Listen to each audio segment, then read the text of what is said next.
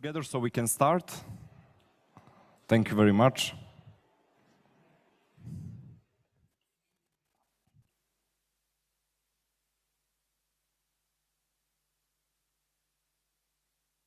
Much.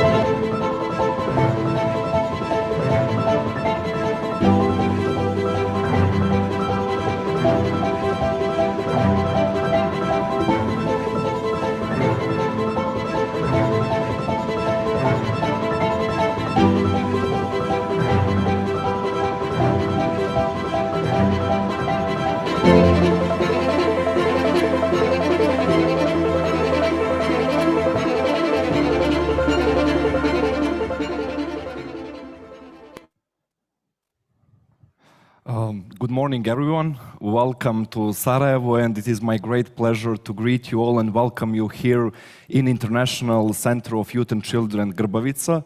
Also, in the same time, I would like to welcome our participants who are joining us via Zoom, and I hope that today we are going to have fruitful discussions.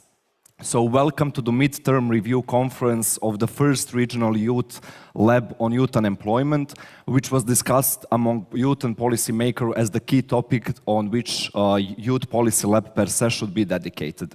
So as somehow the whole process started back in December 2020, I'm happy to see all of you here in person, but also all of our colleagues who are joining via Zoom to discuss what have we achieved so far and what are actually the future steps. As you know, this conference serves as a platform to discuss the status quo and to see actually how we can help each other and support all initiatives and all activities that we are aiming to implement at the level of each of the Western Balkan 6 economies. So I'm Ognjen Markovic, team leader of the Western Balkan Youth Lab, and I will guide you through today's discussions rather than speak too much. So without further ado, I would like to welcome Ms. Maja Hančiska-Trendafilova, RCC's Head of Program Department, to address us all. Maja, the floor is yours. Thank you, Ogi. Very good morning from my side. So dear youth representatives and representatives of the policymakers, and dear Ms. Kirali and representatives of the EC and of course the EU delegation throughout our region. I would like to wish all of you a very good morning, a very warm welcome to the midterm conference of the first youth lab on youth unemployment. And of course, it gives me great pleasure to open the conference, sincerely hoping that today we are going to hear about new ideas, different approaches, and partnerships between youth and policy makers that have been created since last December when we jointly started this journey. So it is actually cooperation, innovative solutions, equality, participation. These are the things we need today more than ever, as we try together to establish an environment in which youth and policymakers discuss together in a constructive way the youth priorities, the youth needs, as well as, of course, the best ways in these youth needs can be met. And of course, as all of us here, both physically in the hall as well as virtually know, the idea of the Youth Lab actually emerged some time ago, starting at the Sofia EU Western Balkan Summit in 2018, and it was reiterated in the same place 2 years later. So our region's leader and of course the region's partners recognized the importance of creating further opportunities for youth, and with this aim, they called for the establishment of the Western Balkans Youth Lab. So thanks to the support from the European Commission, from DG NEAR first and foremost, we are today actually witnessing the first successful midterm conference on the regional youth lab that was focused on youth unemployment. So only a year ago, and just to put these things in a perspective, only a year ago, the youth policy lab was only an idea and basically developed from scratch, but of course, embedded and based on the EU best practices. So since then, the youth lab has become really a fully fledged process, recognized both by you, the youth, and the policymakers as a very much needed, successful, and innovative tool of policy co-creation. So therefore, let me congratulate first all of the 40 members of the regional pool of experts that are joining us today, both on the side of the youth representatives and the policymakers from the region. And actually, you're the first ones to be involved in this co-creation process at the regional level in the Western Balkans. So what we are especially looking forward today is hearing from you how you continue to work further in each of your economies following the regional recommendations that were developed during the kickoff event in December last year. So what I can only do is really commend you on the commitment and the work, and really hope that a series of new generations of regional pool of experts will really follow your way. So allow me also to bring forward a couple of encouraging insights that we in RCC see as important tailwinds when it comes to youth and youth policies in our region, according to our annual flagship survey, the Balkan Barometer, and its latest edition of 2021. So actually 93% of our youth believe that public administration should strengthen the mechanisms for consulting and involving young people in decision making, while 88% of them believe that regional cooperation will be improved if, of course, the perspectives and opinions of young people are taken into account in the policy making and of course, law-making processes. So at this point, allow me also to acquaint you with another fact. Actually, these youth-specific questions were for the first time introduced that prominently in the Balkan Barometer, also thanks to the initiative of the Youth Lab project, their team, which is, of course, itself comprised of young people. So it is just another practical example of how including youth in all the conversations, the working processes, of course, the decision-making can enrich the understanding, the value added, and of course, the success of all our actions. So, dear all here around this virtual and physical table, members of the regional pool of experts, with this awareness in mind, and of course, following the European Youth Dialogue as an example, as a good practice that we followed in terms of policy co-creation, our team has really dedicated special attention to create and develop the Youth Lab methodology, which guide us all here today in bringing this youth-centered approach to policy making.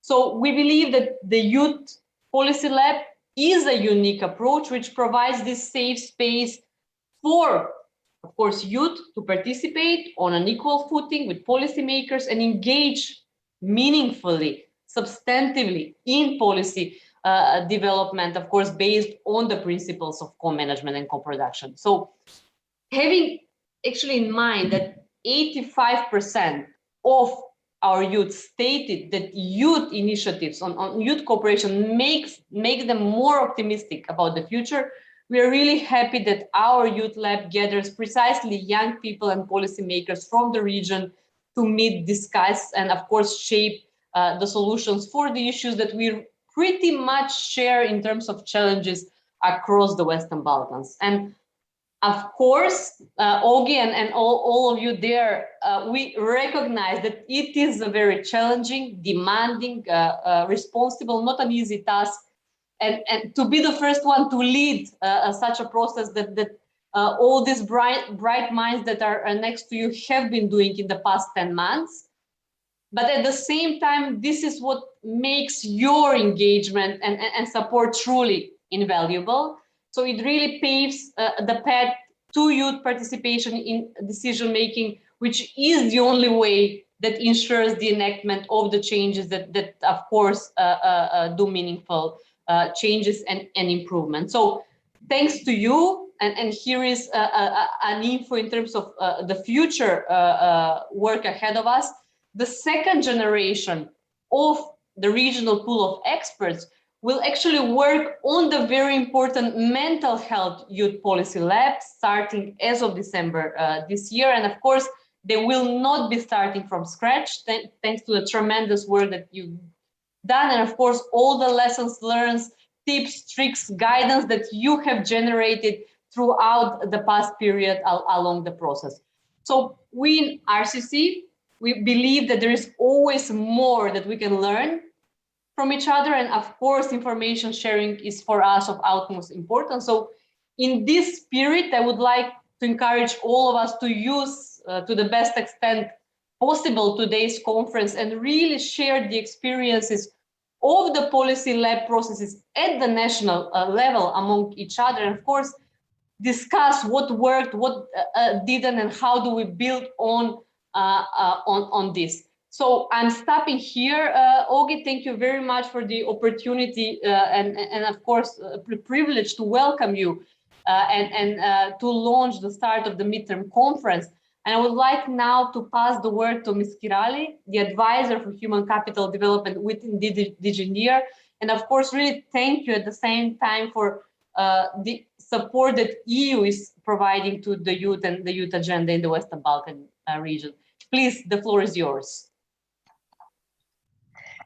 Thank you very much. Good morning, ladies and gentlemen. Thank you, Ms. Handinska Trendafilova. It's very nice to be here with you today and to exchange really on your experiences and practices in taking forward the first youth policy lab on youth and employment.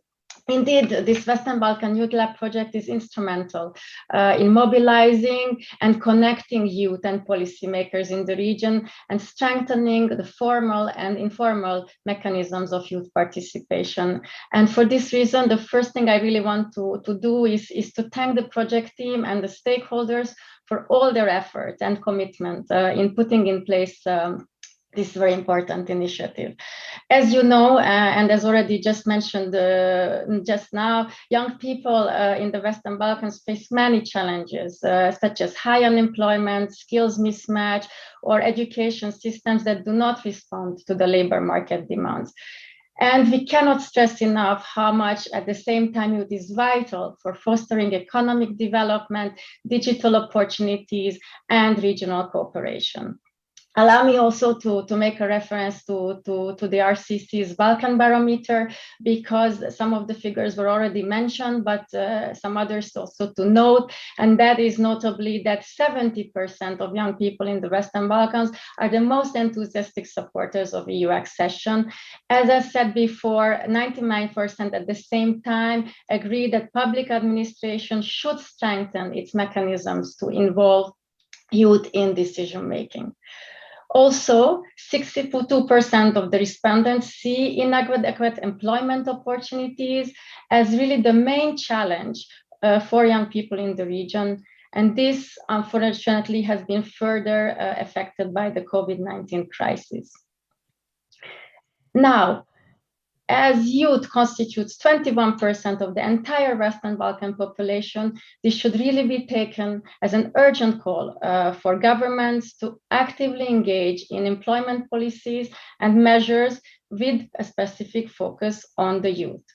And this is why we believe that the Youth Lab projects and other initiatives as such are very much needed, because they need to ensure that the concerns, opinions, and the attitudes of young people are being taken into consideration, and that good practices are being shared, especially when it comes to tackling unemployment. So allow me to say a couple of words on what is the EU doing for young people. Providing opportunities really remains very high on our EU agenda, and we really work hard to create an environment where the young people see their future in the region.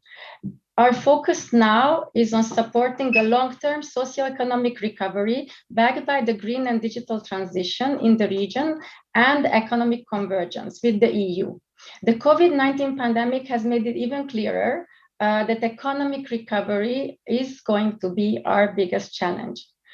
As you know, for this purpose, last year we published the Economic and Investment Plan for the Western Balkans with a proposed financial package of up to 9 billion euros of the instrument for pre-accession assistance, the so-called IPA 3.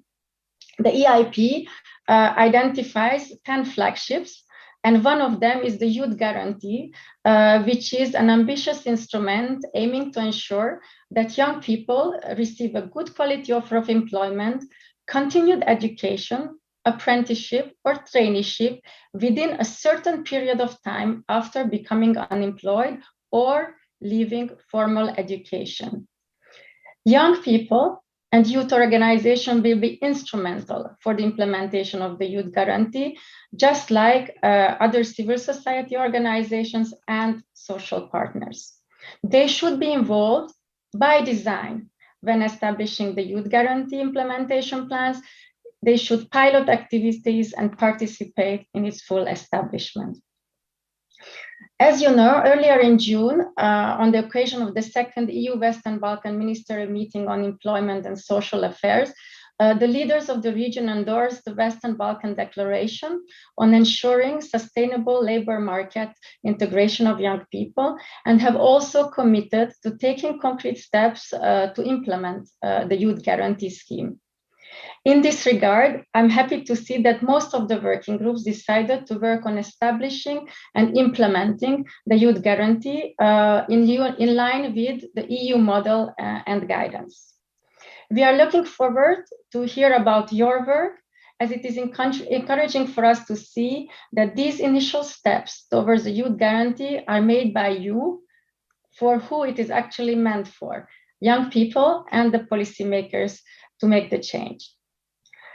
At the recent EU Western Balkan Bordeaux Summit in Slovenia, the leaders of the EU and the member states, together with the Western Balkan leaders, also launched a complementary Western Balkan agenda on innovation, research, education, culture, youth, and sport.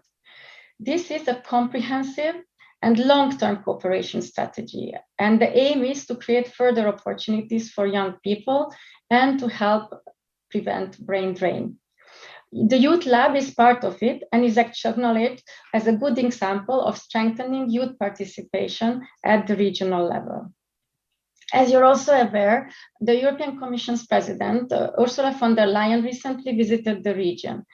During her visit, she also reiterated the importance of involving and consulting young people in order to have a more inclusive, transparent, and better quality policy.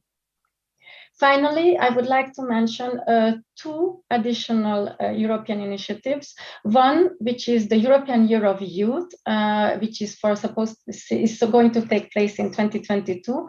I'm happy to inform you that the Commission has adopted its formal proposal for this European Year of Youth.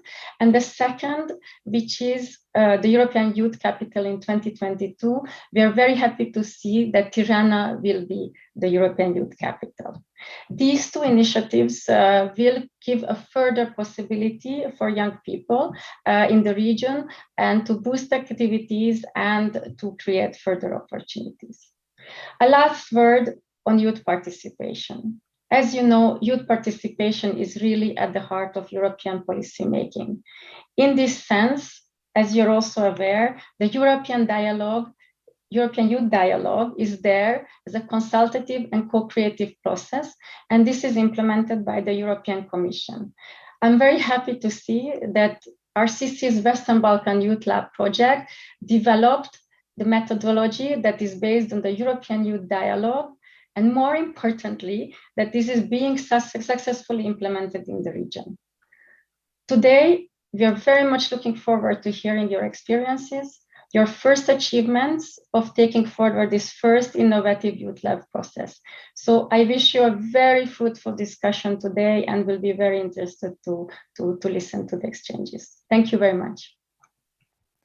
Thank you. Thank you, Ms. Kirali. Thank you very much for showing European Union's commitment towards young people, and we are sure that European Year of Youth 2022 will be very much welcome throughout the whole continent, and that also youth from the Western Balkan 6 will benefit from such. Also, thank you, Maya, for being with us and for opening remarks and somehow having in mind these welcoming and opening remarks when it comes to the midterm review conference on youth unemployment. I believe that it is time somehow to wrap up the whole process and actually discuss what we went through when it comes to youth lab methodology and when it comes to formation of regional pool of experts, as well as what are the key achievements when it comes to the region. So somehow when we were implementing different activities throughout the region, we were always receiving questions from you, from participants of the regional pool of experts, what other economies are doing. So I'm happy that today we are all here in Sarajevo, but also online, so that we can discuss actually and provide feedback to each other what can be developed even more. So I will now, on the very beginning, rely on the words of Maya and Ms. Kerali from European Commission, who mentioned EU dialogue, which is an example that we are trying actually to follow in the RCC's Western Balkan Youth Lab. So basically, the EU dialogue is definitely not an easy task to do when it comes to commitment, sharing responsibilities among policy makers and youth, but also when it comes to consultative and fully participatory approach that EU dialogue promotes. So having in mind on the other side context of the Western Balkan 6, we had to adjust the youth policy lab methodology and actually try to bring those values to the region and somehow jointly with policymakers and young people experiment it for the first time at the regional level. Here I have to mention that some similar activities to the EU dialogue do exist in the region in several economies, but here we are speaking about regional youth policy lab that actually requires regional perspective and later on concrete needs at the level of each of the Western Balkan 6. So as you all know, youth policy lab methodology is quite complex, as you all had a chance to pass the training on it, and somehow, but on the other side, it also somehow guides you throughout the process on how actually to build policies that are youth-centered and that through different means actually involve young people. So not only members of the regional pool of experts who are the young experts in the field, let's say when it comes to unemployment, but also to engage as many as possible young people at the level of the economy, at the local level, and also to include young people who are belonging to some of the vulnerable groups. That is why, and having all this in mind, I am very happy to say that we in RCC really believe that this first youth policy lab so far has been a success, having in mind that all of those core principles that are set in the youth policy lab methodology are actually being followed. So basically, as you remember, in December 2020, we organized the kickoff event where you all had a chance to meet and also discuss what are the key priorities when it comes to youth unemployment and what actually the region has to do in order to tackle those issues and provide more opportunities for young people to participate in decision making, but also on the other side to contribute towards co-creating and co-implementing youth unemployment related policies. So as you remember, we had 3 working groups on 3 different topics where we discussed and actually jointly mapped and developed regional recommendations, and on the end we have ended up with 11 of those, and it is really somehow, you know, these recommendations sometimes know to stay only on paper, and they sometimes know to be very general and very difficult actually to see how actually that recommendation helped some process or contributed to some process. And that actually makes me very happy to see that those 11 recommendations did not stay on the paper, but actually were very carefully considered by all of you And somehow we really, following those regional recommendations, have concrete activities at the level of each Western Balkan 6 economies. So following that kickoff event where we mapped the 11 regional recommendations, we all had working groups meetings where we decided, where you decided who will be the co-chairs of the whole process, because as per EU dialogue, but also Youth Policy Lab methodology, the process has to be owned by youth and policymakers jointly and on equal basis, and that is why we also have that instrument of co-chairing, where one co-chair is policymaker and another one is young representative. Following that part, the working groups at the levels of the economies have been expanded, and I'm very happy to see that somehow situations are not very similar in each of the Western Balkan 6, and I'm sure that you will enjoy the session where actually you will present your work, because understanding methodology and how, for example, the working group has to be expanded and how many young people you will involve and so on is somehow different and varying from economy to the economy. That is what Youth Policy Lab makes interesting, an innovative technique when it comes to policy making, as really today you will have a chance how different approaches can actually only enrich the process, but of course approaches that are fully in line with Youth Policy Lab methodology. Having in mind that it was quite difficult also for some of the economies to see and actually to decide on which concrete recommendation will work, and later on really to co-create the actual assignment or task to be done by the regional pool of experts in specific economy. We are happy to see that most of the economies decided for at least 2 recommendations, so that actually you can build between each other and that you can provide synergy building actually when it comes to creating policies and involving different and various stakeholders in the process on which you are working. Following that, of course, so many times mentioned technical assistance and capacity building instrument that were triggered by all of you to actually have Western Balkans Youth Lab support when it comes to making your ideas into concrete actions. So now, at this moment, having in mind that we in Youth Lab have a very concrete and detailed overview on what each of you is actually doing, I am really looking forward to discussion later on and to see how actually you will provide feedback to each other and how you will support each other when it comes to implementation of specific economies, because already now we know that some of the activities that will be launched or are already being launched by some of the economies can really benefit from experience of some of the others. And that is why we are all here, both in International Center of Youth and Children, but also participants who are joining us online, and I hope that you will bear with us today and actually join all discussions that we will have. And therefore, it is really, and somehow for us, there are moments when you know many issues appear, because I believe that sometimes there is no enough understanding how youth policy and how actually youth policy requires commitment, even personal one, of each specific person that is being involved, and how many standards there are there in order to support young people and really essentially provide youth participation. But nevertheless, events such as this one today are really encouraging on the other side for us, when somehow we can really be proud and see that something that is being done in the region for the first time is being implemented successfully.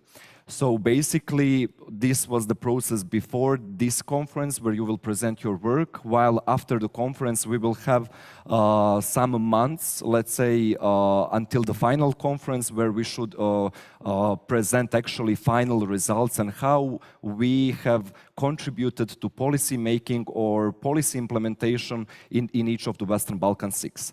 That is another reason, and that is why we are having a specific session today, where we will discuss what should be the future steps once all the activities, researches, campaigns, and so on are being done. How we will actually tackle and how we will improve policy making in the region, and how we will affect law making or policy making with all of those outputs that you will have as your own ownership. But before that, maybe it is good somehow that we come back to why Youth Policy Lab exists, And why do we need this kind of instruments? Youth unemployment has been discussed with more than 70 youth key stakeholders in the region, and there was a wide consensus that youth unemployment should be the topic of Youth Policy Lab because it is an emerging issue that somehow makes our region losing its own young people and having young people maybe not even satisfied with their life in the region. That is why youth unemployment really requires also on the other side good understanding when it comes to young people and policy makers and how actually we can affect policies that are related to unemployment. And that is actually why we are having on board, beside ministries in charge of youth, agencies for youth and so on, we are having also ministries of labor market included in the Youth Policy Lab. Same will follow also for the second Youth Policy Lab, where beside ministries of youth and National Youth Councils, youth umbrella organizations, we will have also representatives of ministries of health in each of the Western Balkan 6. On that way, we believe that already on the very beginning we provide that multi-sectorial approach and that we can actually start from with some very good ground. So why youth unemployment is important and why actually Youth Policy Lab was dedicated to youth unemployment, even though we are having many activities even in RCC that are related to unemployment, then maybe we wanted to have something different and maybe even something innovative, is the fact that really, as some of the data were presented, we have staggering data in Western Balkans when it comes to youth unemployment. So that is why it is my great pleasure also to invite my colleague, Ms. Amira Ramhorst, team leader of the Employment and Social Affairs Platform 2, RCC's implemented an EU-funded project, who will actually remind us why we are actually doing this and what is our ultimate goal, how we will tackle youth unemployment and what actually the data are showing. So Amira, please join me on stage and thank you for being with us. Good morning, Ognjen. Good morning, dear youth. Good morning, representatives of the policymakers across Western Balkan economies. And good morning to all of you who are following us online, representatives from RCC and representatives from the European Commission, DG NEAR. When Ognjen asked me about 2 weeks ago, could I put this in our schedule when we've been traveling, I have to say I could not think of a better day and a better event than to join today. So congratulations, Ognjen, to you and to your team, but to all of us for giving us a chance to take from your energy and take from your commitment and really drive us ahead in what we're doing. As Ogi said, I represent another RCC project. The name of our project is Employment and Social Affairs Platform. And as the name says, it's all about jobs, it's all about employment. And of course, as everybody before me and all the numbers have said, we really can't talk about employment until and unless we talk about youth and jobs and youth unemployment, unfortunately, not youth employment. I'd like to talk about this, but I'm trying to make sure that you can see the screens here. And I'm trying to see whether the team there can pull up just a bit of our website. I'm not going to bore you with the presentation, but just for those of you who have not gone to our website, please take a second and look at it, and it will tell you all about our project. It will tell you all about the different policies. It has 5 components. It is an EU-funded project, and a lot of it is about employment, policies, social policies, jobs in the Western Balkan, and we work a lot with the policymakers. But as Ognjen pointed out, we do not want to create policies. We want you to co-create those policies. And that's why it is very important for us that youth are involved. And that's why, for me, it is actually critical that we have this excellent partnership with our Youth Lab project as we worked on the youth employment study this spring. And talking about this, let's just look at some of the stuff that we focus on. For example, the observatory. It tracks all the employment data in the Western Balkans. Can we have that up? If we can scroll it down, here are some of the data. And as Ognjen said, a lot data out there for the Western Balkans, but I'm sure that there are data nerds out there in the audience and in the Zoom world, but I'm sure most people would say, okay, can data be fun for youth? And can they not just be fun, but can they actually be a tool for you to drive your policy engagement? So I really need a volunteer. I don't want to do this on my own. I need a young person who's actually going to take with me the journey and convince. Okay, here we go. Here we go. A young lady. Kudos on volunteering. It's always a good idea to start the day with some volunteer work, so. Great. Olgi, I'm sure you know this young... Yes, thank you, Francesca. This is Francesca Muccio, Director of Young Professionals Network from Albania, but also member of the working group in Albania. Good morning to everyone. A pleasure. Francesca, I remember you from our youth employment study, yes. And it's lovely to see you in person. And I know you had an important organization. Let's see. What do you think about youth and jobs? Do you wanna give it a try with me and see whether we can do data in a bit of a fun way? Yes, let's go ahead. I'm pretty sure that you have some interesting data for all of us to show today. Okay, let's take it. Okay, youth and jobs in the Western Balkans. Can we start it? And by the way, this is all on our webpage. So for all of you who want to do this while we're doing it live, you can also play with it. Select your economy. Okay, select where you are from. We heard? Albania. Albania. Let's give us a bit of a help out there. Thank you. Okay, well, you are one of the 513 young people of the total of 2.9 million citizens in Albania, and around 18 million citizens of the Western Balkans, as Ognjen pointed out. And you can see here the different economies and their different ages. Of course, we know you're female, so let's select that. Okay, well, we've welcomed you. Let's continue. Okay, are you actively looking for a job? But I know you have a job. I am employed, but I know a lot of people from Western Balkan, but also from Albania that are looking for a job. And I know you had an organization where a lot of your members are actually trying to find a job. Okay, well, let's say that they are looking actively for a job. Let's select yes, and we'll take you there. Okay, well, we know that there's about 28.5% of young women in Albania in an active job pursuit. If you want to look at it, you can see the EU average is higher, 34.9. You can compare among your peers. You see for some economies, it is as low as 14%, so only 14%. Albania is actually on the high end of the percentages.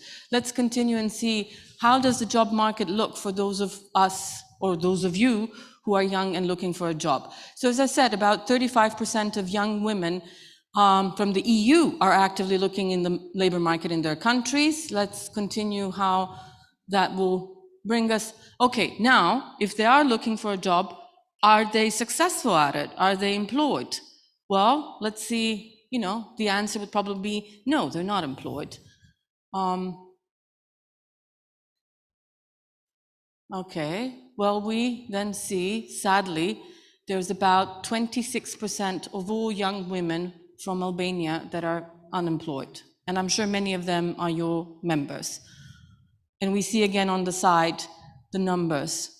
For your information, your peers from the EU are in a better situation. We have 35% of them are employed, while 16.8 are unemployed. But you get the sense. I mean, the idea is that you have data and the data empowers you, and that you don't get shy of data because data is your real stories. So let's continue.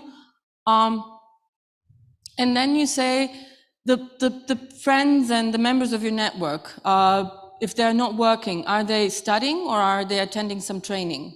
They are trying to attend some trainings, but not always. Not always. Okay, well then we have to say, no, really, they're not, they're trying. So let's see what our tells. Okay, then you are a NEET, then. This is like a technical term. but really what it is, that you are neither in employment, education, or training. And in Albania, you are one of the 26.2% of young NEET women. And we see here that there's around 530,000 young NEET people in the Western Balkans, of which 352,000 are registered. So these are young people that are not employed, they're not in education, they're not in training. Many of them are members of your organization. Many of them are looking for a job. Many of them you've reached out through your important work, and that's why your work is so precious and important. And all these numbers are numbers, but there's real human stories and young human stories. So thank you for your work. So again, for those of you that love numbers, look at the scale and look at the numbers, but behind every number, there's a personal story of a young person in any of the Western Balkan economies. And if we continue, now, have you heard about the EU Youth Guarantee? To be honest, I think that personally, I have heard about EU Youth Guarantee, but in my opinion, this scheme is mostly well known among youth organizations or stakeholders which deal with youth unemployment. When it comes to young people in economies that haven't implemented yet this kind of scheme, I don't believe that they have heard about their EU Youth Guarantee. Okay, well then we have to say no, and as Francesca said, she has heard about it, and we've heard our speakers talk about it, and we've heard about the political commitment to it, and we've heard about the importance, but now is a good time to learn. EU Youth Guarantee aims to give all young people under the age of 30 a good quality offer of employment, continued education, apprenticeship, or traineeship within 4 months of either leaving formal education or becoming unemployed.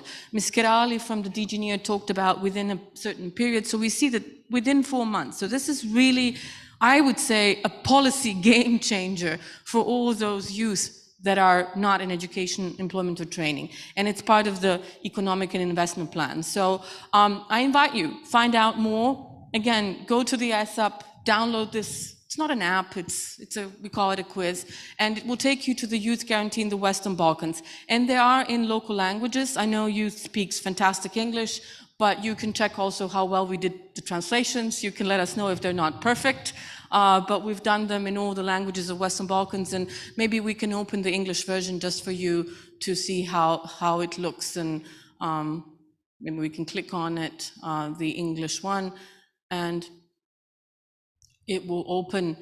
And what we try to do is for you to see that this is not some policy document, but it's actually something that you should get engaged, involved. There are specific recommendations, there are specific phases. The implementation plans are just right now being shaped, and they need to be shaped with you and your members and with all of you on Zoom. So again, thank you, Ognjen, for giving me the floor. Thank you for sharing this wonderful energy from your partners and from your own team, and for giving me a chance to hopefully walk you with Francesca's help through some numbers, and not giving you a PowerPoint, but giving you a bit of a different feel. So I hope I've incited you to go and check where you stand with your Western Balkan economy, with your case. If you are excited by data, if you're excited by our project, and I am sure you are, reach out to us.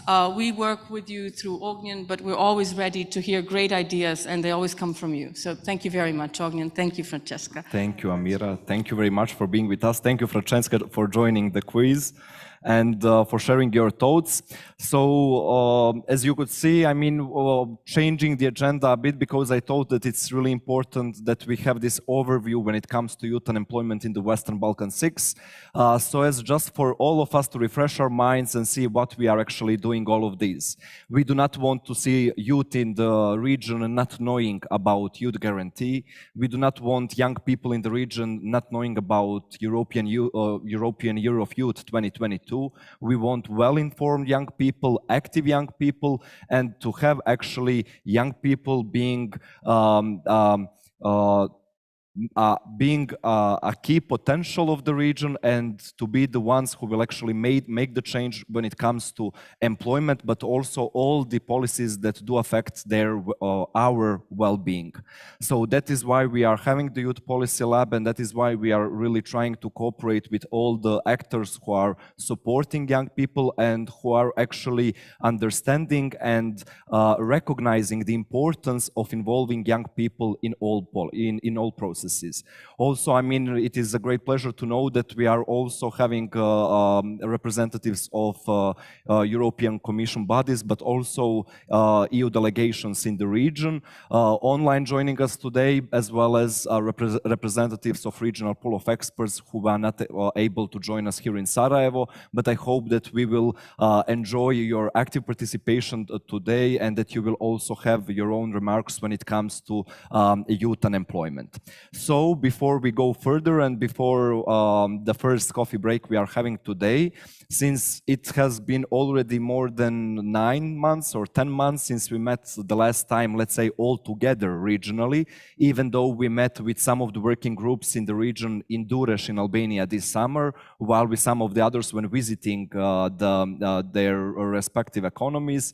I think that it will be a very good for all of us to introduce ourselves again and to tell what we are working on and how do we see youth participations and initiatives such as these ones. Of course, very shortly, but still I would like to initiate with our colleagues who are being present today with us. And then we will give the floor to our colleagues who are joining us via Zoom for the ones who are following our work online. So if I may ask for the microphone, and I would recommend that we start from the right side. Or from the left side as more appropriate. Okay, let's start from the left. Please, Krsto, the floor is yours. Čuje se? Hello.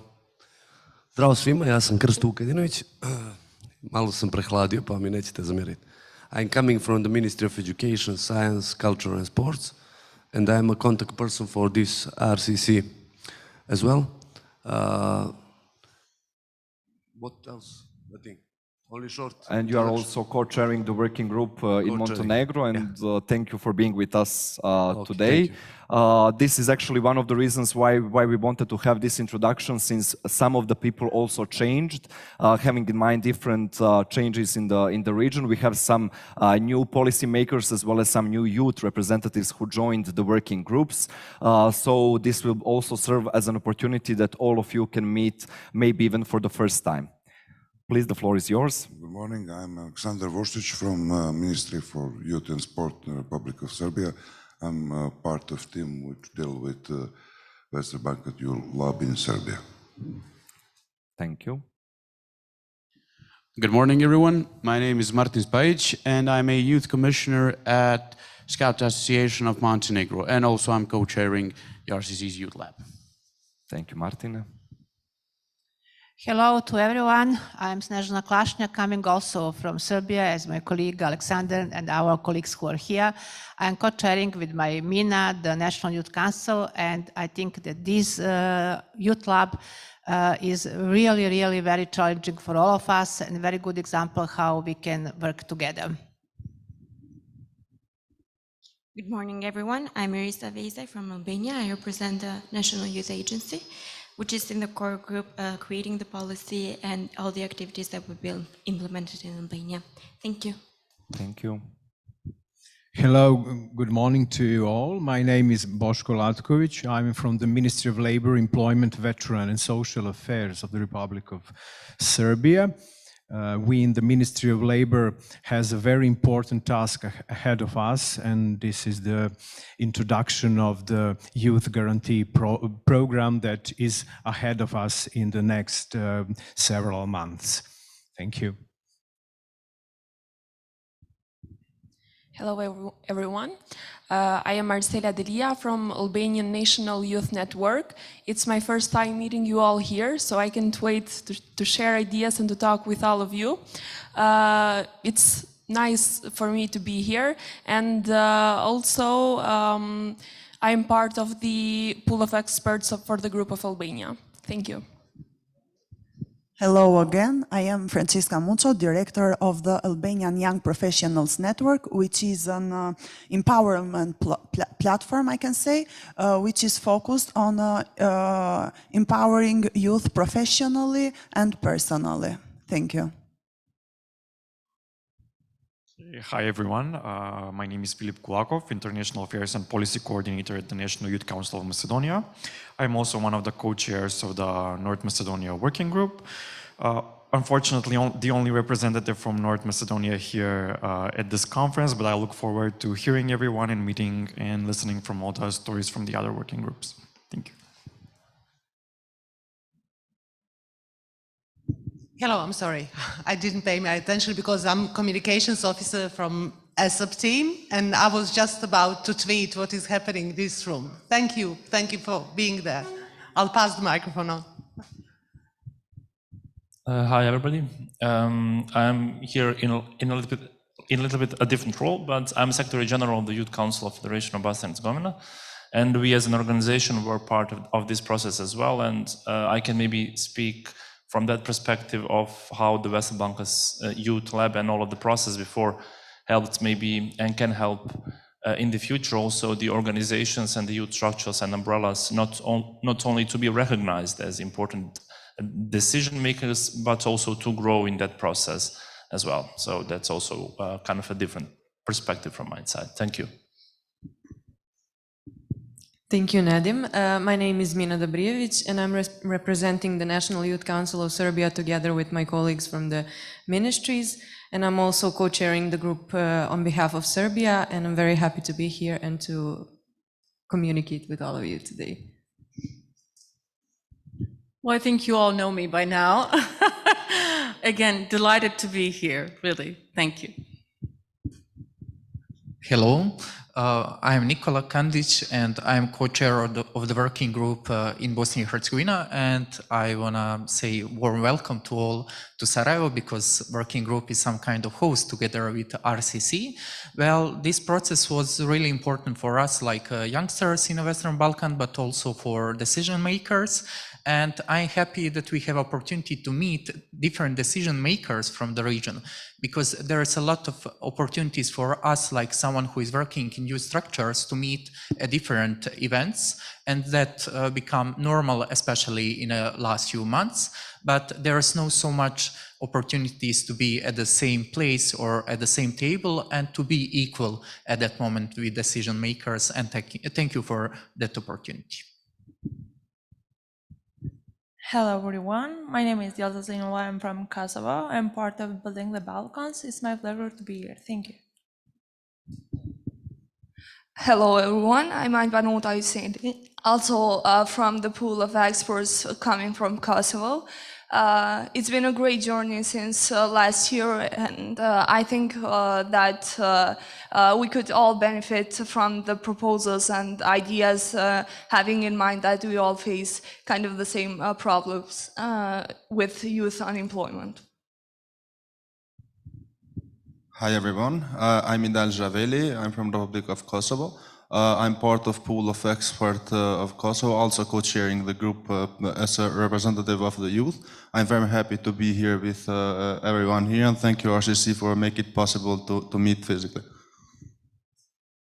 Thank you, Idal. I'm one of the new peers as well that lately joined the group. I'm Titian Fatol, representing the Kosovo Youth Council, of course coming from Kosovo, as the name says it all. I'm also in the process with RCC co-creating, co-organizing the new group on mental health. And I believe it's very crucial for me to be here in order to understand the process that you guys went through and then get back to the new working group on mental health. Thank you. Hello to all of you. My name is Nenad Novakovic and I am head of Department for Labor and Employment in Ministry of Civil Affairs of Bosnia and Herzegovina. Also, I am co-chairing in our working group in Bosnia and Herzegovina with Mr. Nikola Kandic.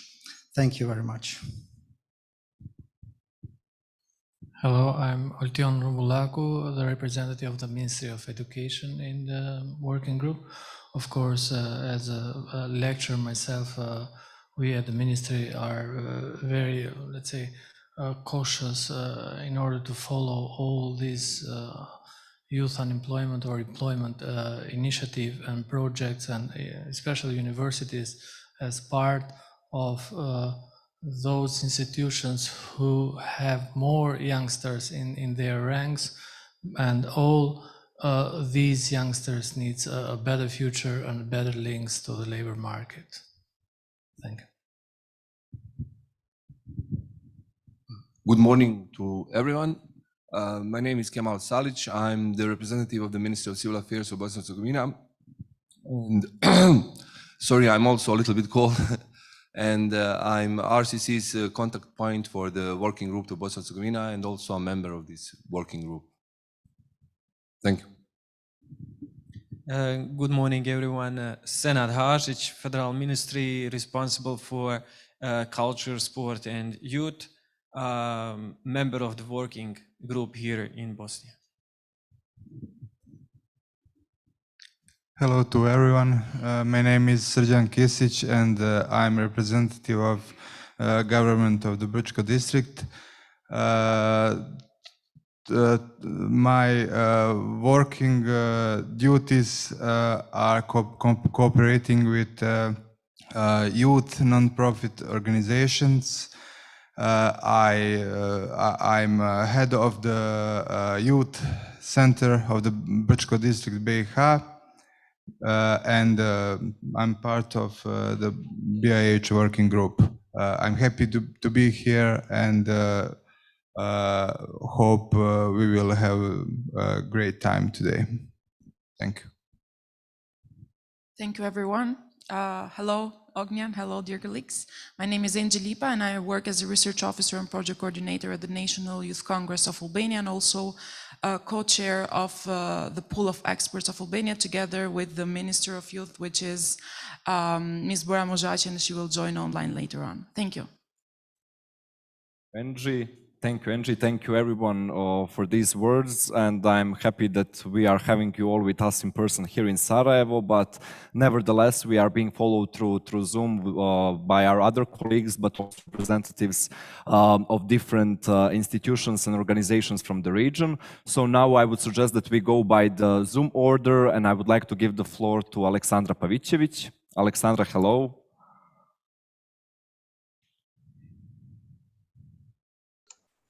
Dobar dan svima, ja sam Aleksandra Pavicević, članica sam radne grupe za mlade iz Crne Gore i predstavnica sam Udruženja mladih sa hendikepom Crne Gore.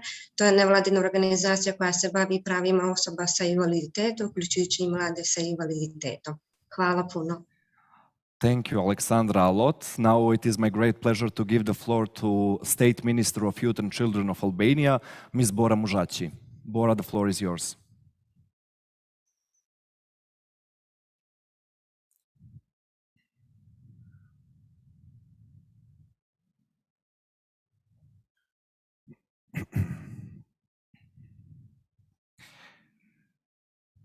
If we don't have Bora for now, I would like to give the floor to Eva. Hello, Eva. Good morning to everyone. I'm really glad to hear you and to be part of this, even online. I'm sick, so I'm staying at home. I'm part of the working group in Bosnia and Herzegovina, and for every other ghost, I really welcome you here in our country and hope you have a great and productive time. I'm a youth worker in Kroni Center for Youth Development, and so we will communicate and discuss the entire time. Thank you. Thank you, Eva, a lot. Now I would like to give the floor to Vedat and Burim. I see you are together. Hello from Sarajevo. Hello from Kosovo. So let me introduce myself. I'm Vedat Yashori. I'm head of Division for Development of Youth Policies, Ministry of Culture, Youth and Sports in Kosovo. And I'm very glad to be online virtually with you guys. Hello to everyone. My name is Burim Izvoni, a representative from Ministry of Culture, Youth and Sports. I'm also co-chair from pool of experts from Kosovo. Thank you. Thank you very much. And we are having Nicolina on board as well. Nicolina, the floor is yours. Hello, good morning, everyone. I supposed to be there with all of you, but now I am in Dubai on Expo representing Montenegro here. So, but that's the reason why I'm not there, but I'm also glad to be with all of you online. Also, I'm a part of pool of experts for Montenegro, and I just wanted to thanks to RCC for making this project so successful, and I'm glad to be part of all of this. And thank you so much. Thank you, Nicolina, and greetings for Dubai. I hope you are enjoying your stay there. And now we are having also Daniela with us. Daniela, please.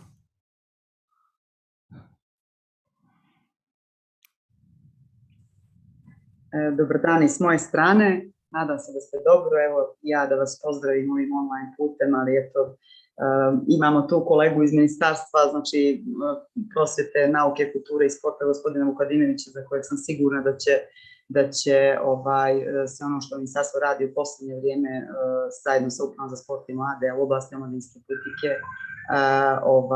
predstaviti na najbolji mogući način. Meni je stvarno žao što nisam mogla da se odazovem pozivu i budem onako lično da budem zajedno sa vama u Sarajevu, ali evo uključit ću se znači maksimalno tokom same konferencije. Tako za sada toliko. Pozdravljam sve učesnike i želim vam prijatan boravak u Sarajevu i uspješan rad. Hvala. Thank you, Daniela. In meantime, we have been joined by Ms. Bora. So, Bora, I would like to give the floor to you. We are having introduction session. The floor is yours.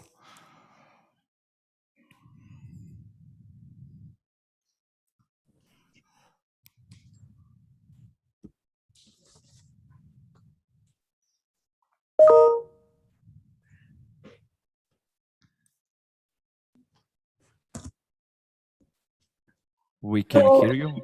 Hello, sorry, I thought you couldn't hear me. Apologies.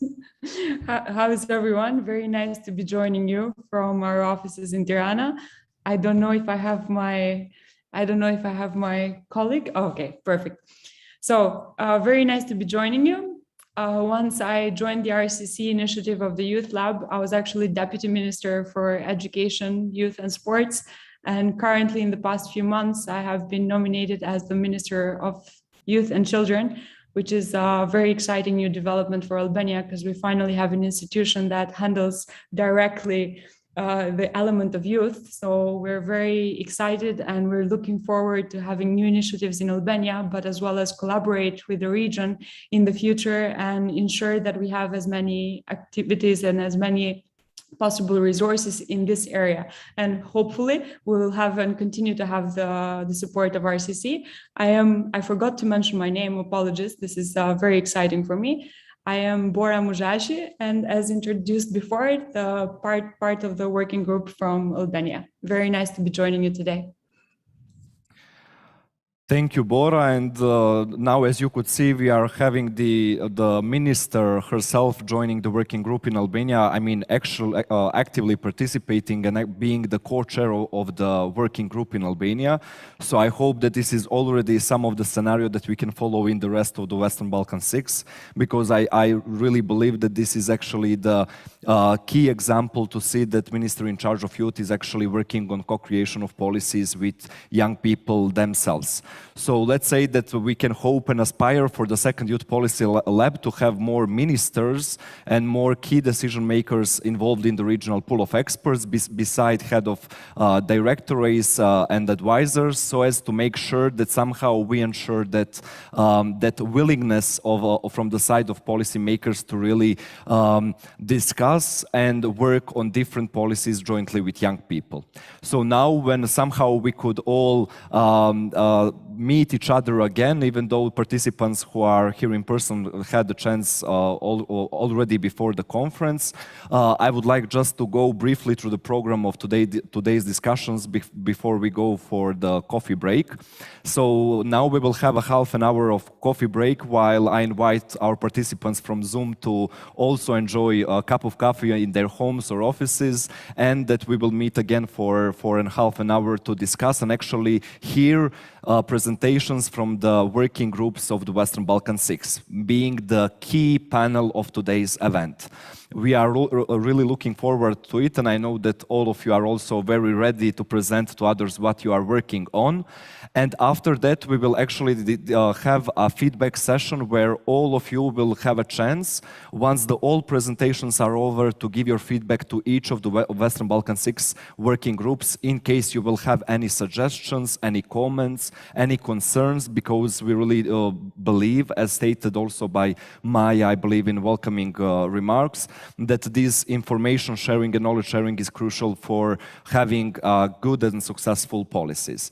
After that, we would like to hear from you what you did like in the process and what are maybe some of the obstacles you faced, so as to make sure that our second Youth Policy Lab will actually build on your work, and all of the things that we can change that are in line with the methodology, we would like to do so, because we see also Youth Policy Lab methodology as a living document, meaning that if we see that some things are not working in the region, we should find alternatives, and we should find better solutions.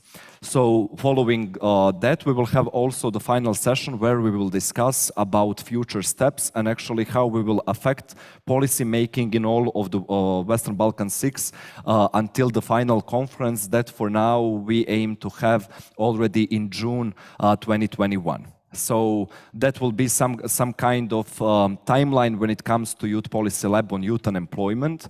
And we hope that by then, since let's say most of the work will be finalized by January or February 2021, we still will have a couple of months for you to think on how to advocate and what specific means will be used to affect policy making with all of your work that you are doing now and that you will present later on.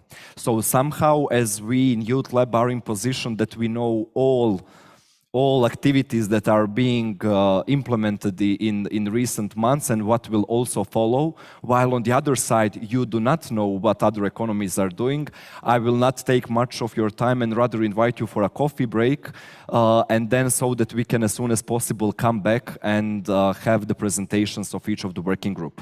So my suggestion would be that we meet here at 11:40. So 30 minutes for the coffee break, and then we will have presentations starting with a working group from Albania, following with working group from Bosnia and Herzegovina. Thank you very much and enjoy your coffee break. See you.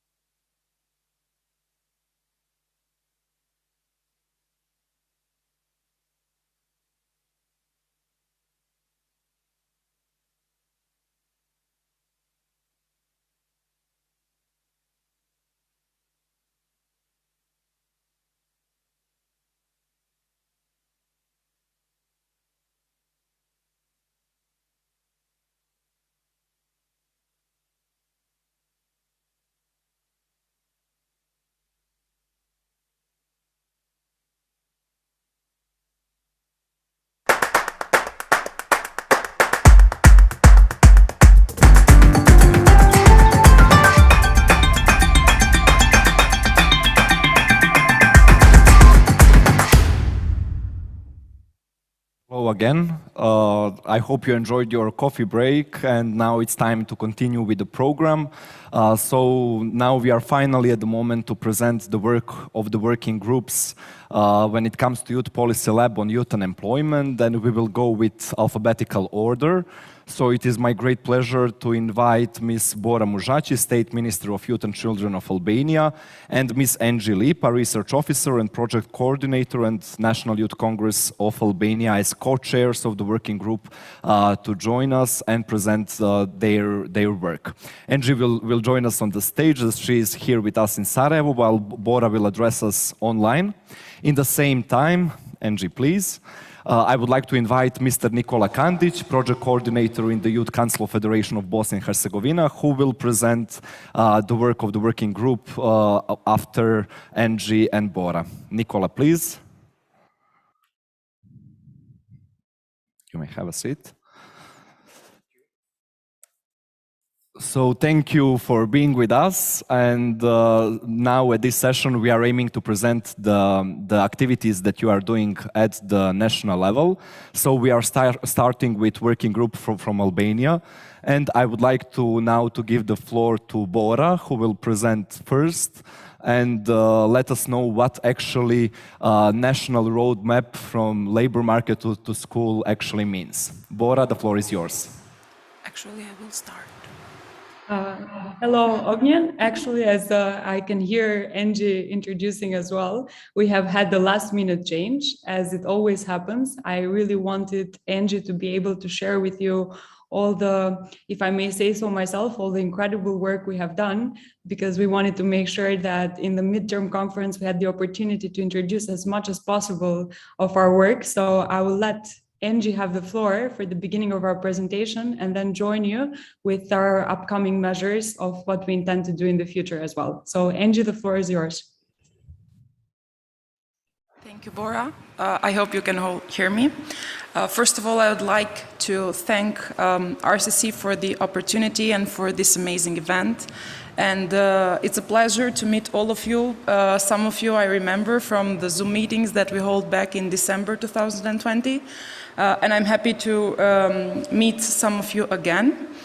Before starting our presentation, I'd also like to thank Ognjen and Damir for their hard work and support during the whole initiative. Before we start, I would like to give, let's say, a short introduction of how we achieved to finalize our work in the roadmap of in the youth roadmap from transition system of youth from school to labor market. When we were having the trainings and to develop the regional recommendations, we were having a lot of ideas and a lot of discussion among the working group, and it has been a long process, very vivid and energetic, but we decided to go and work, let's say, on the alignment of policies, especially of education and employment policies, where there is a huge gap in Albania to solve this issue and tackle youth unemployment through education. If we can switch the slides, please. So in national level, how we achieved to do that is that in the framework of Youth Lab, we wanted to coordinate the ministries of the line and coordinate all actors that work with youth employment and education in order to coordinate their work and better policies. Now, as you saw, we have new developments in political sphere, as we have a new Minister of State, which has been a valuable contribution in our group, as well in moving forward and deciding, let's say, and advocating for youth issues and lobby toward other stakeholders.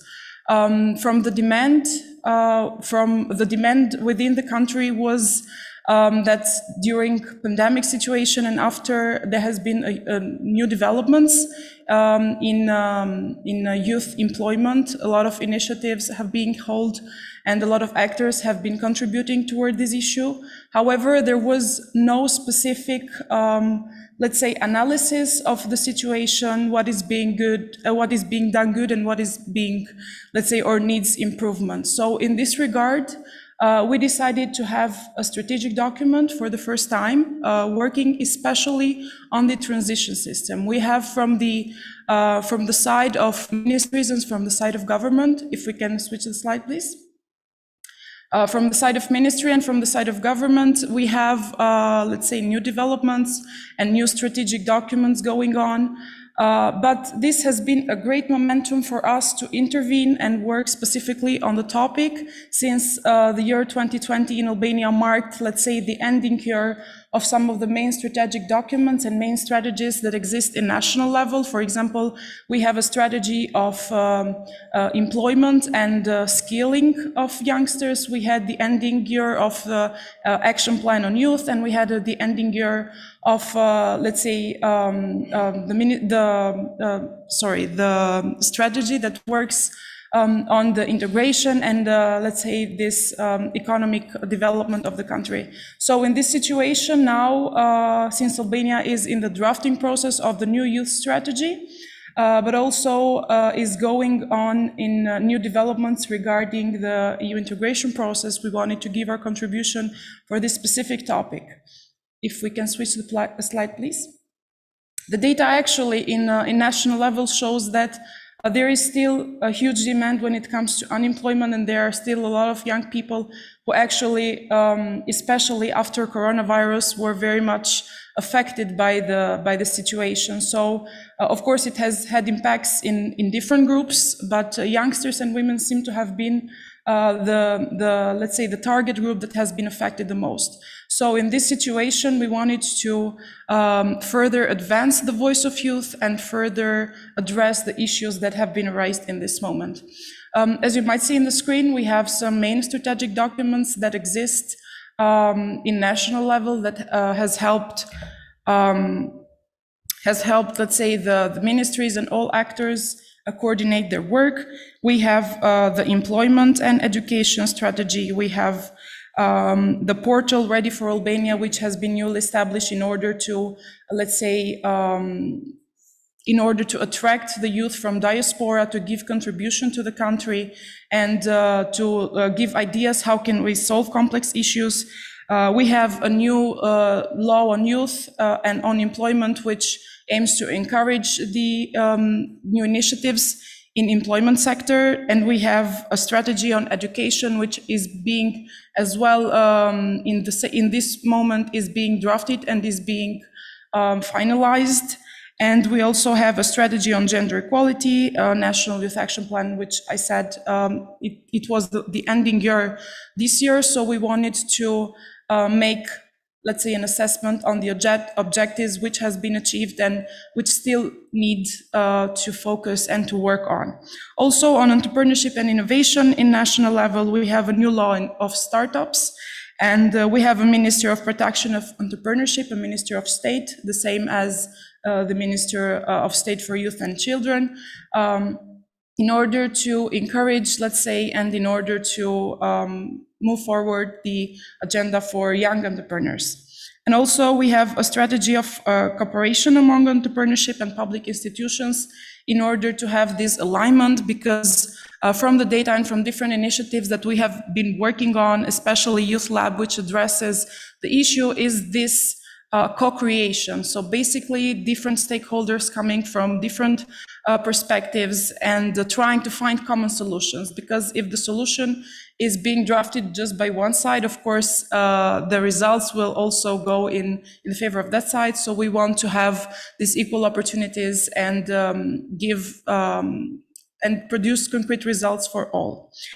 Despite in the legal framework for youth, if we can switch the slide, please. Sorry, no, it's okay. So regarding the legal framework, actually youngsters and children are also a priority and are also stated in the Constitution that they somehow have a special protection from the state. So in 2019, we also had new developments regarding the legal framework, and for the first time we had the law on youth, which actually foresees specific institutions with specific duties, let's say, and responsibilities to move forward the issues that mostly concern youth. By definition, in Albania now, youth is defined from age 15 to 29. So it targets, and all initiatives that are being implemented target specifically this age. And the law defines all activities and mechanism and authorities in charge for dealing with youth issues, and especially in youth participation in decision-making process in national level. Next slide, please. Regarding the team of pool of experts, some of us you can see that are present here, and some of us are also online, but we've had changes during the way since it has been more than 1 year of work. As we said, together with the Minister of State for Youth and Children, we are co-chairing the members of the pool of experts. However, we have very valuable contribution from our colleagues. We have the director of the National Youth Agency, Ms. Kleina Kasanaj, which couldn't be present here, unfortunately, but we have her representative here. We have Ms. Oltion Rumbulaku, which is the Deputy Minister of Ministry of Education and Sports. And we have Ms. Francesca Mucho, which is the Executive Director of Young Professional Network. And we have Ms. Marcela Delia, which is the representative and board member of Albanian Youth Network in Albania. Regarding the working group, now I want to more specifically talk about how we achieved and which are the steps that we went through. Next slide, please. The steps that we went through. As Ognia said, as the methodology requires, we wanted to have and create opportunities for all to involve and address issues.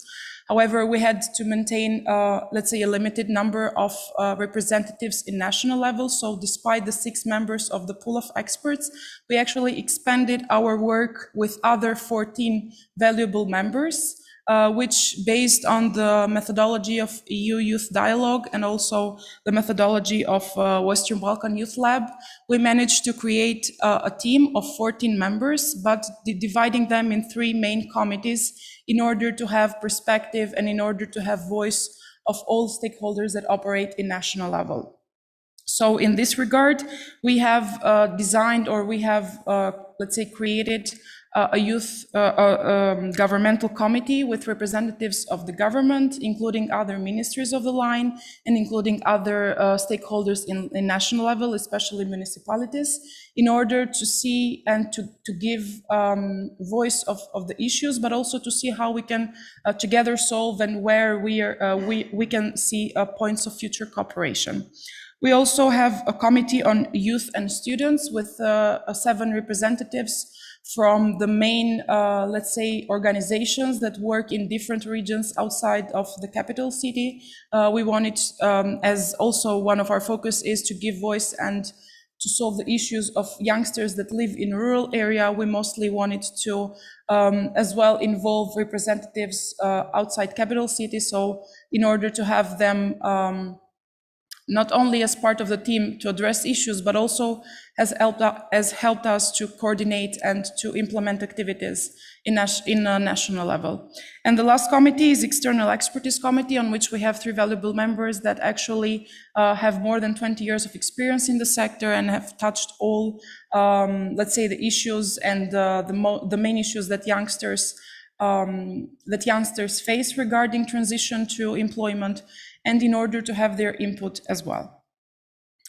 Regarding the implemented activities, what we have done so far and how we have initiated all the implementation of the National Youth Roadmap from School Transition System is that we have started, of course, with some consultative meetings among us to draft this methodology and to design the whole process. Next slide, please. But we as well have, we wanted to include also the members of the working group. So in order to draft this methodology and in order to have the implementation smooth, but also achieve all the results that we together have created. First, we have held consultative meetings with the team of RCC in Durrës. Ognjen mentioned a bit in order to finalize the final working plan that we've implemented. And after we have went through the establishment of working group in national level that is formed by the members of the committees that I mentioned previously. And we have had an introductory meeting with this working group in national level. And with each of the committees, we've had we have held info session and consultative meetings as well, in order to see how we can incorporate all the issues and all the problems that they had in the action plan, but also to achieve results in the end of this initiative. And after we have had a dedicated capacity building on the pool of experts, so all of us, the members, the main core members of the pool of experts, have gone through a training, a more in-depth training, not only to how to help this analysis or to have this document, but mostly how to create a functional system. We know that in Albania we have some components of this transition system. We have, let's say, governments doing some initiatives, and we have the working offices that actually serve there as service provider. However, there are many issues related, for example, to career orientation, also reskilling and upskilling of youngsters, also related to professional education, that need to be addressed and need to be put as well in this transition system, because since it's a very complex and huge problem as well, it requires the involvement of different stakeholders.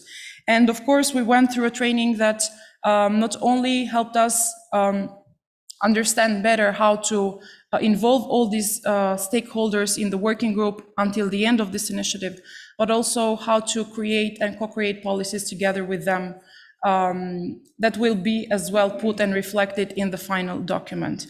And in the last session, we had also exchange of good practices from the region. We were somehow based and looked more in depth the dual system of Germany, and also the current service or the current transition system of Bulgaria, which is more or less in the steps that we are, but they are somehow more advanced since they have more years working specifically on the transition system into labor market.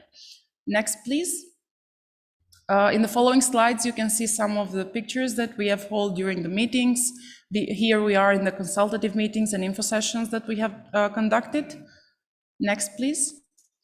Here we are during the capacity building of pool of experts. Next, the implementation of activities has, of course, included different components. Despite the consultative meetings and after finalizing the plan, we have also gone through consultative meetings in the main 7 regions of the country.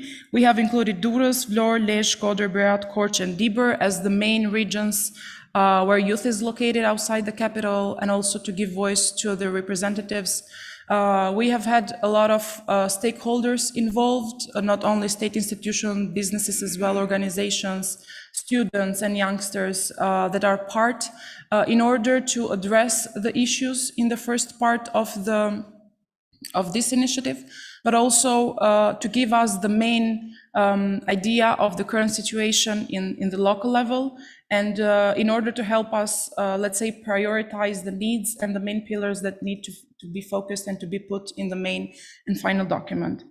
And finally, we had the kickoff event just last week, when we had the honor to have the representatives of RCC as well physically in Albania.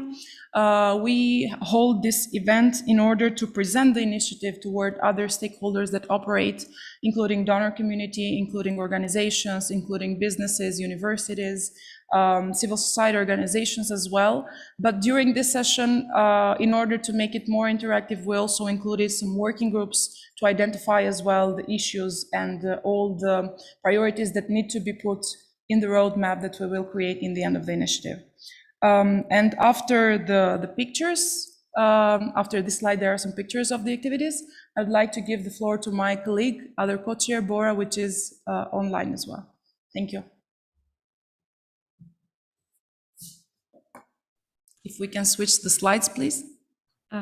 Hello, everyone. And I think now you'll have the pleasure to look at some photos from our consultative meetings. If you can help us with switching the slides. I'm not sure if I can do it from here. I don't think so. Perfect. Okay, so here are the first consultation meetings. You can already see the involvement of the actors. And if we can also switch to the other sides as well. It's all the 7 regions that Angie mentioned earlier, which are in Durrës, Vlora, Lezhë, Shkodër, Berat, Korç, and Dibër, all very big cities of Albania, where we found that it was more meaningful to organize these events because of the participation of the youngsters, as well as the organizations and state institutions. If we can quickly skip, not to take too much of your time, we have a few more slides of pictures. Perfect, and a few more as well, just to show you that we held these activities, and it was important to have every single working group member be part of at least one or two of them, so that we ensured proper involvement, both of the working group, but as well as the ecosystem that represents the youngsters and the transition from work to job market. And I think this was the final one of the kickoff that we just saw. And these are also from, apologies, just one slide back, if you could. To focus once again, we also have tried to perform a little bit of promotion in the national radio and TV station. And the photo on the left, you can see the colleagues from the working group, which is Angie, you have her present, as well as the Deputy Minister of Education, Mr. Olti, which is also part of the conversation in the TV station, where they raised the issue of RCC and what we're doing in Albania and how this project can influence and impact the youngsters of our country. And now I would like to move forward to the next slide to focus a little bit. We've given you an overview of what we've done so far, but it's very important to also emphasize what our path is for the next months until we finalize this project. Our next step is actually the 5 trainings with the focus groups, where we intend to actually bring together different actors in co-designing the policy recommendations and suggestions that will be part of the final document. This will be important because now we have organized focus groups, but in these focus groups, we have not had the opportunity to go in details and fully understand what the concerns as well as the suggestions of the working group members have been. That's why it's important for us to focus once again on these trainings and ensure that the recommendations will come in terms of policy suggestions. Of course, once we finalize the focus groups meetings as well, we will be able to start drafting the national roadmap on youth transition from school to job market, which is of course our main output. And once we have a preliminary draft of the national roadmap, of course, as everything else regarding youth, we would like to pass it through a consultation process. And this is why we have organized, or we will organize in the future. We have set up the agenda, but we will schedule it in the next months. We'll have 3 public consultation meetings with stakeholders. And the purpose of these meetings are to consult the preliminary draft of the national roadmap and understand if there are any further comments or any further suggestions that need to be included in the national roadmap before finalizing it. And of course, it is our intent that once we finalize the national roadmap, to introduce it as part of a final conference. And hopefully we will have the pleasure of having our colleagues from the region as well as RCC joining us in this final conference. That would be our pleasure to host you to Tirana, and hopefully it will be wonderful weather when we do it, since it's expected for next year in spring. I would also like to go to the next slide to share a little bit with you some of the challenges that we've encountered with youth that continue to be an issue or a concern that needs to be addressed by us. This slide has not only been prepared in terms of this project, but also additionally as part of my role as Minister of State for Youth and Children. I have also been organizing a set of consultation activities with the youngsters from high schools. We have currently done 11 of these meetings, and some of the issues that we've targeted here are also issues that come up very often in the meetings with the youngsters. Of course, the COVID-19 has impacted the whole region, not just Albania. So in here, we have identified that some of the issues that remain present are issues concerning mental health, well-being, education, skills, employment, approach towards fast digitalization, as well as mobility. In the case of Albania, we also have another concern, as it's the case with a few of the other countries in the region, regarding the EU integration. Of course, this is an issue that impacts youngsters as well, because there have been delays in the EU accession. And of course, when you're a country that have already completed all of your tasks and assignments, it becomes difficult for the youngsters to understand why this process is actually being postponed or delayed by measures that are not under their control. And this, of course, impacts the EU perspective of youngsters. It impacts their migration, social and economic integration with EU countries or countries where the youth migrates, as well as a transition to the EU labor market. This once again emphasizes why the topic that we have chosen as a working group is very important for the Albanian youngsters. Of course, the digital agenda is something that impacts us very strongly, but it impacts youth more than anyone else. The fact of being prepared and ready for the digital revolution and having the right digital skills, having access into the digital infrastructure, as well as bridging that gap that sometimes occurs between the urban and the rural areas, as well as an important one that COVID has also taught us is the hybrid learning in education, as well as smart and online work. These are all issues that our youngsters are facing, and we need to include this when we devise policies that are regarding them. Another issue that I would like to discuss as well is the skilling for changes in the job market. Of course, one of the issues we have encountered is regarding the linking of education with the labor market supply, because of course we have business people telling us that they do not have enough workers, and then on the other hand, we have youngsters telling us they do not have enough jobs. So therefore, there must be a little bit of a mismatch between these two, because otherwise it wouldn't make sense. That's why this makes our job easier in terms of identifying the challenge, but it makes it difficult in addressing the problem. Additionally, we need to have a transition system from school to labor market that addresses all the issues we discussed further, reskilling and upskilling, as well as the lifelong learning, adaptability and flexibility toward the changes in the job market, as well as entrepreneurship, which is also another way that we can face and tackle these issues of employment in Albania. Additionally, improving the job quality of youngsters, and this, of course, is not something that can be said by its own, and it links very much to all the three issues discussed further. So both radical digital transformation, as well as EU integration, as well as the adaptability that we've had to go through because of COVID and the pandemic that has faced us. However, after all these challenges that I outlined, I would like to, apologies, I would like to actually go forth and give you some good news and end on a positive note. I would like to give you the achieved results that we have had as a working group. If you could help me with switching to the other slide, please. Okay, perfect. So what have we done in these past months? We have actually intensified cooperation between the members of the pool of experts. Of course, we have 3 representatives from institutions and we have 3 representatives from youth organizations. We have definitely proven to be a very good team. We have been in touch with one another more than we would have liked to be honest, in these past few months because of having to do everything on a very short deadline. But I think this has brought us closer together and it has taught us that in order to devise policies from youth, it has to definitely come from both sectors. It has to come through a collaboration between the organizations of youth as well as the institutions that handle youth.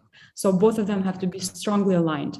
Additionally, we have intensified the cooperation and dialogue between RCC and national team. I think Ognjen can definitely attest to this. And we have established a team of 14 working members in Albania and 6 experts. Total of 20 people that have been fully ingrained in this project. They have seen it from the first steps and they will see it until the end of it and until the following up with the implementation of the roadmap. We have also established 3 advisory committees at national level, which have been very useful because of their extended expertise in the area of labor market.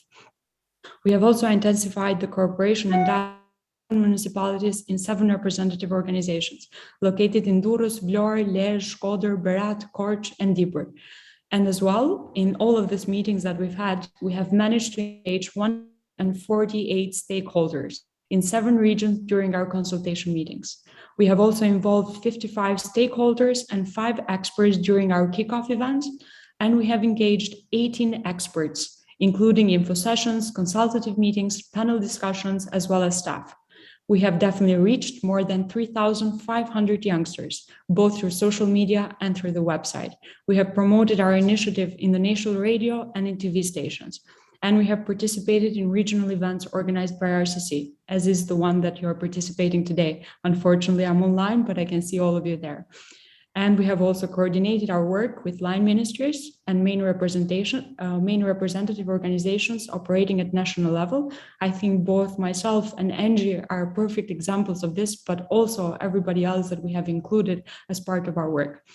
And one more important thing that I would like to emphasize once again is that unlike other initiatives that are taken usually by the youth organizations in different regions, but also in Albania in the past, the process of devising this roadmap of the transition from from the school to the job sector. It's something that will be completely integrated in the youth strategy that I myself as a minister have taken over. So our youth strategy will ensure that all the results that we take as part of this roadmap will be implemented in it. And I think this is the first example of successful collaboration when it comes to both organizations and state institutions, and ensuring that a policy paper does not remain just a policy paper that is written and then left unattended. In this case, this will be something that will be the fueling power of our youth strategy. And one more issue that I don't think it's in the slide, but it is worth mentioning as well, since both the Minister of State for Youth and Children, as well as the Minister of Finance in Albania, have been currently attempting to implement and are in the first stage of implementing the youth guarantee. This is also a very important initiative. It's a flagship initiative of the EU. And of course, we are intending as well that all the results that we get as part of the national roadmap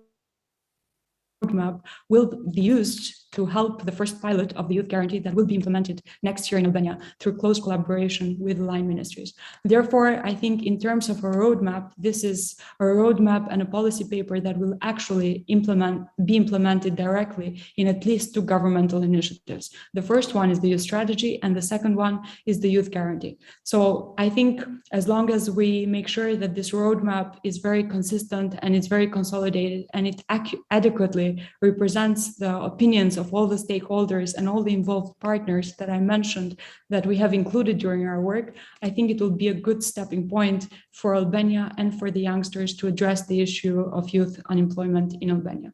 But I think most importantly, I would like to finalize this presentation of ours by inviting every single person from the region that works with youth and has experience with youth to approach us, to approach both my colleagues that are there, in the event with you, but as well as myself. I think something that is really important to understand for the youth of our region is actually making sure that we all operate as a single market. And I think this is the most important key message that we can take from today's conference, to ensure that our youngsters do not only have opportunities in our countries. So do not let the Albanian youngsters to have only opportunities in Albania, but allow them to have opportunities in the whole region. And I think what I can say as a minister of Albania, I can definitely help and ensure that the youngsters of the region will also find their opportunities in Albania. So if I may leave you with a final key message for today, let us be the actors of change and let us ensure that our whole region moves forward together and through helping one another. Thank you very much for your attention, and both myself and Angie remain available should you have any questions or any concerns or issues you'd like to discuss with us.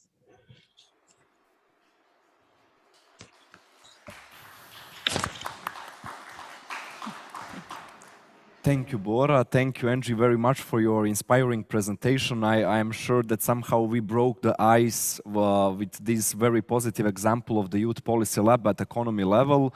And it was really interesting to see how many young people were involved so far, as well as how many young people from local level were included in the whole process.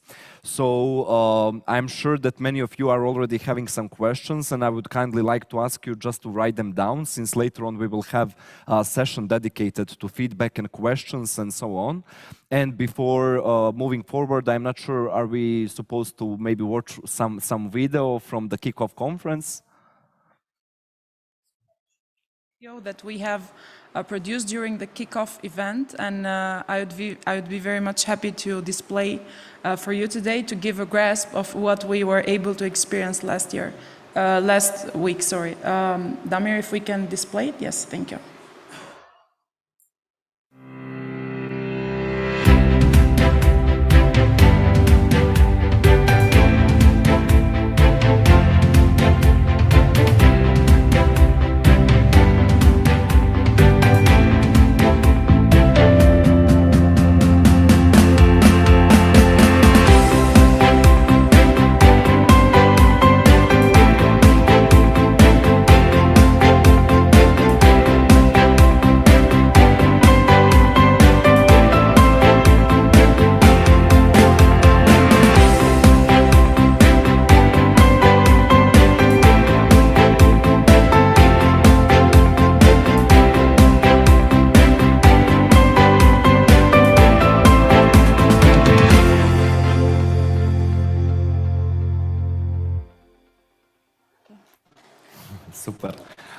Thank you very much. It was really nice to see how it was in Tirana. It was really very fruitful discussion over there with the key stakeholders, and that was also one additional opportunity that working group consults even more young people. And we had the pleasure of being accompanied with representatives of EU delegation to Tirana, as well as the key methodology expert, but all the team that is actually engaged in preparing and developing the national roadmap that, as we could hear from the minister herself, will actually serve and will be part of the youth strategy, as well as later on youth guarantee scheme, or even some of the initial steps of that big opportunity for young people to find new opportunities for either employment or training.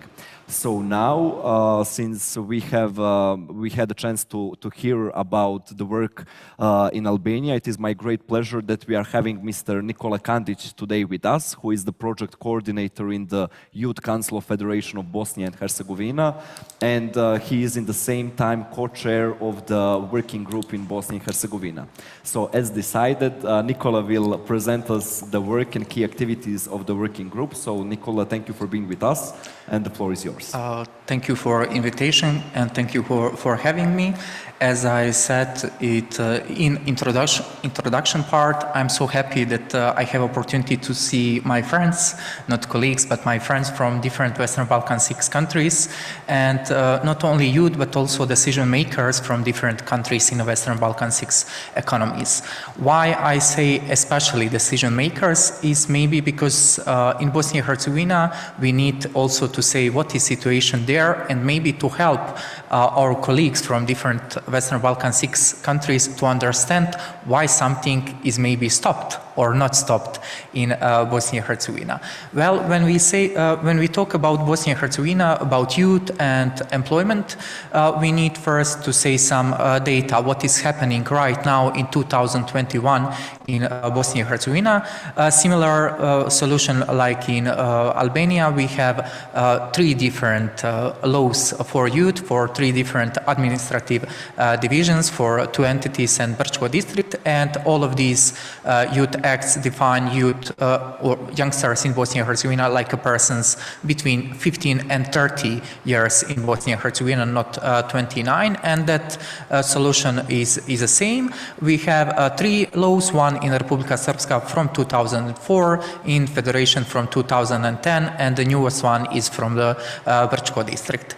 And as you probably see, we have 3 different laws in this area, and probably you can imagine that in some areas of the work, of the life of youngsters, we have more than 3 laws. And for example, if you want to establish one working group in Bosnia and Herzegovina, which will connect all important actors in one area, for example, like in a field of unemployment for youth, or in a field of the mental health for youth, you need maybe to include 100 of people, because all of them are important, and there's a lot of ministries, there's a lot of different divisions, etc. But what is happening with youngsters today in Bosnia and Herzegovina? We can say that we have one of the highest brain drain indexes in Europe, and we are not happy about that. We like to be leaders, but not in that sense. And also what is a problem with Bosnia and Herzegovina is that we have really poor results on a PISA testing. The last PISA testing showed that our results are one of the worst in Europe. We know that similar situation is in all other Western Balkan 6 countries, but we are not happy that we are in that company with the countries with bad results. We want to improve our system and be in company, for example, with Slovenia. And what is also important to say is that there is a high unemployment rate in Bosnia and Herzegovina, especially when we speak about youngsters. When we speak about youngsters who are female, that unemployment rate is much higher than, for example, for male youngsters. And that's nothing new probably for you to hear, because same situation is in in all Western Balkan 6 countries. What is also one of the problems for youngsters is that there is no system of recognition of diplomas and degrees from different universities. We can apply for different universities abroad and go, for example, to Erasmus+, but there is no exchange programs, for example, between universities in Bosnia and Herzegovina. It is not possible to spend one semester, if you are studying in Banja Luka, it is not possible to spend one semester in Sarajevo and to have recognized your degrees and diploma in that period. And we see that like a really complex system in one country. When we speak about region, it is complex, but also when you think about this, what is happening there in Bosnia and Herzegovina. Next slide. Yeah, I will be slowly because there is translation. Thank you, Ognjen. Well, in December last year, there was that initial kickoff meeting, and we needed in Bosnia and Herzegovina a few months to have our first initial meeting of the working group, not because we are lazy, but because we have that complicated system. In Bosnia and Herzegovina, what is different from Albania, for example, we have different strategies at the different levels, and that strategies are at the lower level of decision making, and it is not easy to say, for example, I, like a young person in Sarajevo, don't have the same rights, or there are no same policy documents I need to respect like persons in Banja Luka, or in some also cities in Federation you can have different strategies. That is the reason why it was not easy to choose one recommendation from for Bosnia and Herzegovina. For example, it was not easy to say we need to implement youth guarantee here. Because if we add that like recommendation in Bosnia and Herzegovina, there is a question, which ministry will lead that process? Will that be a national process, or we need to put that at the entity level? And from that period, we had a lot of different meetings, and there was also a big challenge for us to find all people at one place. Because, as I said, there is really complicated system. Please, next slide. You will see what are main challenges in Bosnia and Herzegovina, which I already mentioned, are that we have that complicated political system, which is not answer why we are not doing something, but it is answer why we need more time to finish something, not like in other Western Balkan 6 economies. For example, if you speak about some active measures for employment of youngsters, you cannot call only, for example, Ministry of Civic Affairs at the state level, because that is not their area of competencies. You need to call someone from entity level or from the cantonal level, if that decision is at that level of this decision making. And that's making things really complicated, and that's the reason maybe why some issues in Bosnia and Herzegovina are still not enough hot to tackle them. For example, in a field of media and information literacy, we have really bad results. We are 34 from 35 countries in Europe. Only North Macedonia have the worst results in Europe, but we are also in a safe company like them. And there is a huge problem why no one is tackling that issue, because this week is also dedicated to media and information literacy. The answer for that is because there is too much ministries, and we are not sure which competencies which ministry have at that issue. What is also important that some strategic documents are at the level of entities and the level of Brčko district. And for example, right now, we don't have any strategic document on youth in Bosnia and Herzegovina. In Republika Srpska and Brčko district, they are preparing strategic documents on youth. And we believe that soon in Brčko district, we will have document because it is in a draft phase. So we will have a document, but you need to know that Brčko district is administrative division, but it is also only one local community. That will not so much improve position of the youngsters in Bosnia and Herzegovina. At the same time, there is no bodies which can help you at the state level. because from 2017 there is no commission on the youth issues at the state level, which will tackle the most important issues when we think about life of youngsters there. What is also important to say is that in Bosnia and Herzegovina, at one hand, we have really strange political system, but at another hand, we are famous that we always know how to find solution. It is always possible to find solution in Bosnia and Herzegovina. Maybe not easy, but it is possible to find solution. And for example, last year in Bihać, there was signed a memorandum of understanding between youth councils in Bosnia and Herzegovina. Of course, we have 3. It's not enough for us to have 1. We need to have 3. And that memorandum of understanding is good sign that youngsters in Bosnia and Herzegovina have same opinions. What are main problems? I would not say what are objectives. That are problems. We have problems in Bosnia and Herzegovina, and we need to tackle that problems. And at that memorandum, we signed a memorandum and said we will have unique voice about most important things dedicated to youth in Bosnia and Herzegovina. And that's the reason why there is no problem to have opinion about most important things dedicated to youth at this level of decision making. And we are happy also that we found partners in different institutions. And that's the reason why we think that Western Balkan Youth Policy Lab is a really, really important process for us in Bosnia and Herzegovina. We don't have so much opportunity to sit at the same table with decision makers, but not only to sit at the same table, but to feel that you are equal at that moment, that you have right to say what you feel. Because for me, like a youngster, is important not only to say what I know about position, but also what I feel. Why I wanna stay or why I wanna leave this country, and to have opportunity that someone who is at another side of the table understand us and say, yeah, we will help you to find the best solution for youngster in Bosnia and Herzegovina. Next slide, please.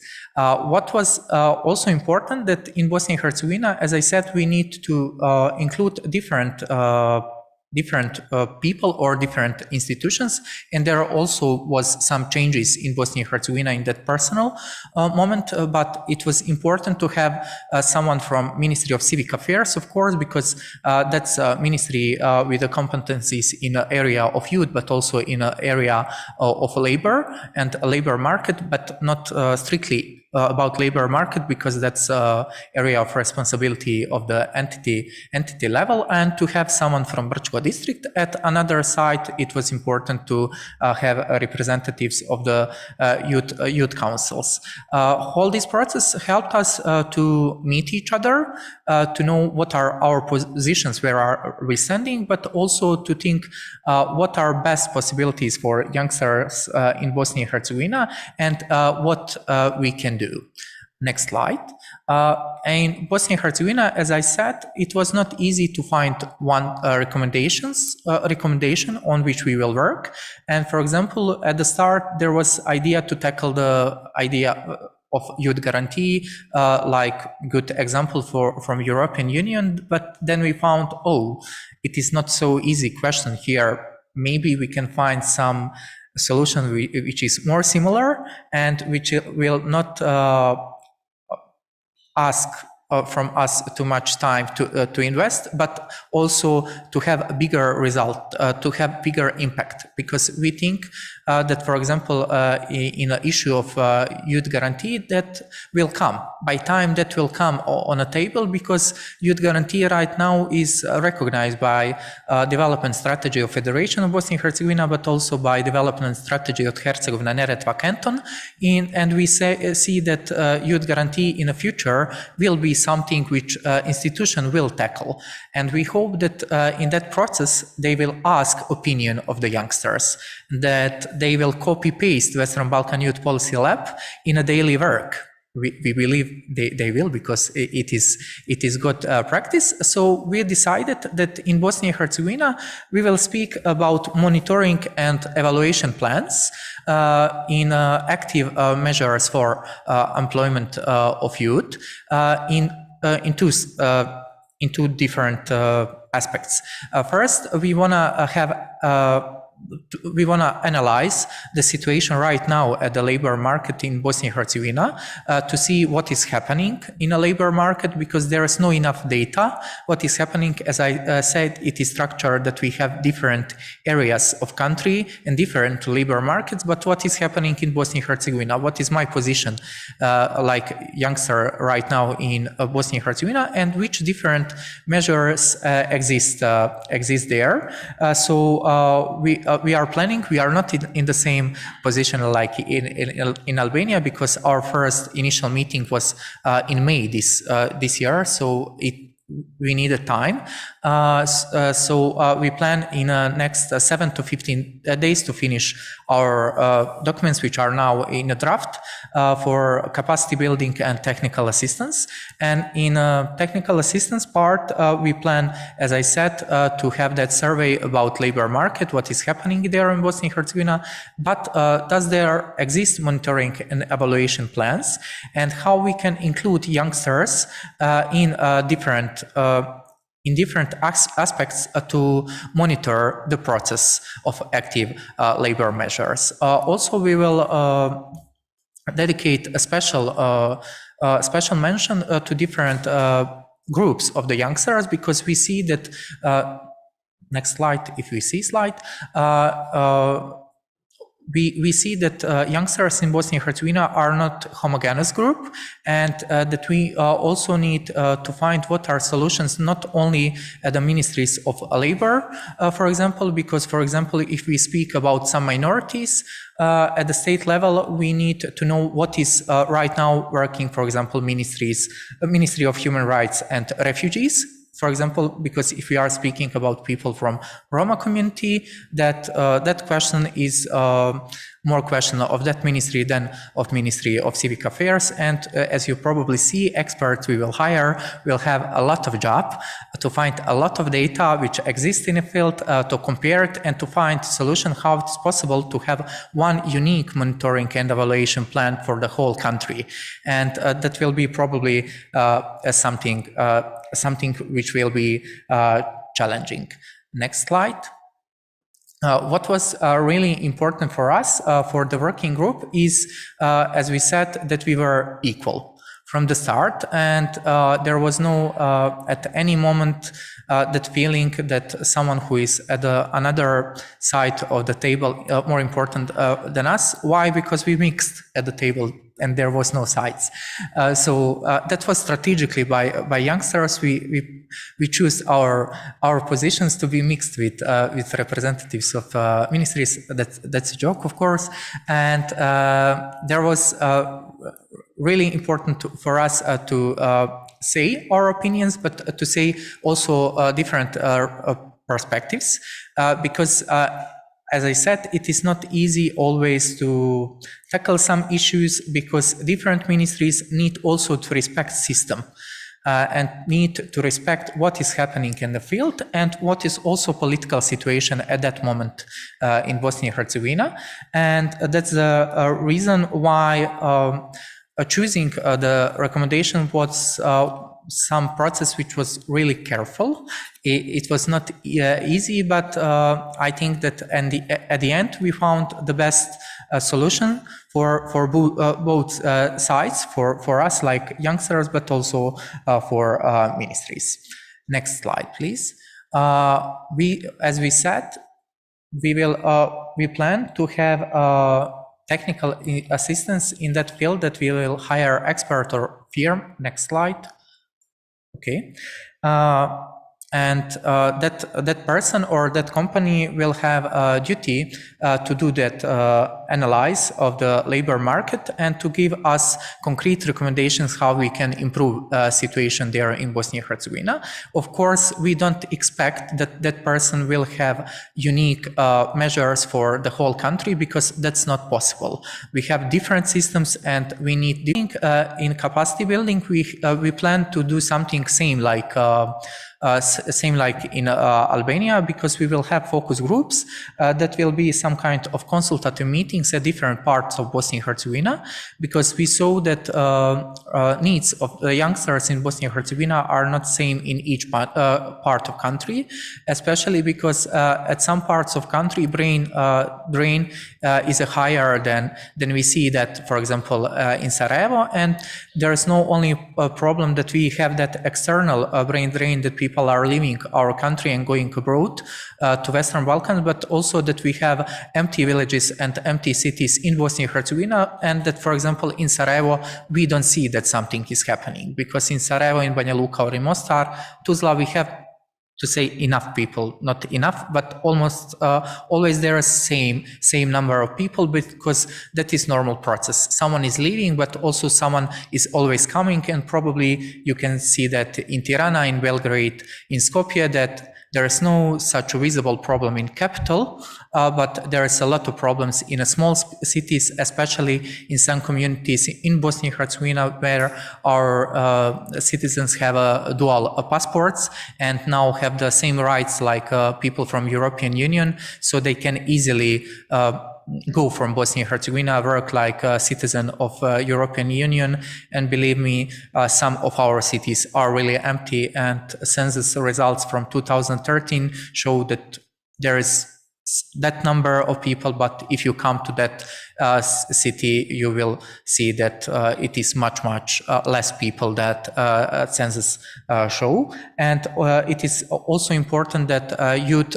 councils, youth umbrella organizations in Bosnia and Herzegovina plan to have one joint event next year, where they will present all this data which will be collected through the technical assistance, but also they will present what is right now situation in Bosnia and Herzegovina, what can be improved, and youth councils plan to invite not only representatives of ministries, but also representatives of different international organizations like UN agencies or different actors like RCC or OSCE to see how that agencies can help to work more on issues of youth, and how to connect their strategies and the main documents with the situation in a field. And what is also important that through whole this process, when youth councils are going to some small communities or not so small communities to have these focus groups, it is planned to have a dialogue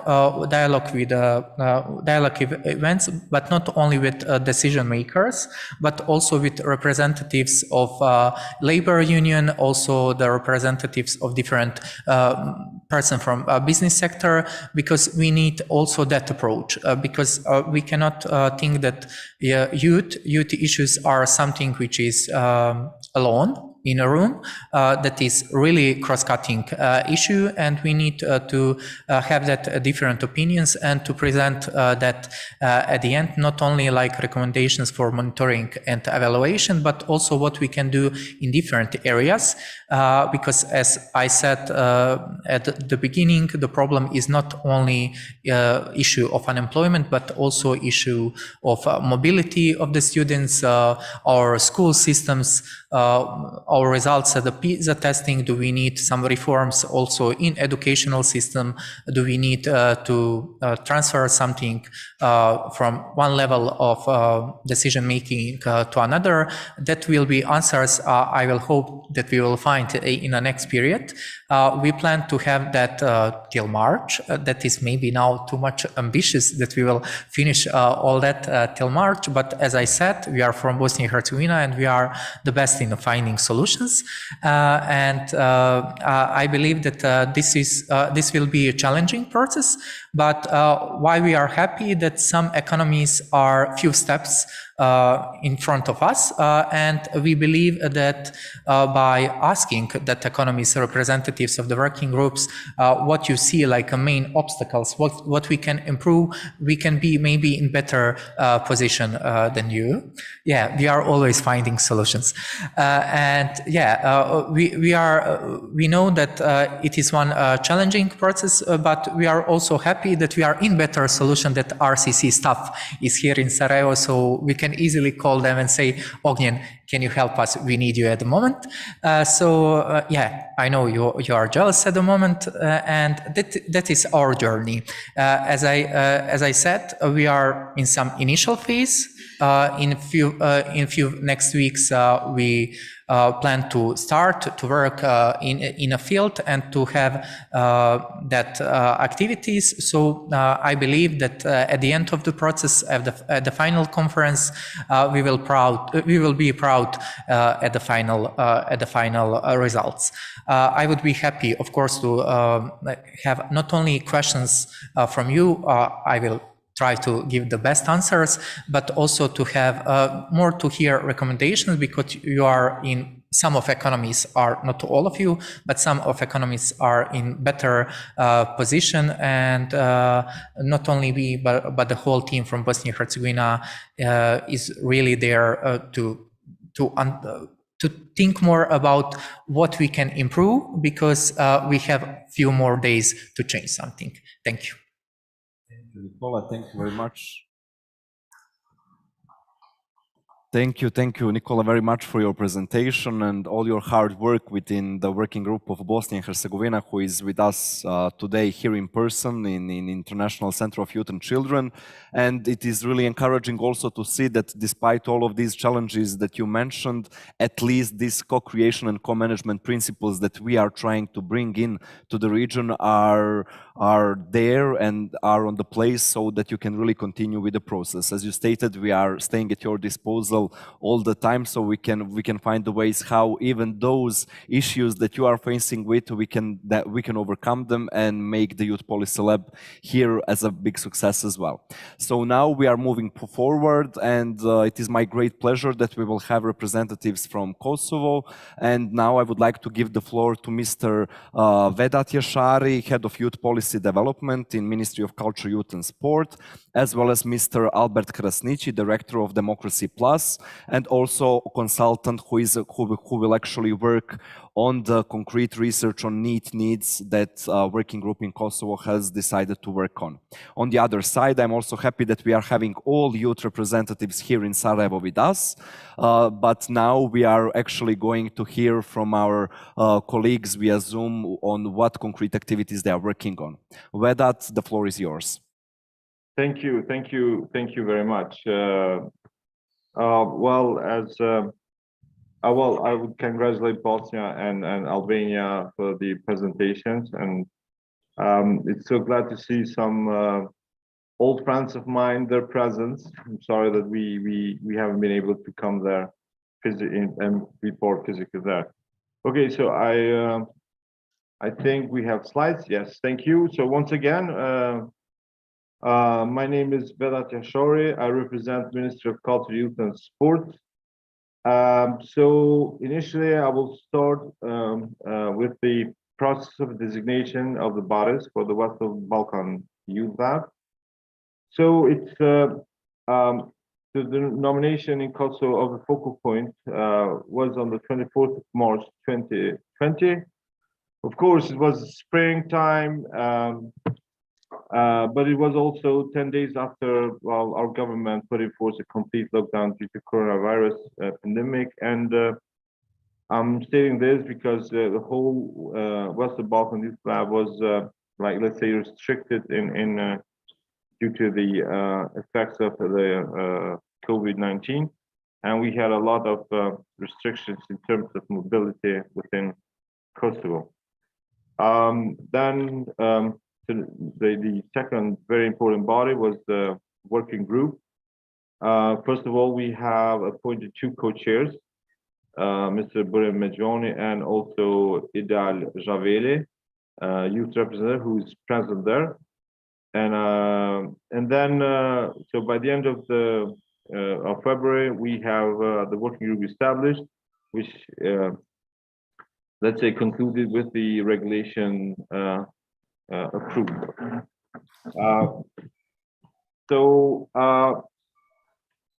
Right now, so next slide, please. So the working group,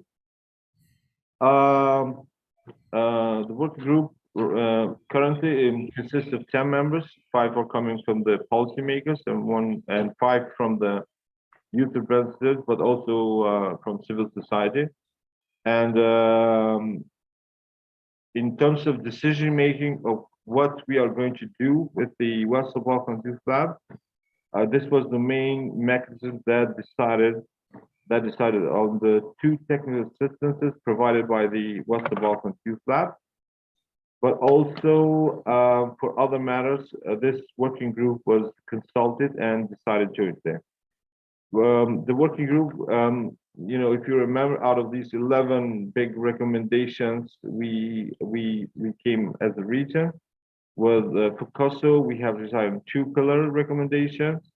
One was the youth guarantee scheme, and the second one was about capacity building, because we saw it as very important for organizations, but also for youth in general. Okay, so next slide. I think, yeah. So the first technical assistance, we as a working group decided about having an analytical report on youth participation mechanism in Kosovo. And the experts who did that also, well, one of their duties was to have including 3 case studies from Europe, Germany, Estonia, and Slovenia, but also Albania, from the 4th country from the region. And the purpose of all this technical assistance was to have, let's say, an impact and feedback on how others in Europe are regulating, let's say, youth participation mechanism. And the reason why we did this, because Kosovo right now is amending its law on youth empowerment participation, which was adopted back in 2009. And some of the changes we want to make are about, let's say, representative mechanisms for young people. And also the age. Let me remind you, age group, let's say age group where the young people are, falling in Kosovo, it's 15, 24. So, and there's a lot of recommendations that, this should be increased. And age group is like 29, maybe 30. We'll see how we do that. Okay, next slide.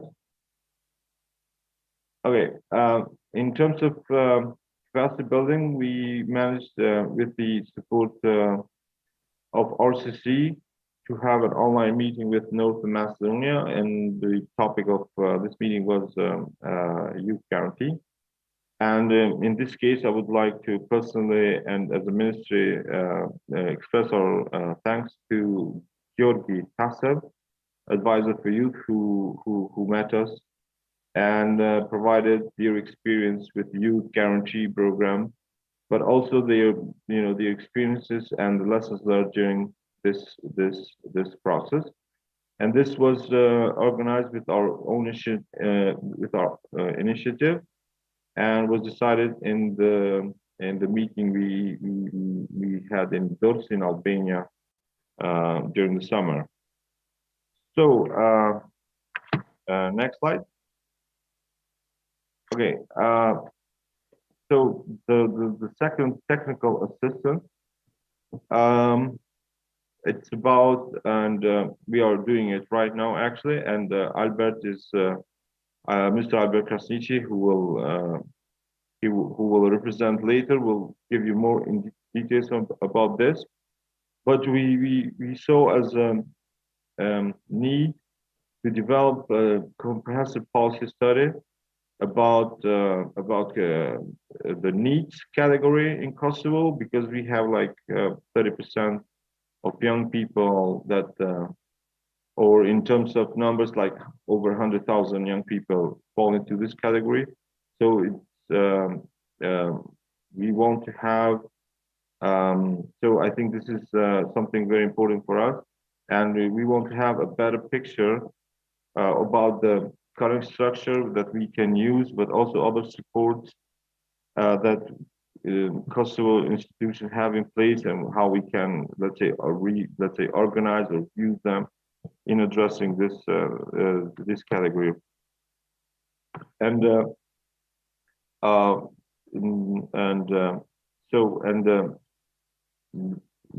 through this this report, we would like to provide more information to the government about the policies in terms of training and employment, and the youth guarantee scheme is, I think, a very effective tool in targeting needs. So that's why, and Albert will provide you more information about this. Okay, next slide. Okay, so this is the last slide. Some of other activities that we have been involved. It's this Kosovo report, which was about mapping youth policies and and also identifying, you know, gaps in financing youth actions. And this was a very useful report to us, because it's like, let's say, it includes like very general and comprehensive, let's say, information about where we as a government should focus. And also another one of the very important activities was the RCC ESAP2 study on youth employment, which was presented to us in May 2021. But also we would like to mention our participation in regional formal zonal coordination meeting, which was in April 2021. For us was very familiar. Kosovo is very lucky that a lot of donors and international partners are focused in Kosovo. So it was nice to see that some of our partners here are working also in the region, and we could see how they started from, let's say, economy based to go more abroad and regional, let's say, regionally based project, which was interesting to see that. And the last activity that we had as a working group was meeting Durst with RCC Western Balkan Youth Lab team. It was nice actually to go to Durst, although very short. But we agreed on the next steps, which some of them I already reported. And yeah, so I think this is it. So in case you have any question in the end, so I think now Albert will take over and provide more detailed information about this policy study that we are doing on the category of needs. So thank you very much.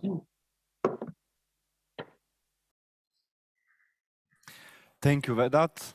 Thank you a lot. And now I would like to give the floor to Mr. Albert Krasniqi, Director of Democracy Plus, and also consultant who will work on the research that is related to the need. Mr. Krasniqi, the floor is yours. Thank you very much. It's my pleasure to participate in this very important conference about the youth in the regions. And also we are very delighted to provide or to give our contribution toward the youth in Kosovo specifically. So as Vedat mentions, and you also, we are an NGO based in Pristina, contracted by RCC to conduct a comprehensive policy study that maps existing policies, youth policies with particular focus on the category of the needs. As mentioned, I will provide you with some of the background information related to the youth in Kosovo. And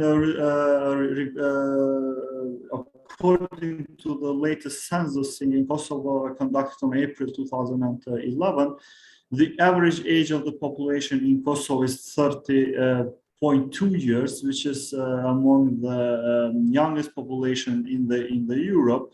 And when it comes to the young women and men under the age of 25, it makes up about 47.3% of the population. Around 28% of them are youth under the age of 15, and 90.3% are aged 15 and 44, making up about 30% of the working age of population.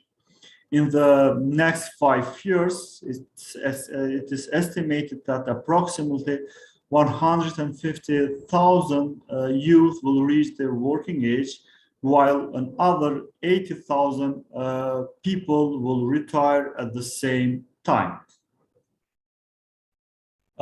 Regarding the labor market conditions remain difficult in Kosovo and more challenging for young people, as it might be in most of the regional countries.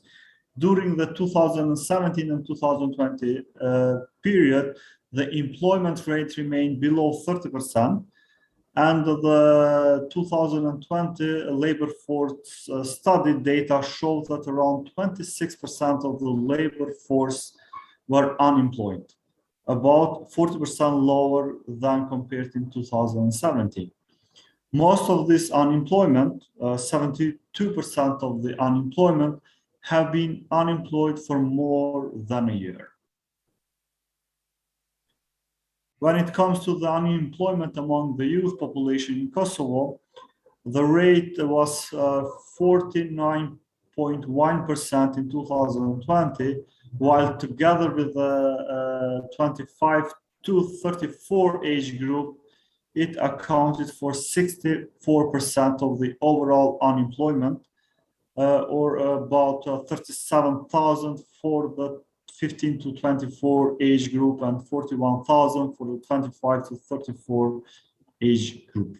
A particular concern in the high rate of youth in Kosovo who are not in an employment, education, or training, 33.6% in 2020 from 27.4% in 2017.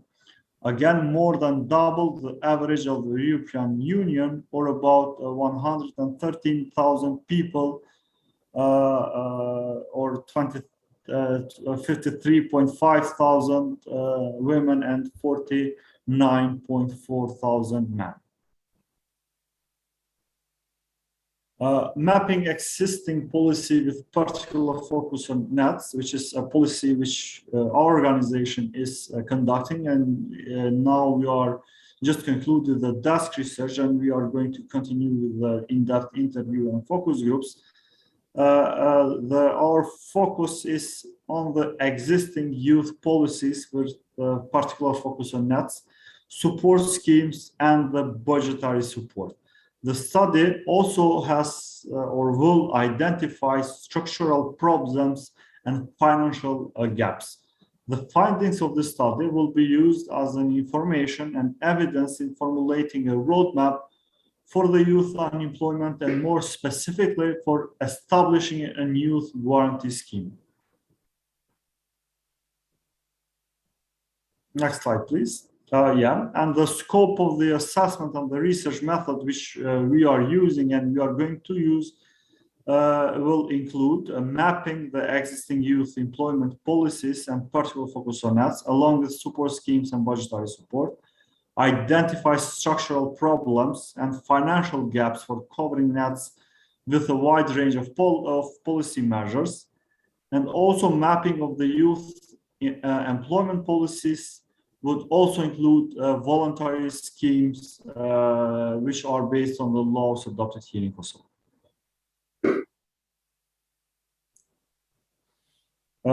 Mapping exercise will also include support measures that promote youth unemployment, and it will include by line ministries, which is Ministry of Youth and Culture, Ministry of Trade and Industry, and several other ministries, by municipalities, and also by the relevant large projects supported by main international donors such as USAID and the European Union here in Kosovo. The assessment will mainly apply qualitative methods of evidence collections. Initially, the assessment should utilize qualitative methods such as desk review, in-depth interviews, and also focus group discussions, which are going to be organized in the upcoming month. This is a assessment design matrix, which we have developed to conduct our analysis. And scoping questions will be mapping of the youth unemployment policies and the identification of structural problems and financial gaps. Regarding the data collection approach, we will review all the necessary documents and key informant interviews, which we are going to conduct. For this kind of method, or the data analysis method which will be used, will be deductive analysis, while for the identification of the structural problems, we will use the inductive analysis and comprehensive comparative analysis method. This is in short what we are going to conduct for the several months for the working group. We are expecting by the end of November to have the first draft of the report. Thank you very much for your attention, and we are happy to answer any questions or comments which you might have.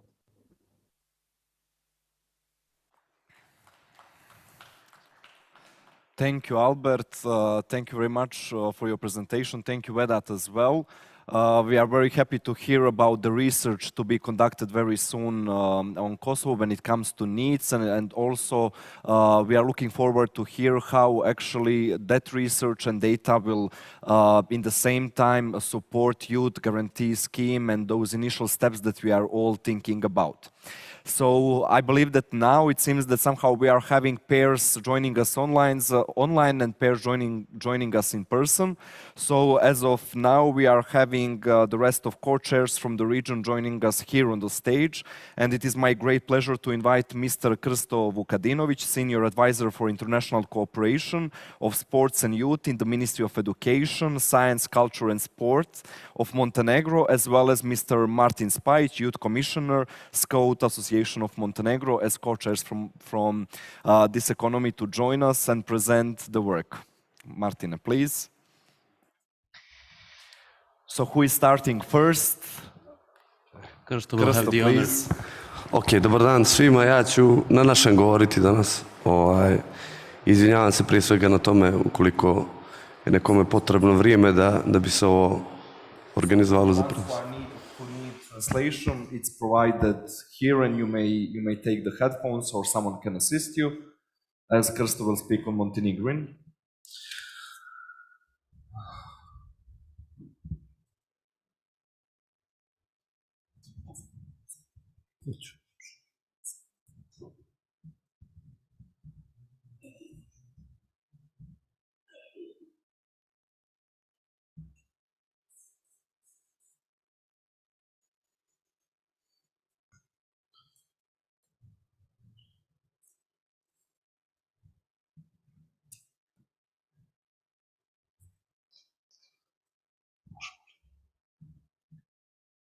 Svi su dobili ovo. Možda će neko postaviti neko pitanje. So, Krsto, we can proceed. I believe that now we are good with translation. For the ones joining us via Zoom, you have also that option on the bottom of your screen. Okay. Prije svega dobar dan svima. Ja prije svega želim da pozdravim mlade ljude koji danas zastupaju mlade ljude. Naravno da pozdravim moje prijatelje koji su ovdje i koje nisam vidio već neki period iza nas, i naravno da poželim dobar rad i kolegama iz drugih ministarstava koji danas ovdje sa nama prezentuju sve ovo što će da rade, i prije svega raduje me to sve što radimo na zajedničkim temama koje su od interesa za mlade.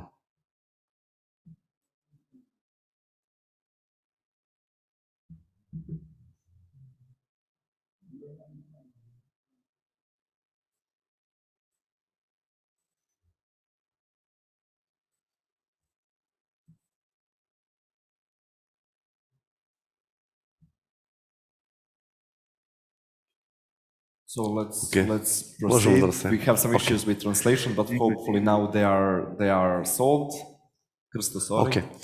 Prije svega, mi smo u zaostatku za svim ostalim državama, ali naravno želio bih prije svega da vas upoznam da je situacija u našoj zemlji, došlo je do promjene vlasti i da ono na čemu smo mi radili jeste da se kreiraju prije svega mehanizmi koji će da se bave omladinskom politikom i temama koje su od značaja za mlade. U ovom trenutku Ministarstvo prosvete, nauke, kulture i sporta pokriva oblast koja se bavi naravno i sportom i mladima, dok imamo upravu za sport i mlade koja se bavi sprovođenjem aktivnosti. Jako je važno da na početku samom vam kažem ono na čemu ćemo mi raditi i ono što je naš plan u narednom periodu i plan prije svega za 2022. godinu, da biste shvatili kako smo u stvari povezali sve ove procese i sve ono što se direktno tiče mladih. Ideja generalna jeste da u okviru svih projekata koje mi radimo naravno i povežemo sve ove teme sa kojima vi danas isto govorite, o kojima vi danas isto govorite. I ono što je nama jako bilo važno jeste da ćemo raditi na kreiranju nove strategije, da smo pokušali da mobilišemo što je moguće više partnera kako bismo zajednički mogli da uradimo i da izvedemo sve procese na što bolji mogući način. Kada govorimo o strategiji za mlade, tu smo se više puta obraćali predstavnicima UN sistema u Crnoj Gori i od njih ćemo dobiti podršku koja direktno se odnosi na evaluaciju prethodne strategije i ono na čemu će također oni raditi jeste istraživanje potreba koje nam je i osnov za početak same strategije i odnosno njeno pisanje.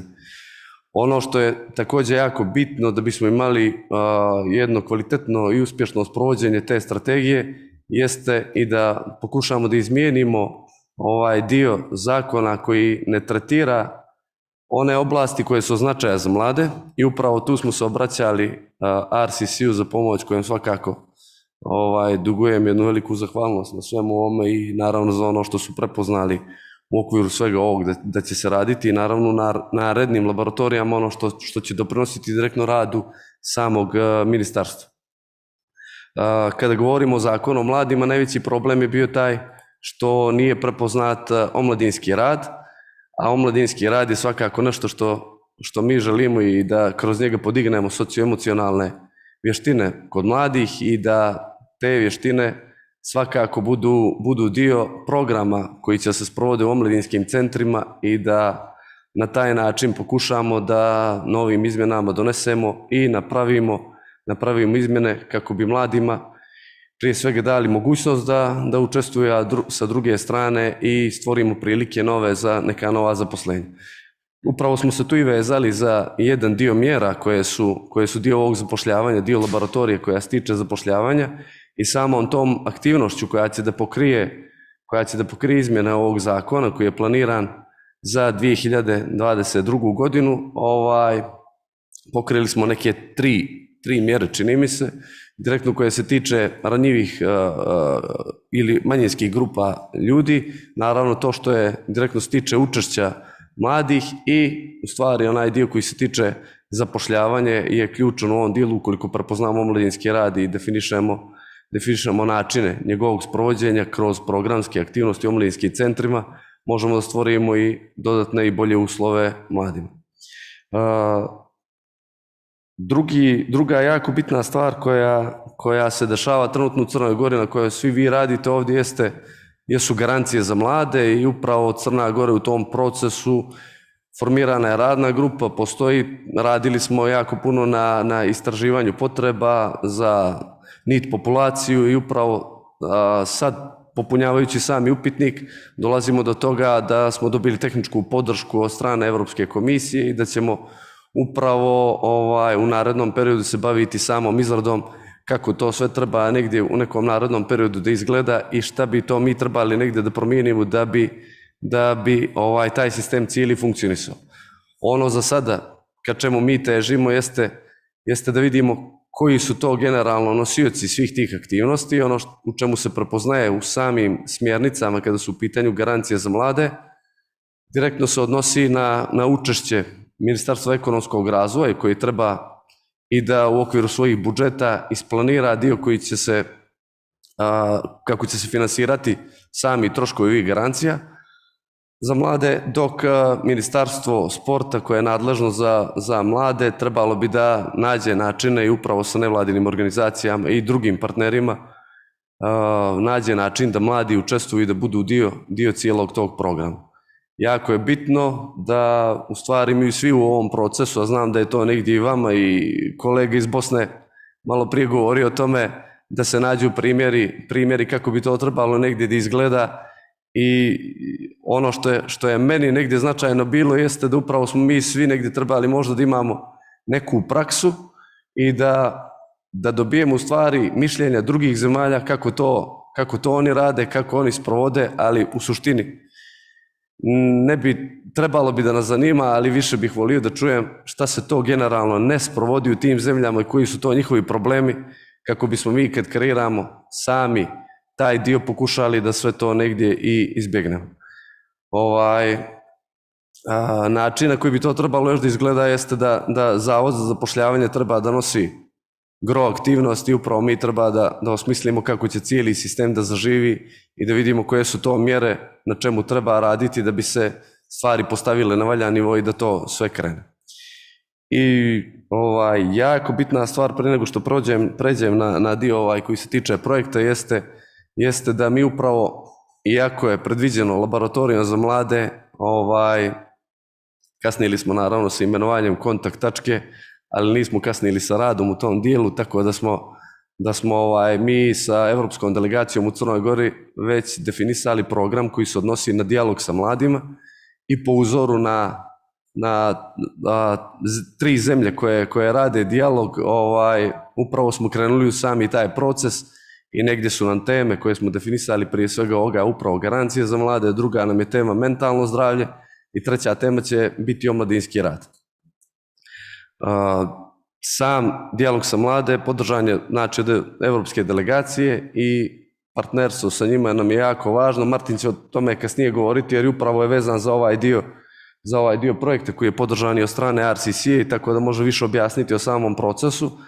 I ono što je jako važno da kroz laboratoriju, odnosno podršku koju smo mi dobili, jeste da smo aplicirali upravo za izmjene i dopune, odnosno da smo preko RCC-a, preko laboratorije dobili 3 eksperta koja ćemo angažovati u samom procesu i naravno da ne bi kasnili posle u drugoj fazi kad dođe 2022. godina i sama kandidatura svega toga krene, napravit ćemo jednu mini grupu koja bi trebalo da sačinjava pored ova 3 eksperta mrežu mladih koji će biti uključeni od samog starta, da imamo pravnike koje rade na usklađivanju zakonodavstva i da imamo pravnike iz upravo ove 2 institucije koje pokrivaju ove oblasti. Sam značaj svega ovoga jeste da upravo neko ne kreira, a možda ne bude moglo da se sprovodi ili možda zakonodavstvo ne bude trebalo da definiše to nekako drugačije, već da mi to u praksi pokušamo odmah da riješimo i generalno sama naša rešenja što se tiče zakona, generalno mladima i podzakonskih akata odnose se da pokušamo da nađemo šta su to problemi i koja su to potencijalna rešenja i da ukoliko postoji više različitih mišljenja samim mladima kad dođemo do konsultacija ponudimo više nekih rešenja. Eto, to je manje više otprilike dio koji smo i planirali da vam kažem. Možda Martin može više da vam kaže o samom projektu oko dijaloga i dio ovog koji se tiče uključivanja. Ja vam stojim svakako na raspolaganju za neka dodatna pitanja, naravno na kraju. Okay, now if it's not too much confusing, we're going to continue in English. Hello to everybody again, and I'm here to give you a couple of inquiries from the side of youth. Through initial dialogue in the working group, we were given notice that the Ministry of Education, Science, Culture and Sports is about to implement the campaign Youth Dialogue. in partnership with the DEU to Montenegro and EUIC, with the aim to provide space for youth participation in decision-making processes, encouraging topics of high importance such as Krista mentioned before, youth guarantees, mental health, and youth work. Also, all of them being relevant also to the first regional youth policy lab, and problems that we want to tackle as well, which are also in accordance to youth policy lab methodology.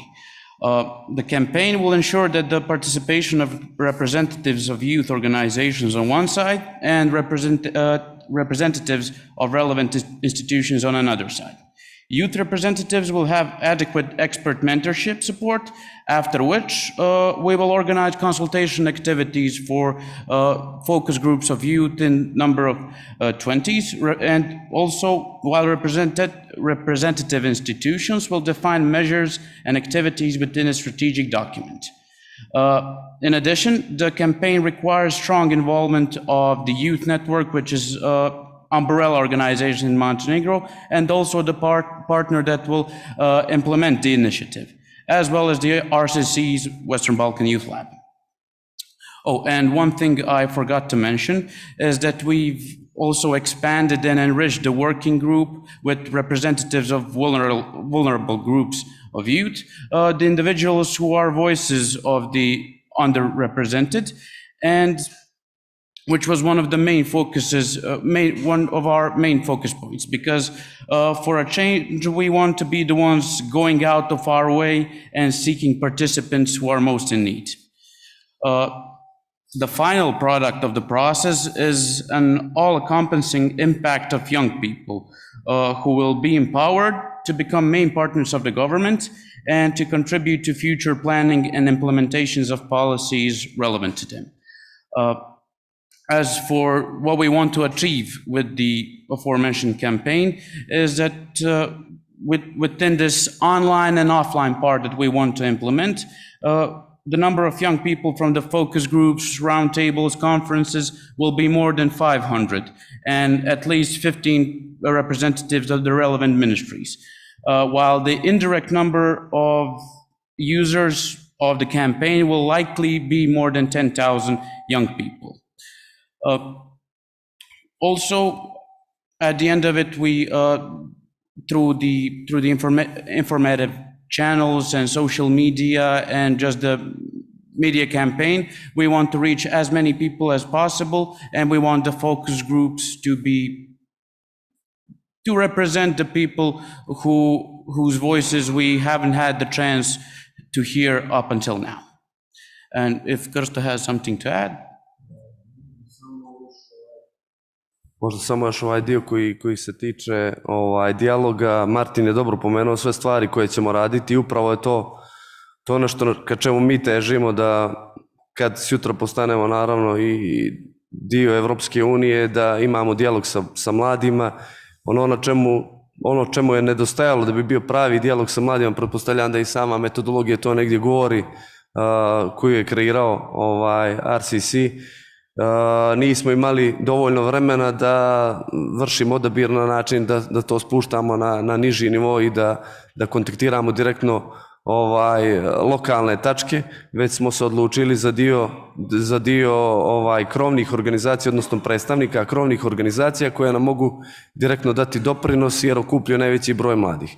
S tim u vezi tu smo s jedne strane prepoznali relevantna ministarstva, Martin je to već pomenuo, nije na odmet da ponovimo još jedan put, da Ministarstvo prosvete naravno će prosvete, nauke, kulture i sporta voditi sami taj proces, Uprava za mlade i sport kao neko ko će biti svakako i implementator svega toga, Ministarstvo zdravlja zbog naravno drugih tema koje dolaze, javna uprava koja nam je jako bitna, jer pod njom se upravo i nalazi dio koji se tiče medijskog prostora i to je nešto što nam je jako bitno u tom dijelu i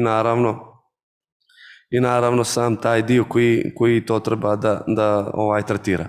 Što se tiče nevladinih organizacija koje su uključene, odnosno predstavnika koji okupljaju najveći broj mladih, targetirali smo učeničke parlamente, studentske parlamente naravno, taj dio, onda imamo mrežu koja okuplja mlade putem Evropske omladinske kartice, tu je broj mladih ljudi već prešao 10.000 koji aktivno koriste karticu, a ukupan broj je preko 18.000 koji su do sada koristili tu karticu, tako da možemo do njih da dođemo na lakši način. I to je ono upravo što je Martin i pominjao, kad budemo radili na promociji, bavit ćemo se upravo time da nađemo način na koji možemo da targetiramo i dopremo najviše do mladih. Pored toga uzeli smo, odnosno pozvali smo i jedan portal koji se zove Makanje. To su jedni mladi ljudi koji upravo krenuli su u stvari sa projektom, ali mi želimo njima više na značaju da damo i naravno vidimo ih kao glavne partnere u svemu tome i želja nam je svakako da imamo i medijsku pokrivenost sa te strane, iako je to portal za mlade. Još vam ostajem dužan da prije nego što je sam RCC metodologijom sve ovo i osmislio i uradio na ovaj način, mi smo željeli da upravo kroz podršku delegacije i napravimo, da u stvari pilotiramo ovaj projekat i da ove 3 teme pokažemo da mogu da budu od značaja za mlade, da mogu da budu interesantne i donosiocima odluka, da čuju mišljenje generalno mladih ljudi i da sa druge strane imamo mišljenje i institucija i onih koji kreiraju politike i da upravo zajedno kreiramo politike, jer sa jedne strane mi želimo svi da mladi budu kreatori politika i da naravno ih vidimo kao neko ko konzumira te sadržaje koji su tamo negdje definisani. Jako je bitno naravno da vodimo svi računa negdje sam zapazio u onoj prethodnoj prezentaciji koje su imali kolege iz Albanije, meni nije samo jasno kako targetiramo ruralna područje i taj dio, znači mi svi možemo da dođemo lako do mladih iz velikih gradova, ali kad treba da izađemo iz tih okvira, treba da nađemo načine i da nađemo target mladih ljudi koji dolaze iz ruralnih područja i da njih u stvari pitamo šta je to stvarna potreba i da upravo sa njima sve to i kreiramo. Thank you, Krsto. Thank you, Martine, for your presentation. And maybe it would be interesting just for participants briefly to explain about concrete activities that you will do within the Youth Policy Lab. So we heard from Martin about campaign. I mean that RCC's Western Balkan Youth Lab will support campaign and visibility of the youth dialogue that will be implemented jointly by the respective ministry and EU delegation in Montenegro together with youth participants. On the other side, through technical assistance, we are supporting you with amending the law on youth. Just recently, we have hired 3 experts that they will do, and maybe if you can tell us more about the process. So until when do you expect the amendments to be ready, and then what is the formation of the working group and so on? I see it crucial, so I think it will be beneficial. Sama ideja ovoga, generalno aplikacije koju smo poslali RCC-u jeste da ta 3 eksperta pomognu direktno u radu samih institucija i upravo ovo što sam pomenuo negdje, ove osobe koju želimo da imamo na našoj strani koja dolazi iz zakonodavstva i da upravo nekim intenzivnim radom pripremimo cijelu dokumentaciju koja bi bila spremna negdje do kraja januara. Naravno, ono što nas očekuje jeste da mi kandidujemo za program rada vlade kao Ministarstvo prosvete, nauke, kulture i sporta, kandiduje izradu strategije za mlade, izradu zakona o mladima i naravno podzakonska akta, to možemo i sami raditi, ne moramo ih mijenjati, dok od ova 3 eksperta očekujemo njihovu podršku, materijale koji mogu biti spremni od svega onoga što oni čuju sa terena, pomognu nam u ovom dijelu kad se formira radna grupa koju će kreirati ministarstvo i naravno budu dio ovog procesa u nastavku. Negdje je sve to plan da budem iskren do kraja godine, ne znam je li možda malo veći izazov u svemu tome, ali trudimo se da tako bude. Thank you for this information. So I hope that this campaign and also the process of amending the law on youth will be successful. And of course, we remain available for any support that might be needed in the process. And now, while thanking you for your presentation, I would like to kindly invite Mr. Filip Kulakov, International Affairs and Policy Coordinator at the National Youth Council of Macedonia, who is in the same time co-chair of the working group from North Macedonia. Filipe, please join me on stage.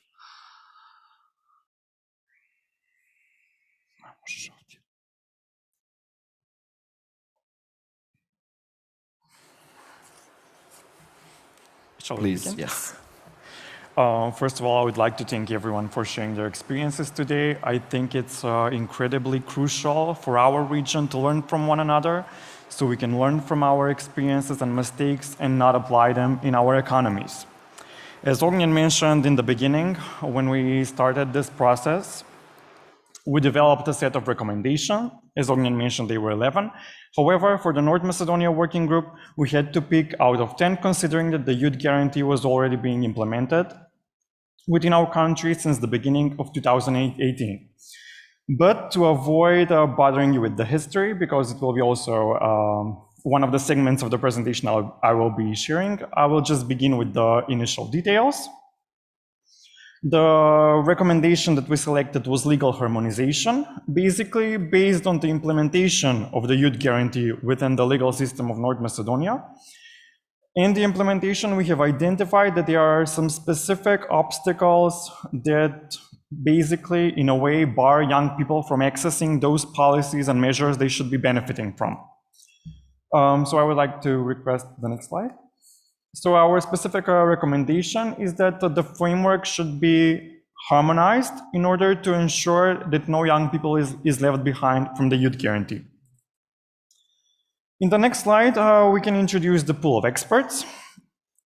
Unfortunately, I am the only one present here today. However, I would like to thank each member of the working group, as we have worked definitely hard addressing this issue. When we talk about legal harmonization and young people involved in the same process, it almost seems impossible.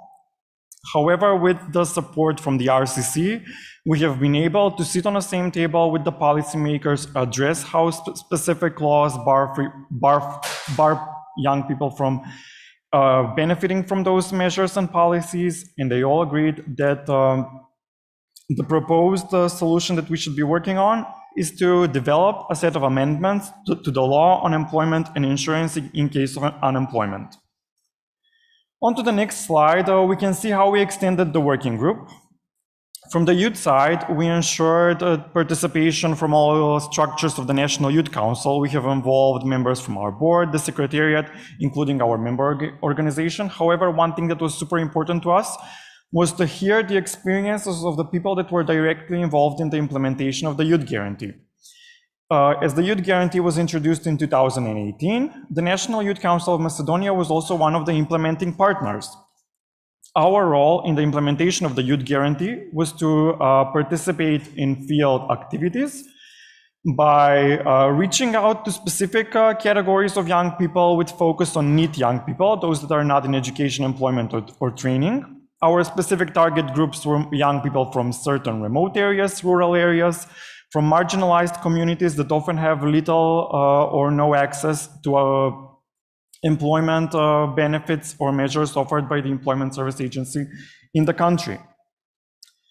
In addition, since we are discussing legal amendments, it was a no-brainer that we would include the members of the parliament in our working group.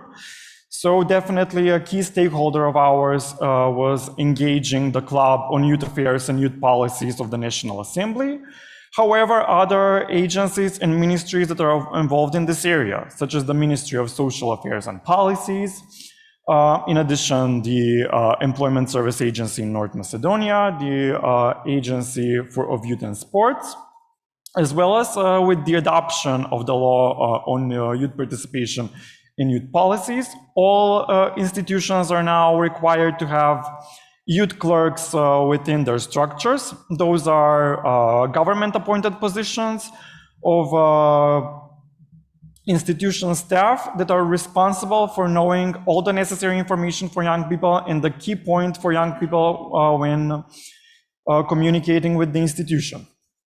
So we extended the working group to ensure that we take into consideration the needs of the young people, but to also have the necessary expertise and the relevant stakeholders in order to successfully implement the legal amendment in the legal system in North Macedonia. On to the next slide, we can see the current priority. As I mentioned, that we are looking for developing a set of amendments to the law on employment and insurance in case of unemployment. What is the obstacle that we have identified? A little bit of history is that in order for young people to benefit from the youth guarantee in North Macedonia, they are only eligible to if it's their first time registering at the Employment Service Agency, and if they do it on a regular basis, basically if they regularly confirm their active job seeker status in a course of 4 months. However, if we want to target young people that are from marginalized communities, that come from segregated and remote areas, this presented itself as an issue because oftentimes young people would need to travel over 10 kilometers to the nearest employment service agency office in order to do these legal obligations, and oftentimes this would result to them not fulfilling this obligation, and by law the Employment Service Agency was obliged to delete them from the registry. This deletion would result with them being erased for a course of 1 year, and they would have no opportunity to benefit from any of the measures that were offered within the youth guarantee. With this, we want to address all the needs of all young people and ensure that they all have equal access to all the measures. As the representatives from Montenegro mentioned, it's easy to include the young people from the larger cities that are active in the urban areas, but if we want all young people to equally benefit from the benefits and measures, we need to ensure that this legal amendment is fulfilled. In the next slide, we can see the current context. The Employment Service Agency requires young people to personally confirm this status, and from the regional research that we did from our region, we noticed that this is the case in all Western Balkan 6 economies. There are no alternative ways to complete this process aside from visiting the Employment Service Agency and doing it in person, confirming your active job seeker status. We extended the research a bit farther from the Western Balkan 6, and we noticed that in Slovenia, there are alternative methods that can be implemented, such as doing it online, doing it with an authorized representative, or even with mobile teams that would be visiting those specific segregated or rural areas.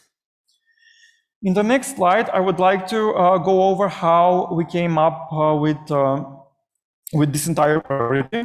Back in 2018, it was the first time the youth guarantee was implemented in North Macedonia. This marked North Macedonia as the first non-EU country to implement the youth guarantee outside of the European Union, and we were very happy that the National Youth Council was involved as one of the implementing partners, and even in the 2018 report from the European Parliament on North Macedonia, they welcomed our participation in this process. In 2018, based on the experience that we already had in the implementation of the youth guarantee, we developed a set of recommendations about how it can be improved. One of those recommendations was harmonization of the legal system, aside with other recommendations, and ever since we have been actively advocating about how this should be implemented. But now in 2020, we finally succeeded in sitting on the same table with the policymakers, thanks to RCC, to address this issue and for them to listen and in a way work with us so we can address this issue. In the next slide, we can discuss about how we came up with this solution. The thing that we proposed to RCC that we can implement together was to sit on the same table with all the relevant stakeholders and develop the amendments. This was very important because for us it was very important to develop a specific strategy. We were considering perhaps one of the approaches that we should be taking is working with the Employment Service Agency, supporting them in creating a specific online system that would implement all the recommendations that we want to see implemented. However, we came upon an agreement that the ideal solution would be to sit down, especially with the representatives of the Assembly, address the issue, and all of us to come together with a solution to how this should be developed in the law through the amendment. The thing that we advocate for is, as we mentioned in the Slovenia case, to offer alternative methods, because we also know that we're talking about young people from rural areas. And when we talk about digitalization, we often forget that sometimes not all young people have access to digital tools and digital technology.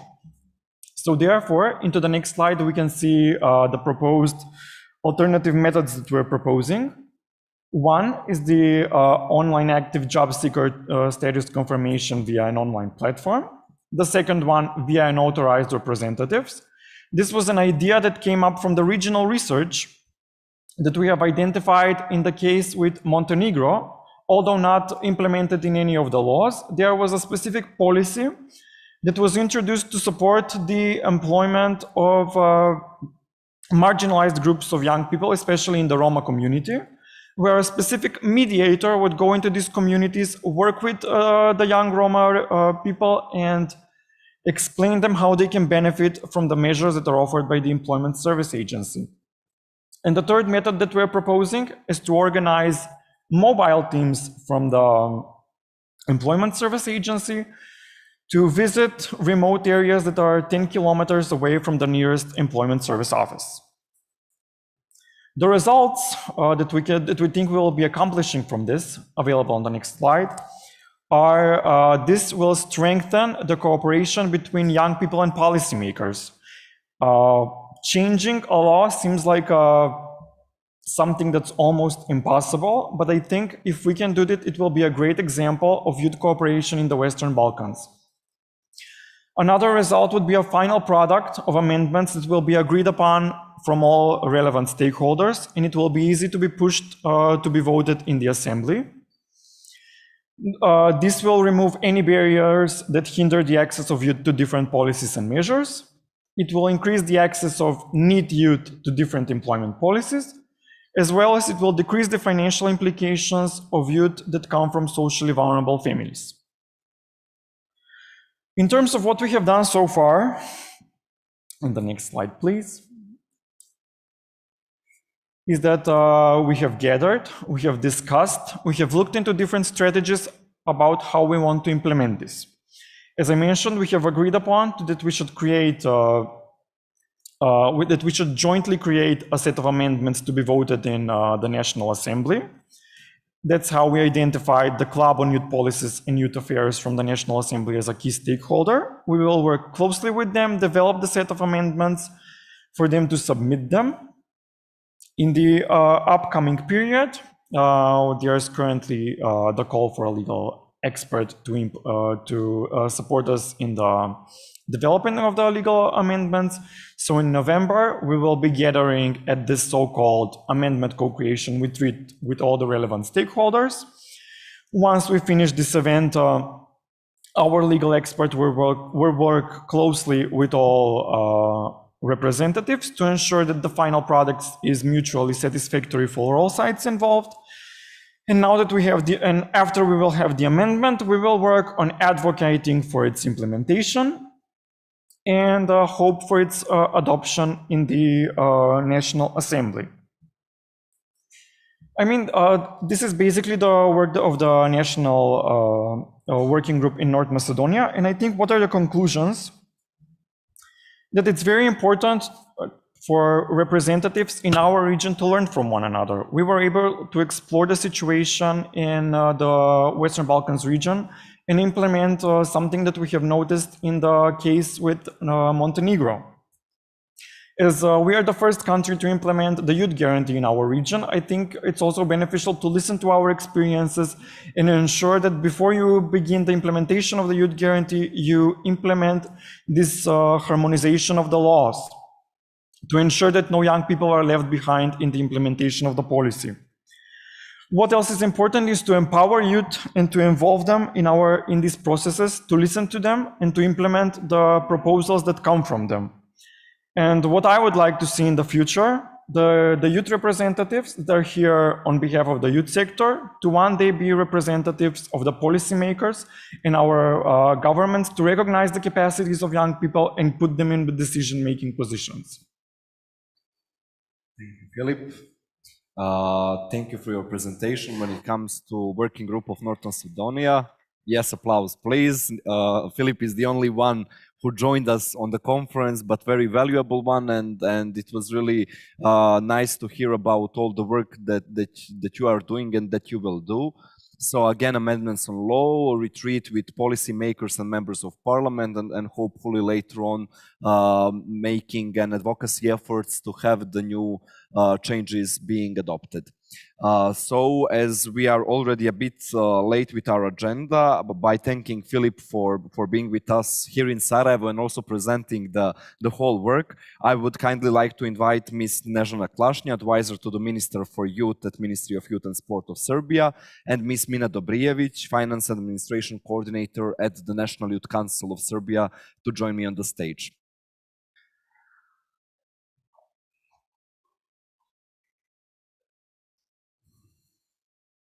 Evo, izvolite, možete tu. Izvolite. Šta je naredio? Aha, to sam mu ja naredio, pa.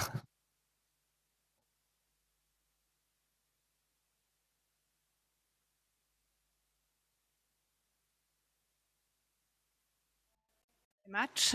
First of all, dear youth and government representatives, I would like to say our colleagues, thanks to the Regional Cooperation Council for the project and for the opportunity to have all of us here in this, may I say, hybrid conference. So, it's my pleasure to talk first with my colleague Mina from the National Youth Council about how we implement this program and projects in Serbia, and also to see what are the challenges, and in discussion which will be after this session, we will have, I am sure, very good discussion about the practice, the challenges, and how can we solve that. I hope that even we are very late, that you will have the time to hear us, but we will try to be much quick as possible in this situation. First of all, in our presentation, may I see the slide, we will not focus too much on the situation of the young people in Serbia, because there is a time to focus on the program and projects. I will only say that the youth in Serbia are people aged 15 up to 30, and that we have the institutional framework. We have the law on youth, the second national youth strategy, and the mechanisms how to involve young people in the decision-making process. Next slide, please. If we are talking in the initial steps, how we come to these 3 action plans, we have some kind of to choose from 11 recommendations what we are dealing with. Our expert group consists of 7 persons at the beginning, tried to use everything, but it was not possible. So we choose to talk about youth guarantee process, about the career management skills, how to develop that, and to ensure that young people can have access to that, and to talk about the entrepreneurship. Next one. What was our path to come to this solution? First of all, we had, of course, to choose the recommendations. Then we have a meeting and choose those who we think that are very important. From these recommendations, we choose 3. We see who can be invited to the extended working group, and then we invited other NGO organizations, youth organizations, and also ministries in charge for the topic which we are dealing on. And we are very proud that all of the people we invited really agree to participate in this working group. After that, we have the several meetings in this situation in the COVID pandemic. Some of them were online, some of them real physically. And we make, our result was that we make 3 action plans how to come to the final results. Please, next one. This is the little picture from our first expert group, and some of us are here with you. Okay, next one. This is the first one, recommendation, which we think that is very important to think how to put the youth guarantee program really in Serbia. We had several situations when we tried to put that, but now, together with the ministry responsible for the labor market and the youth organizations, we will see we are really in the process that this important program for youth, and especially this one when we have people from 15 up to 29, which is a better solution than in the previous youth guarantee program. I hope that it will help the young people in all regions when we come to that. The second one, recommendation, next slide please, is talking about the education system, and for us the basic need, basic link between the education system and labor market, and if we are talking about the lifelong learning, is to have really good, career development skills. This is very important for young people, but also for everyone, because you can, in every part of your life, choose the best things which you think is better for you. And the third one slide, the third recommendation was dealing about entrepreneurship. It is also the important for and very good one for which give the opportunity to young people to think how they can have their own business, and special attention in this field in Serbia must be put to the women, because according to our data, 1/3 of the entrepreneurs are women. So we must think much more about that. And after this, I will give a floor to my colleague Mina from the National Youth Council. Is the microphone okay? Well, first thing that I can say is if I could ask you to change the slide. And the second, wow, it's really bright here.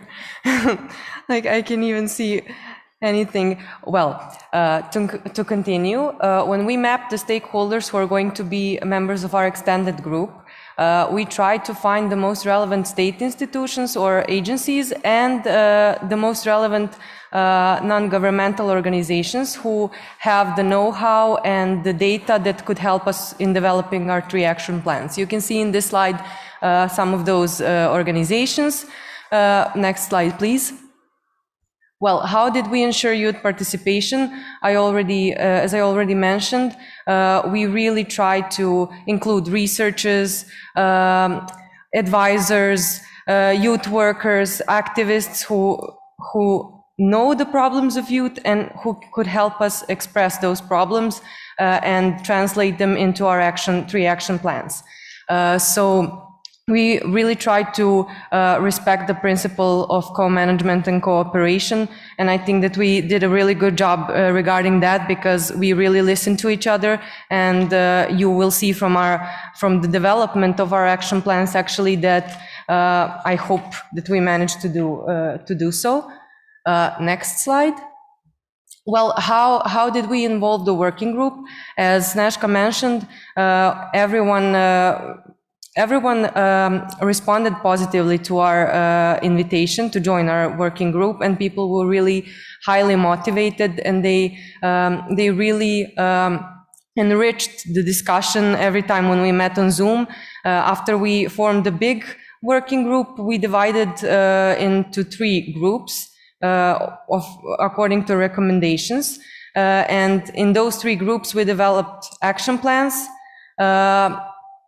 We had Zoom meetings, we organized doodles, we tried to respect everyone's time, and that resulted in 3 quality action plans.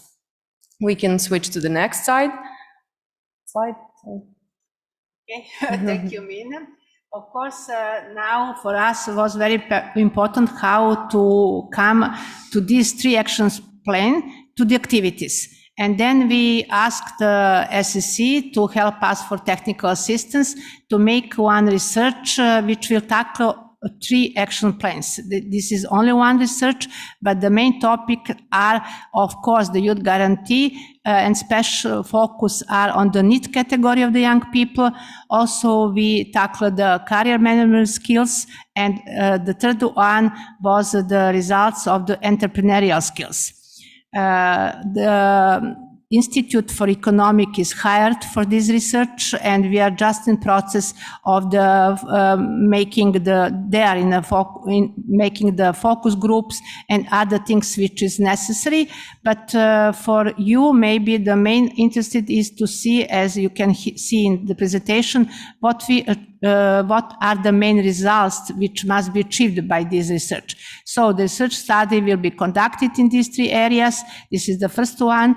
The second one, according to the situation in Serbia, we have local youth offices. They are established by the local self-government.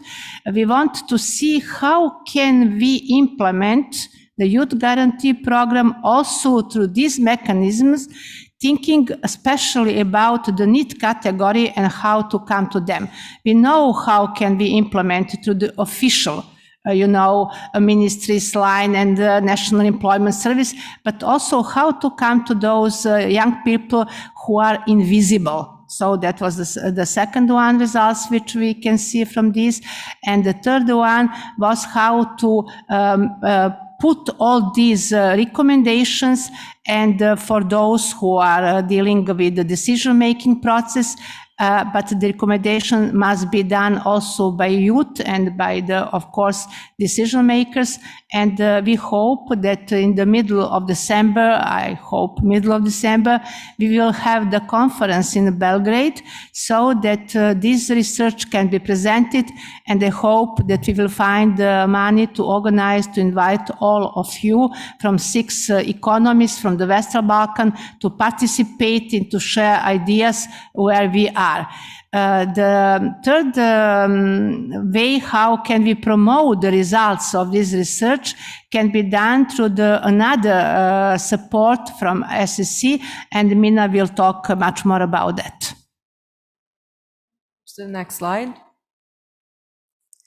When we were discussing how are we going to do the capacity building part, we realized that, as Francesca also mentioned before when you were doing the quiz, not many people know about the youth guarantee who are not working in the sector or in the state institutions, but the same goes for career counseling, the same goes for youth entrepreneurship.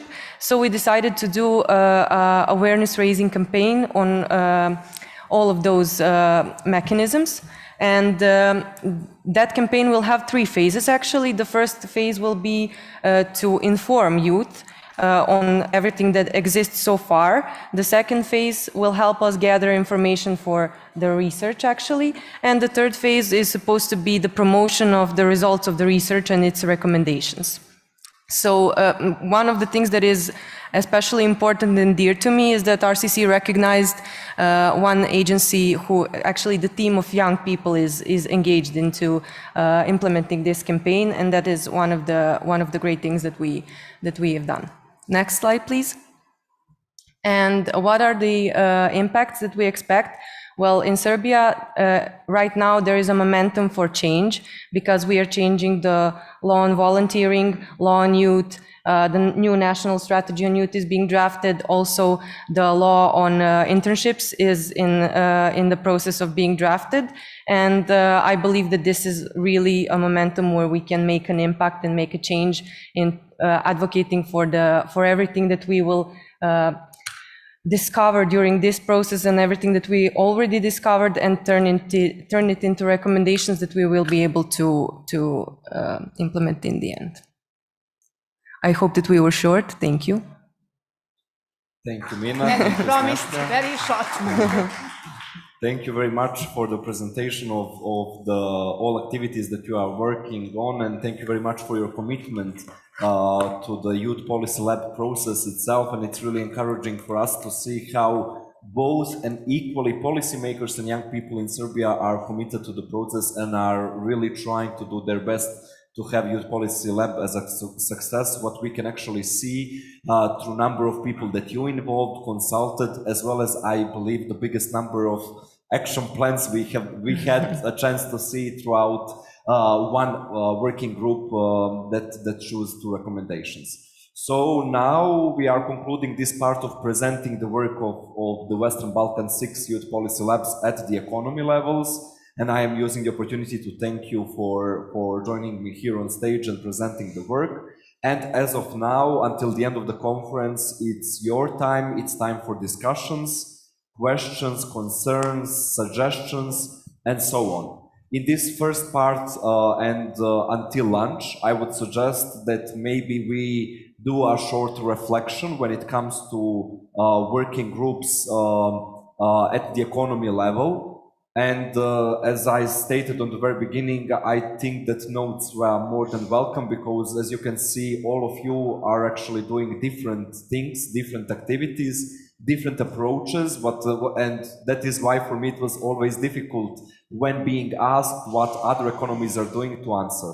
So now it's the moment where I really invite you all to raise your hand. Also, for the participants who are joining us online, I would kindly like to ask you to use raise hand option so we can also address your comment or suggestion if you have one, while for the participants in person remains the same. And we will gladly bring you the mic. So now I open the floor to you. And if anyone would like to break the ice and ask some question, we are looking forward. Angie, so we have one colleague over there.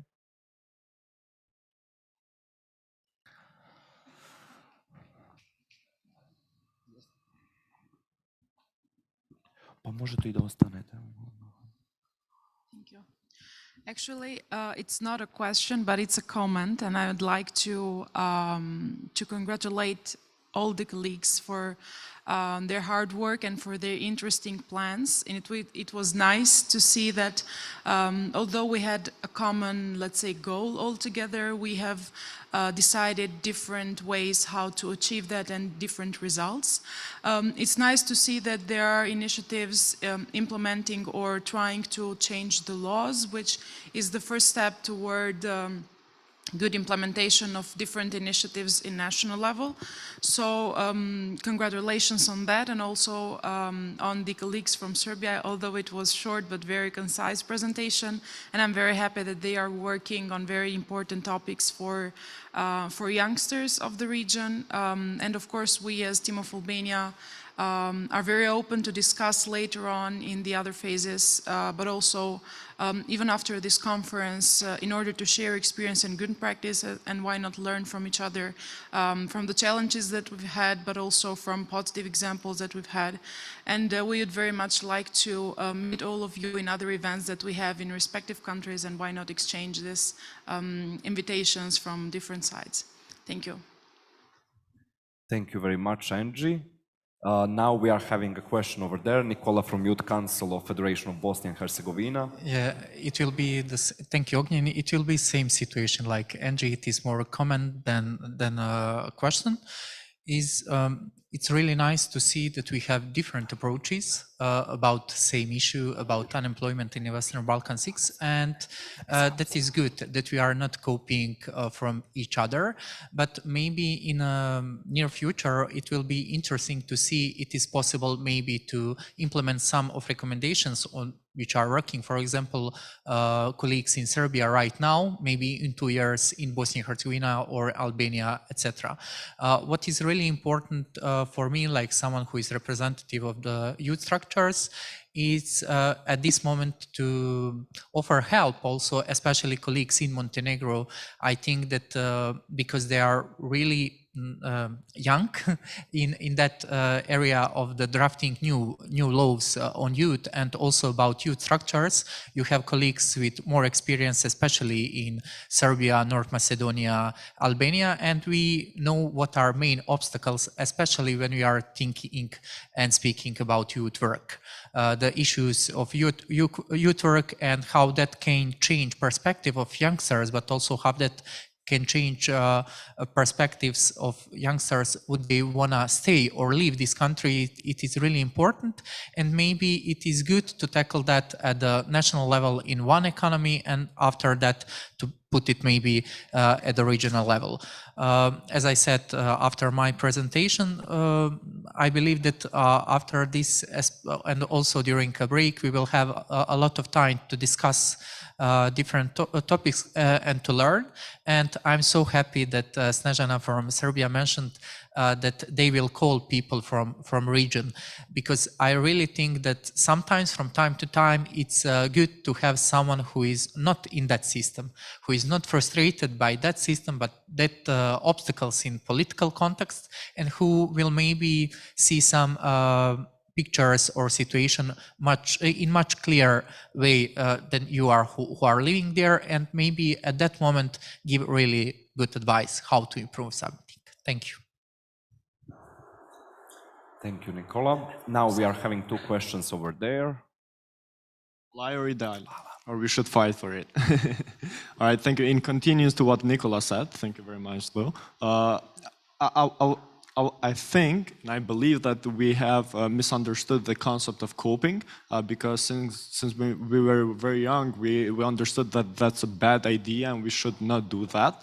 But yet, on the other hand, while I was listening to Philip's presentation, like you could see that there are many opportunities that we can learn from North Macedonia in this manner, meaning to implement the youth guarantee in our states. While the second input that I would like to give is that for me, it's crucial to see policy representatives in our groups and also to see them working together with us in order to create sustainable policies into the unemployment rate that we have in our 6 economies. Though I know that the next working group is being created, and this group will have an end or a final date. Though I would like to see all 6 economies continuing the working group in their countries and meaning with the same structure, because sometimes we can see that in our region, when a government changes, we can see that even the inner structures of youth decision-making bodies are changing as well. So I would really like to give this as a comment that even in the future, we will have such working groups that are following the work that our working groups did so far. Thank you. Thank you, Dityon. Thank you very much. And actually, that's the core essence of the Youth Policy Lab, and that is why we, in the next session, once we finish with the lunch break, we will discuss actually the further steps and how we can advocate for concrete results. But also, if some of the working groups are not able to finish everything, let's say until May or June, to find ways how to have that commitment remaining and how to actually we can all support the process the process itself to flow onwards as well. Do we have any more? Yes, please. Okay. Idal? Is it working? Okay, sorry. I think the reason why you are giving comments is side effects of lunch. I think, or mine is there.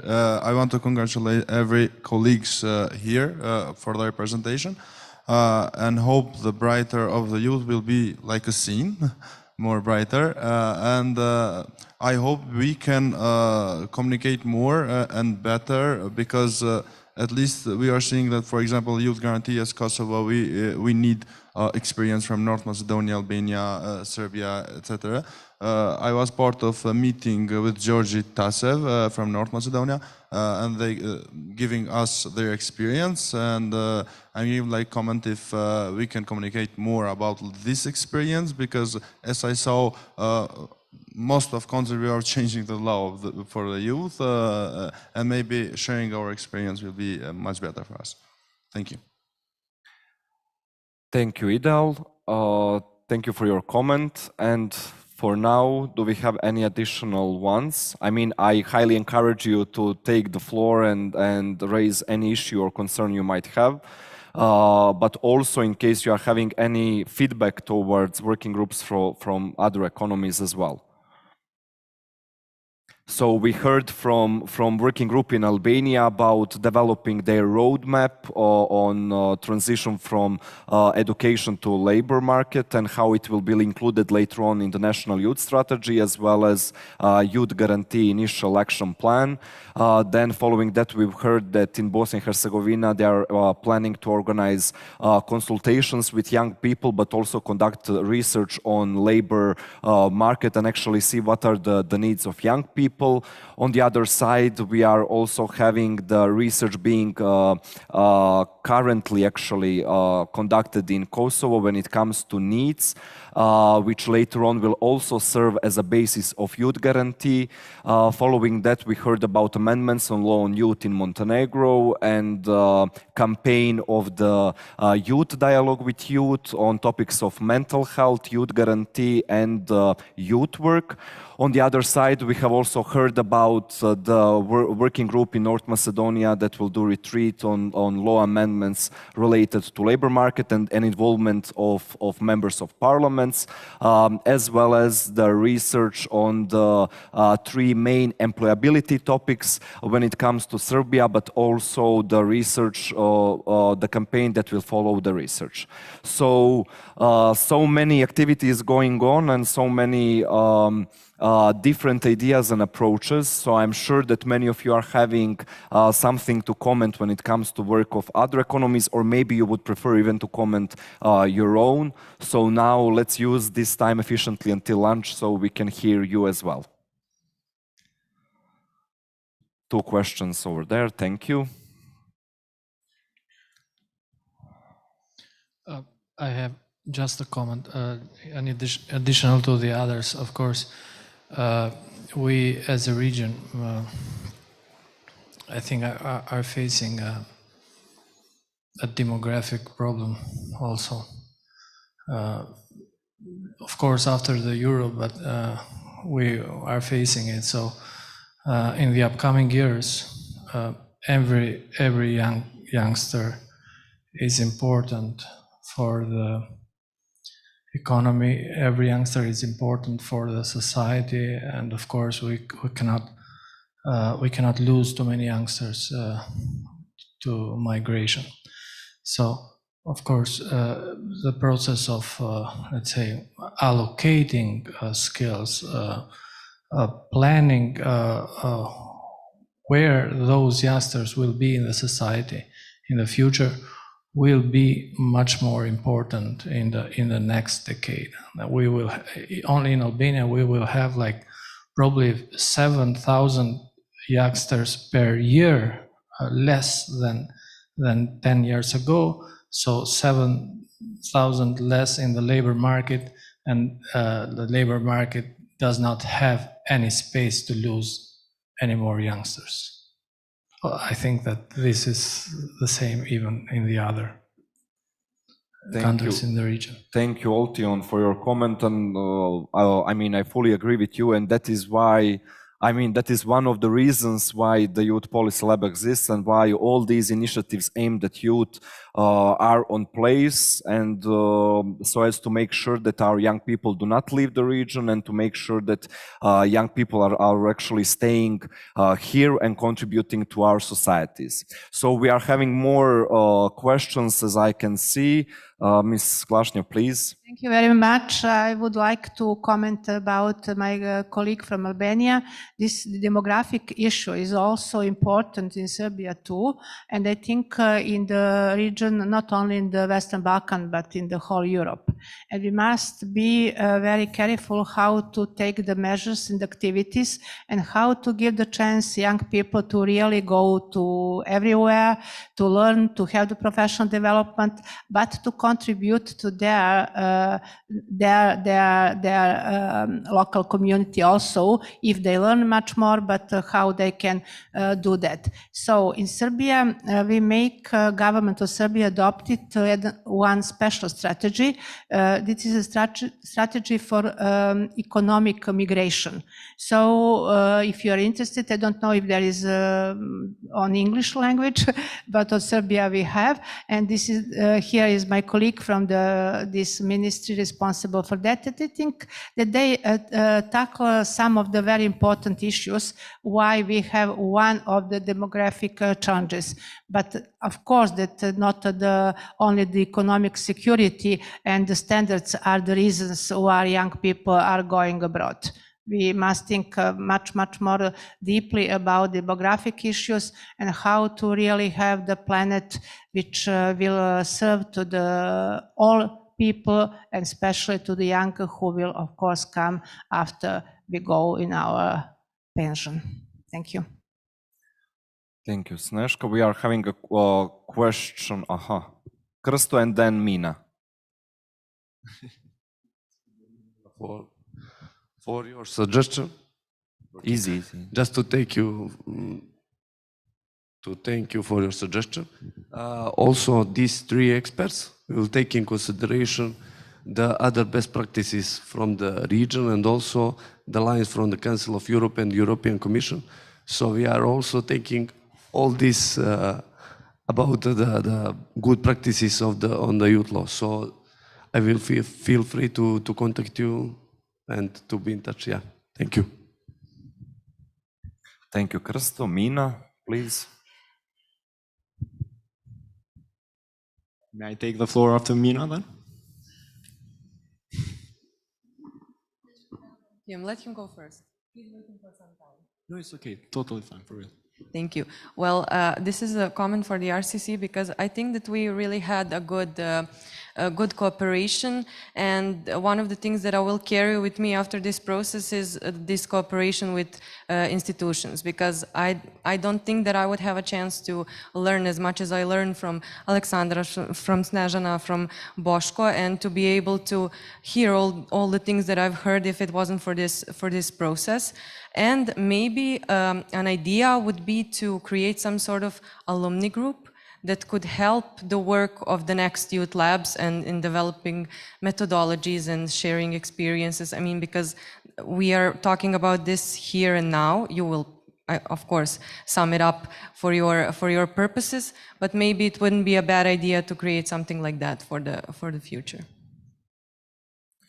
Thank you, Mina, very much. It is really a great idea, and we will really consider it highly and see how we can actually create that alumni network, and maybe even once we try it as this first youth policy lab, to see maybe what are the options on including the alumni network also in the youth policy lab methodology per se, because we noted already that youth policy lab methodology is a living document on which we want really to manifest all of those best practices, but also try to find solutions or alternatives for the things that did not work. So this alumni network that you mentioned, I believe would be very beneficial, and let's see how we can compose it within the Youth Policy Lab. I know that there were more raised hands, but if I don't see well, please excuse me. And yes, please. Thank you. Dition. I would continue by supporting Mina's idea, because I believe that this is a very important precedent that we have created, and it's very important that we follow it up to the other groups as well. I would like to discuss on two main topics. Firstly, as Idal said, we're all seeking to change policy here. We're trying to either create a new policy or change the actual one. And the second topic would be seeing that policy not just as a policy or as a new policy, but as a mechanism that youth should really and can use in the future. In Kosovo, there is this important group that was created by that basically is the Inner Ministry Commission for Youth. The idea of it is basically to gather all around all the ministries that deal with the youth, and then together create activities that they could share in their ministries. While we were talking about youth guarantee, we could see that it's not only the Ministry of Youth, Culture and Sport, it's not only the Ministry of Inner Affairs or whatever. There are several ministries that are linked up together in order to create a better future for the youth, especially when it comes to the labor market and creating a better possibilities for the youth into the labor market. So I firstly believe that it's very important that the youth guarantee process as a policy, it's not only adapted in the law for youth, but it is also adapted in other possible areas of other ministries that also deal with the work of youth. And secondly, about the policies, seeing it not only as a policy, but also as a mechanism, I do believe that we need to start talking and working even more into the logistical part of the youth guarantee process. What I mean through this is that, firstly, the digitalization process of this scheme or mechanism should be one of the first on it, and then the second should be the usage of youth guarantee mechanism in our countries, because I wouldn't like to see another policy being added to the law of youth or other administrative instructions or laws and not being implemented as it should in the society. So in this case, I would like to highlight the importance of us as civil societies to basically create a promotion of the youth guarantee mechanism into our societies. If we are able to create such a mechanism that gives out the needs on a yearly basis, and we know why those youth or youngsters are not being engaged to the labor market, we're going to be able to basically firstly create new opportunities for them, but secondly better understand so it doesn't happen anymore to have these kind of problems where we have youngsters that are able to join the labor market, but we don't have a labor market for that specific youngsters. Thank you. Thank you, Dityan. Thank you very much for your contribution. And again, definitely we agree with the fact that youth has to be consulted and that we have to have those policies really meaningful ones, especially when it comes to youth guarantee, which is one of the best practices from the EU that we are trying again as per your request to support in the Western Balkan 6. And that is why we hope that all this work that regional pool of experts is doing is actually going to be very useful for the first action plans to be made in the Western Balkan 6, as we could also see in the EU reports for 2021. The need for youth guarantee scheme in Western Balkans to be employed is again more encouraged and supported by European Commission. So this is probably a time when we should actually catch the opportunity and provide young people in the region with more opportunities.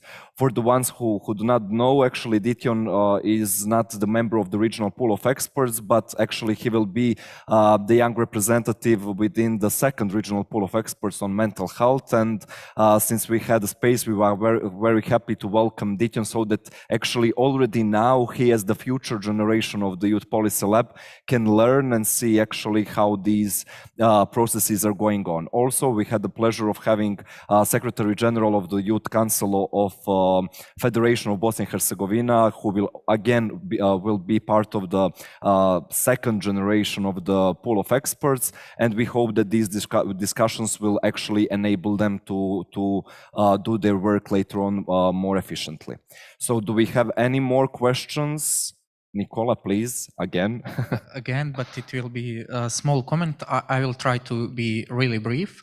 At the end, when we discussed about different measures in different economies, we saw that at the end we are going to the national legislative framework. And this is, I like to have these calls to people. I think that especially youngsters who are in a youth umbrella organizations or structures need to insist on better implementation of existing laws. It is easy to say we need something new, we need to introduce something new in a system, but first maybe we need to work more to try to implement laws which we have right now in a moment in our countries, to have maybe a review of it, to say this is not good in that law, and after that to go to process to establish something new. Maybe also decision makers will see us more like partners if we are trying to reach them in that way than just to ask for something new. And what I really like about Serbian proposal is about this campaign, that they will use people who are youngsters and who are working in that advertising company. I think that we need to change our narrative and to change our words, because not only people from who are at the side of decision makers that are speaking in non-understandable language for youngsters in our economies, but also people from youth umbrella organizations. We are sometimes speaking so much programmatic and project language, and we need to change that if we want to have the influence, because at the end, one young person in Tirana, which is capital, but also, for example, in Široki Brijeg, which is small city in Bosnia and Herzegovina, need to understand what I want to say and how we want to improve the situation of youngsters in the Western Balkan 6. At the end, this is the last sentence. About some topics, of course, we need to speak at the regional level, because, for example, new strategies in a digital and green fields need to be at the regional level, because at that moment we cannot speak about national interest. Yeah, it is important what for example, Serbia need to say about that, but that is more regional than a national concept.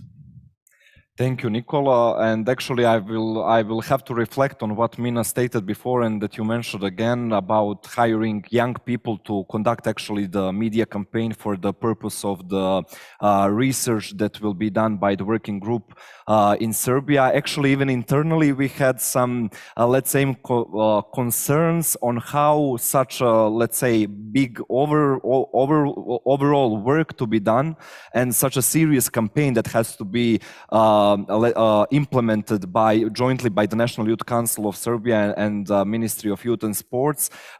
Should it be given to such a young person? And actually that was the moment where we, again, as you heard from Maya during her opening remarks, when we stood up for the Balkan Barometer direct questions related to young people, that now we also want to hire young people to work with us and for us, and already now we are having those first products of the campaign in Serbia, and we can already see that we did a great decision.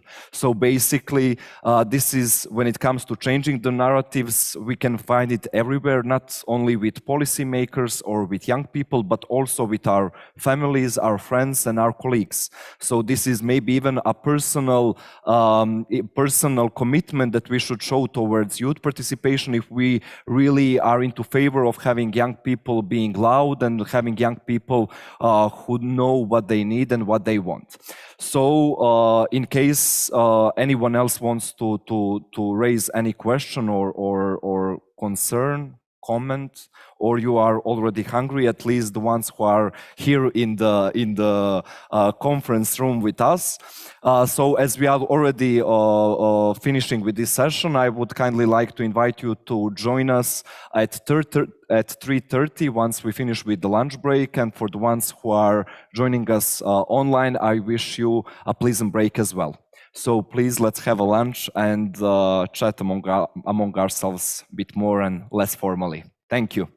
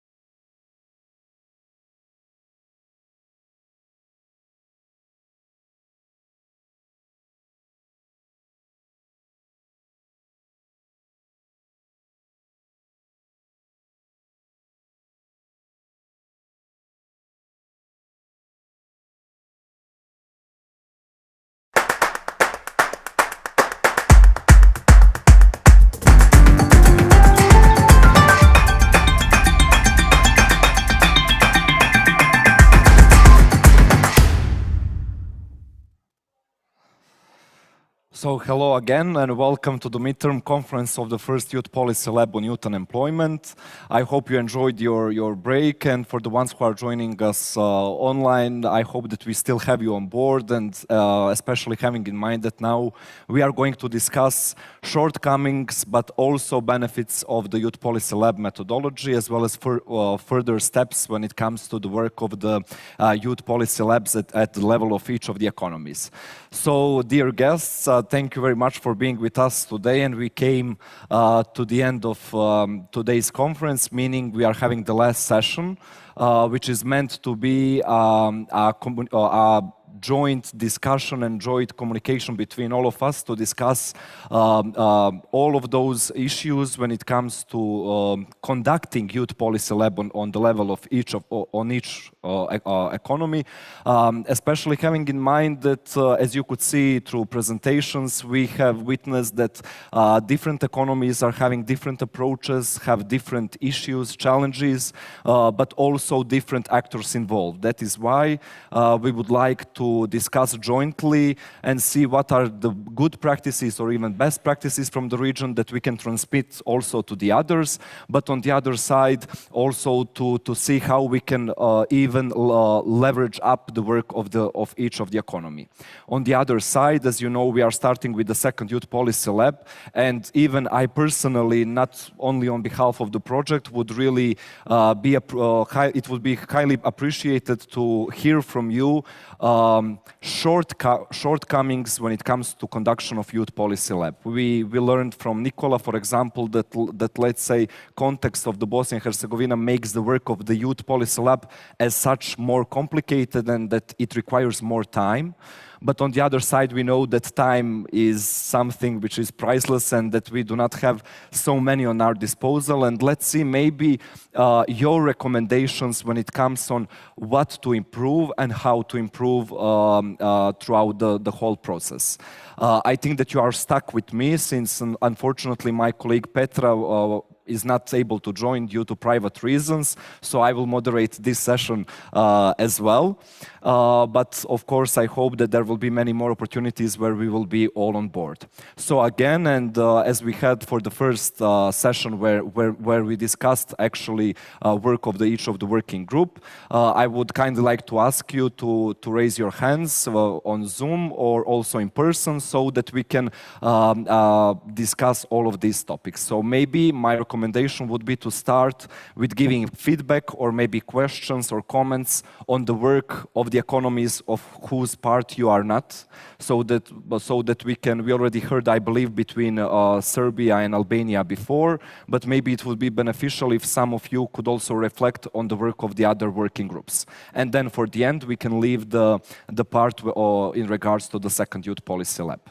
So now, after lunch, who would like to break the ice of this session?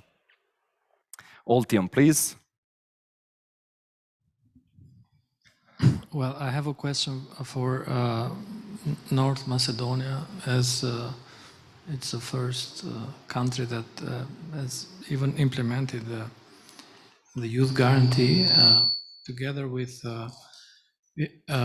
let's say, a remark made by one of the other colleagues, probably Montenegro, about the rural youngsters. I mean, have you included the rural youngsters in your policies in regard even to the youth guarantee? And how did you overcome, if any, the difficulties in this case? Thank you, Oltian. Philip? Okay, thank you for the question. To answer, initially, the Youth Guarantee in North Macedonia was only piloted in 3 municipalities in the countries, and those were targeted because they were recognized for the large number of youth, especially youth from rural areas, segregated areas that have previously not had any contact with the employment service agency, and they can easily benefit from the measures that were offered within the Youth Guarantee. What was the role in the National Youth Council in this process? Because we were talking about youth from these areas, it was crucial to engage youth organizations that are active in those areas, that know the young people from those areas, to, in a way, they performed as field workers. They went into those neighborhoods, they talked to young people, introduced them with the Youth Guarantee, explained how to register for it, how to become part of the Youth Guarantee, what are the benefits, and how they can contribute from it. But as I mentioned, one of the challenges and the obstacles that we identified within the implementation was the administrative procedures that later on required those young people on a monthly basis to visit the Employment Service Agency's offices to confirm their status as active job seekers. Oftentimes, well, at least in our government, it is required to do it on a specific date that gets assigned to you from the Employment Service Agency. And when these young people would miss this, they would, it would result with deletion from the registry, and they would be unable to use any of the measures that were offered within the Youth Guarantee. This would result with distrust between young people and the institutions, because we are offering them a Youth Guarantee, but when they cannot use any of the measures, they do not trust in the process.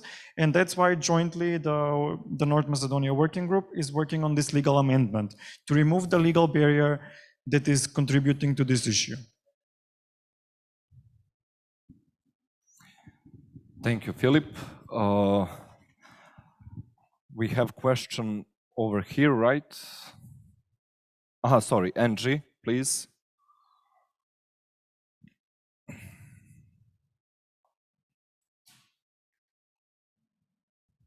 Thank you, Ognjen. Actually, I wanted to know, I have two questions, but it's not that I address it to specific countries, but I think it would be good so we can go in rounds and take the perspective of all members that are here. First, I wanted to know more about the challenges that you have encountered since when we started the process back in 2020. And the second one is regarding the Youth Lab. How did this methodology help you to overcome, and what did they change in the way how you previously functioned and now currently that we're speaking? So how did all this initiative help to do things different in your respective countries? Thank you, Angie. Next time probably will be next to me and moderate the discussion. I believe it's a very good question, and that is since we aim to discuss all of these the process and all of these challenges that each economy faced, because as I stated, we in Youth Lab know what were the challenges in each of the economies, what were also the benefits. So maybe it would be really interesting to hear from someone else on this matter. So do we have any volunteers? Actually, just a suggestion, I think that it would be good to have both perspectives of institution representatives, but also of young organizations, since even though we were together in the process, however, in the field we have different tasks to, let's say, or different parts of the initiative to cover. And I wanted to know which were the main obstacles and how did this methodology help to overcome them, and later we can, maybe one of our colleagues can also give the perspective from Albania. Because I do not want to choose anyone and ask directly, so in case. Nicola, please. Thank you, Nicola. Angie, we don't need this silent moment, so I will answer to you. Well, I'm a little bit worried because this Youth Lab was given us like an open source methodology. It was not said to us, you cannot use that after Youth Lab process is finished, or you cannot copy paste that and modify in circumstances of your country, because I don't see that we have the similar programs or processes right now in our country. For example, in Bosnia and Herzegovina, when we are part of this project, it is easy to find unique language, unique topic which we will discuss, especially when we have a support of RCC. But at other topics which are related to youngsters in Bosnia and Herzegovina, if we have a reason, for example, to address something to institutions, sometimes we are going to the wall. And also sometimes when institutions are asking something from youth umbrella organizations, they don't get answer in time or any answer. And I see that we are only good when someone from outside is gathering us at the same place and giving us procedures, rules, and what need to be next step. And I'm worried about us, about sector, especially about youth sector, why we cannot ask the same what RCC is giving to us.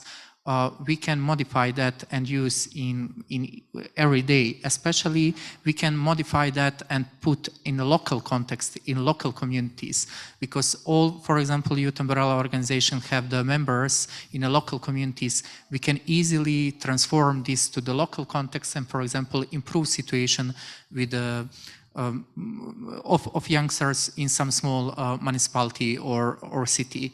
But this is, of course, process of learning for all of us. And what is really important for this process is maybe that from one side, youngsters in youth umbrella organizations saw that people who are working in ministries are not only people who are there because they belong to some political party or not, because that is a narrative that all people who are working in ministries are just there because they are good with government, not because they are successful or they know their job. And we are changing our attitude to that people, but also maybe people from ministries see that people who are in youth structures are not only people who are activists, but who are really prepared to deal with some things. And I think that is really important, that was a process of learning for both sides, and that maybe in next steps we can be better. And that's what I believe, that after a regular finish of the first phase of the youth lab, maybe state institutions need to find a way how to continue the process, because we saw that we don't need so much money for it. We just need a will to continue, because if we stop with the end of the process, then we don't need to start the second youth lab. If we will stop with every project cycle, because that will be at the level of project, and only if we change our minds and if we start to speak more about important issues, we can bring brighter future to the region. I really believe in that. I mean, I'm going from this process. I will exit it soon, but I really believe that only dialogue is solution for the problems of youngsters, and then that we need to be that change makers right now and to give a trace to the next generation. But later we will probably speak about that, how we can improve the whole process. And already Mina mentioned that alumni group or something like that. Thank you. Thank you, Nikola. Any additional? Yes, Ms. Klashnya.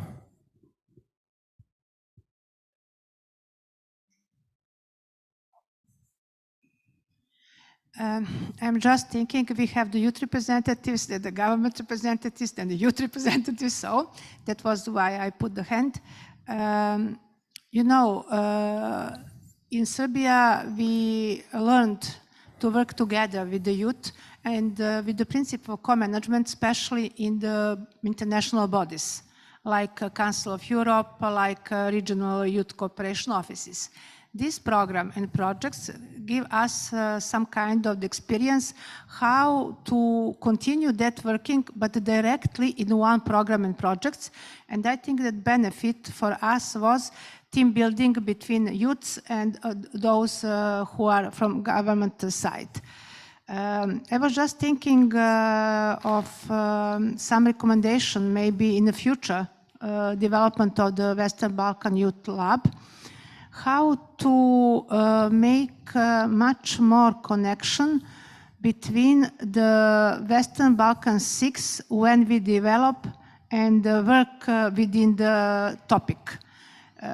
Usually we had a lot of the time to discuss on the national level what we are doing, how to continue. But I think it will be nice now in a second cycle, maybe to make bilateral communication also and multilateral communication through the project, if it is possible. Thank you, Snezhka, very much. Of course, we will pay close attention to that matter and ensure bilateral and multilateral consultations between regional events to be held within the Youth Policy Lab on mental health. We are having a question on Zoom from Mr. Vedat Yashari. Vedat, the floor is yours. Thank you, Ognian. Actually, I wanted to answer about the challenges and how Youth Lab helped us in seeing things differently. So the challenges are, well, like I represent Kosovo, so our challenges are like none others actually. But I'm not going into details. But let's just reconfirm that we had a lot of challenges, internal but also external. But more important, what I want to say about how actually Western Balkan Youth Lab helped us to see things differently is actually that we were presented a tool like Youth Guarantee Scheme, which is actually implemented in several other countries, and we can get that experience from them.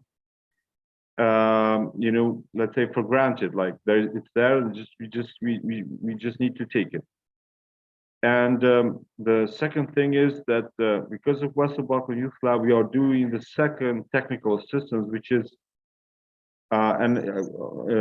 also from Albert's presentation, but also in my presentations, that through that we are trying to get the current framework, but also like the existing framework, the existing structures, and the support that there is, either in kind or financial, and that we can utilize, like we establish a system and then we can utilize for targeted needs, which in Kosovo are like over 30%, like, and in numbers it's like 100, we are talking about over 100,000 young people. So that's because actually our experience, I have to be, very frank about this. Kosovo, there were programs and projects to targeted needs, but they were not, let's say, in a systematic way, where most of the problem ad hoc with time limit, let's say 12 months, 6 months, sometimes 24, 2 years, but that's it. But there was no system that would systematically target the category needs. And through Western Balkan Youth Lab, actually that's what we saw differently. And of course, based also on the presentations by ESAP and all the workshop that you presented to us, Youth Guarantee Scheme. So what we are now, how we see differently is that we can utilize the current framework, the current structures that are in place in Kosovo, and maybe we need something to amend there or to advance something, but there we already have parts of the system that we can utilize and work and target systematically the category needs. So that's what we saw differently. I don't think, and my personal opinion is that without Western Balkan Youth Lab, actually we would not, and of course the presentation of Youth Guarantee as a scheme, we would not be able to, let's say, comprehend, what we have in place, because Kosovo has very advanced system when it comes to a lot of framework there, a lot of structures there, but we were not, we did not understand that actually we can utilize them and systematically to target the category needs. So this is very positively, and Western Balkan Youth Lab and make it happen. Thank you. Thank you, Vedat. Thank you very much for your insights, and it's really encouraging to hear your words about Western Balkans Youth Lab contribution towards Youth Guarantee in Kosovo, and I hope that in future we will have a chance even to cooperate additionally on that matter. So I would like to also invite our participants who are present here in the room in case we are having additional questions or suggestions. Dityon, please.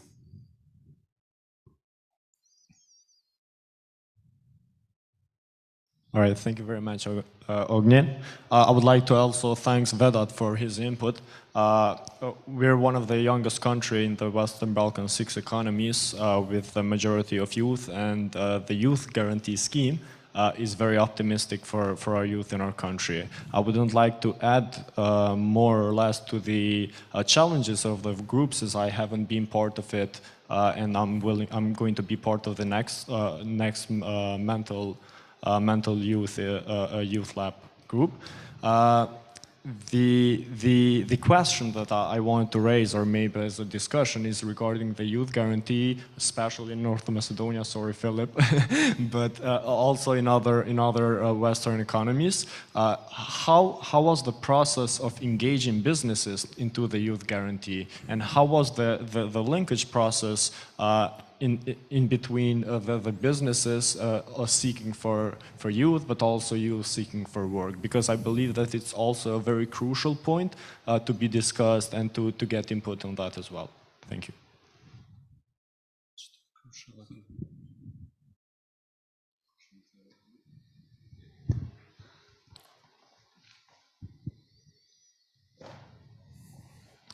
Thank you, Dityon, for the question. That's very relevant.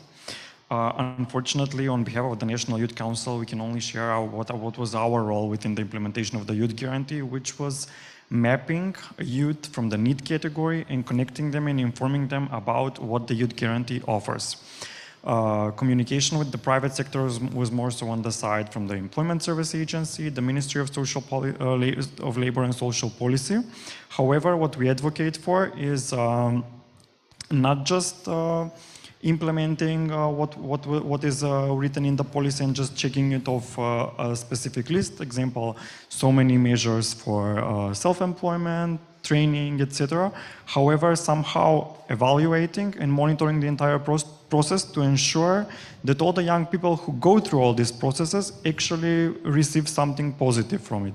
It's something that we have even been advocating on a European level with the European Youth Forum, when this summer it was decided on the reinforcement of the Youth Guarantee as a permanent tool to combat youth unemployment in EU level, and they were happy to take into consideration the recommendations that came from North Macedonia related to this. Thank you both. Philip, it seems that your position is not quite easy, since everyone is asking about Youth Guarantee and you are the only representative of North Macedonia being present, but Dityon maybe has some additional insights. Just some bit of additional information. I think in Bosnia and in Montenegro, I'm not sure, but there is this Solidarity Day action that is being implemented, and I believe that could be such a plus to the idea of the Youth Guarantee, as it represents the idea of getting together or linking together the businesses and the youth by creating a one-day activity in the whole country or in a national level, where basically businesses and youth get together. And I believe that could be a very important input that could also raise the sustainability in national level of our states or economies in regard to the Youth Guarantee. So that could be maybe as a proposal, additional plus to the Youth Guarantee mechanism as well.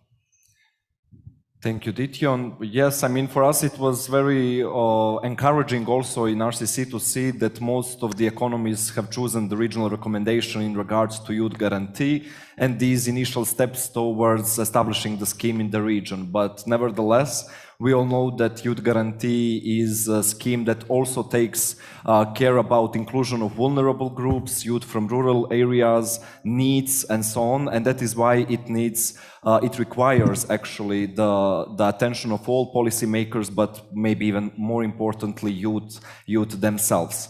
So we hope that jointly with our colleagues also from ESAP, as you had a chance to meet my colleague Amira, we'll have concrete additional actions towards youth guarantee in the region in the future. Being on this topic and having in mind that youth policy lab on mental health is approaching, I would also maybe raise a question on your feedback when it comes to communication with RCC, communication between working group members. Is there anything that you would like to say in regards what can be improved or what you do not like and so on, so that youth policy lab on mental health can actually follow the path that you have made? So anyone? Or everything is great?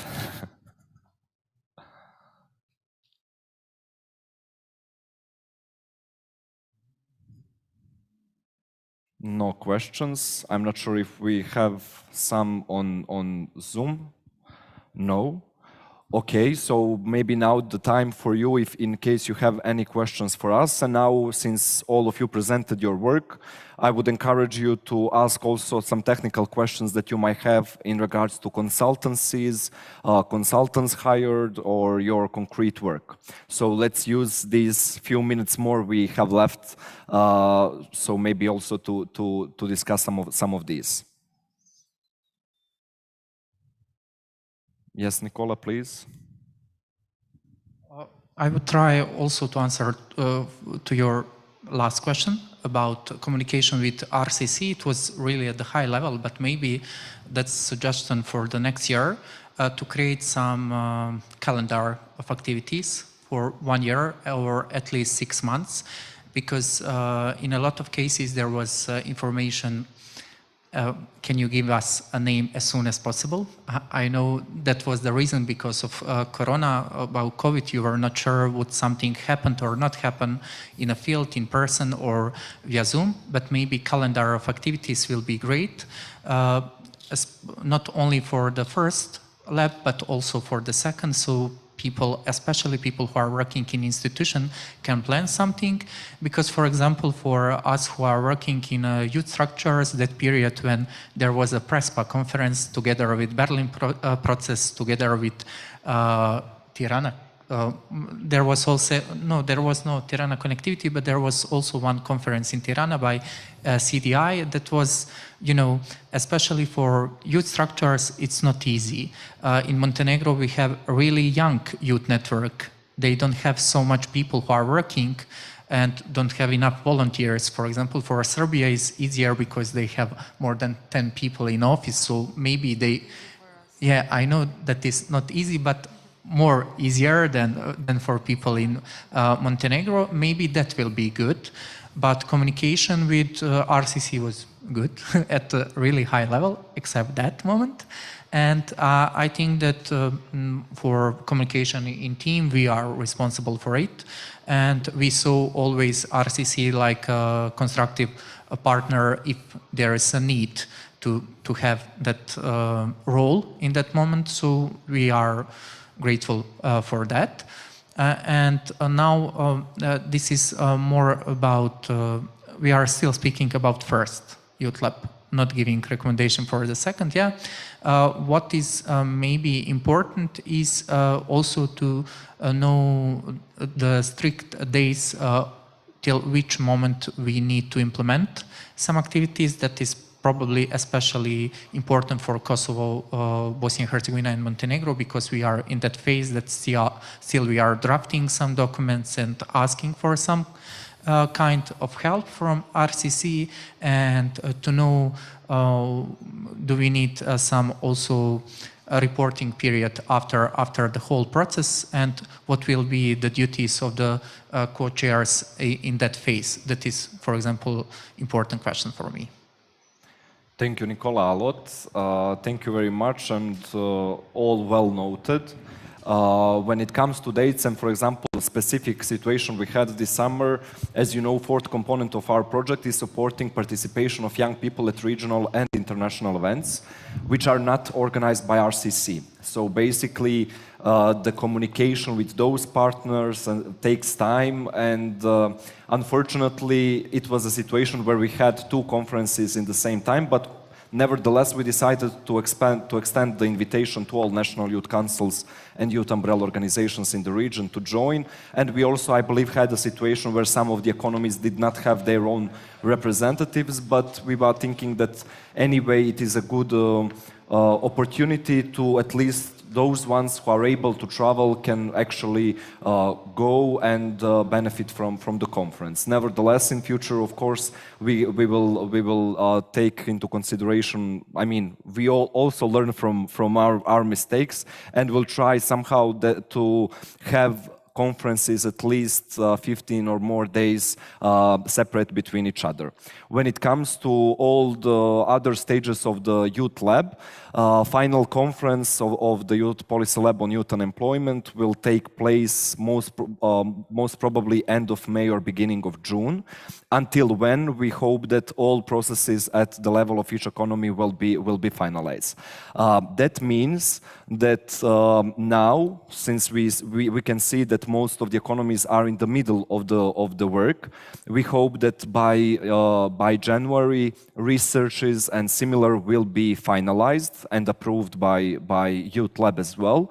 But on the other side, we are with purpose having this final conference in May, so as just to give you time as well to advocate for those results you are having, because the key objective which is in front of us is to affect policy making.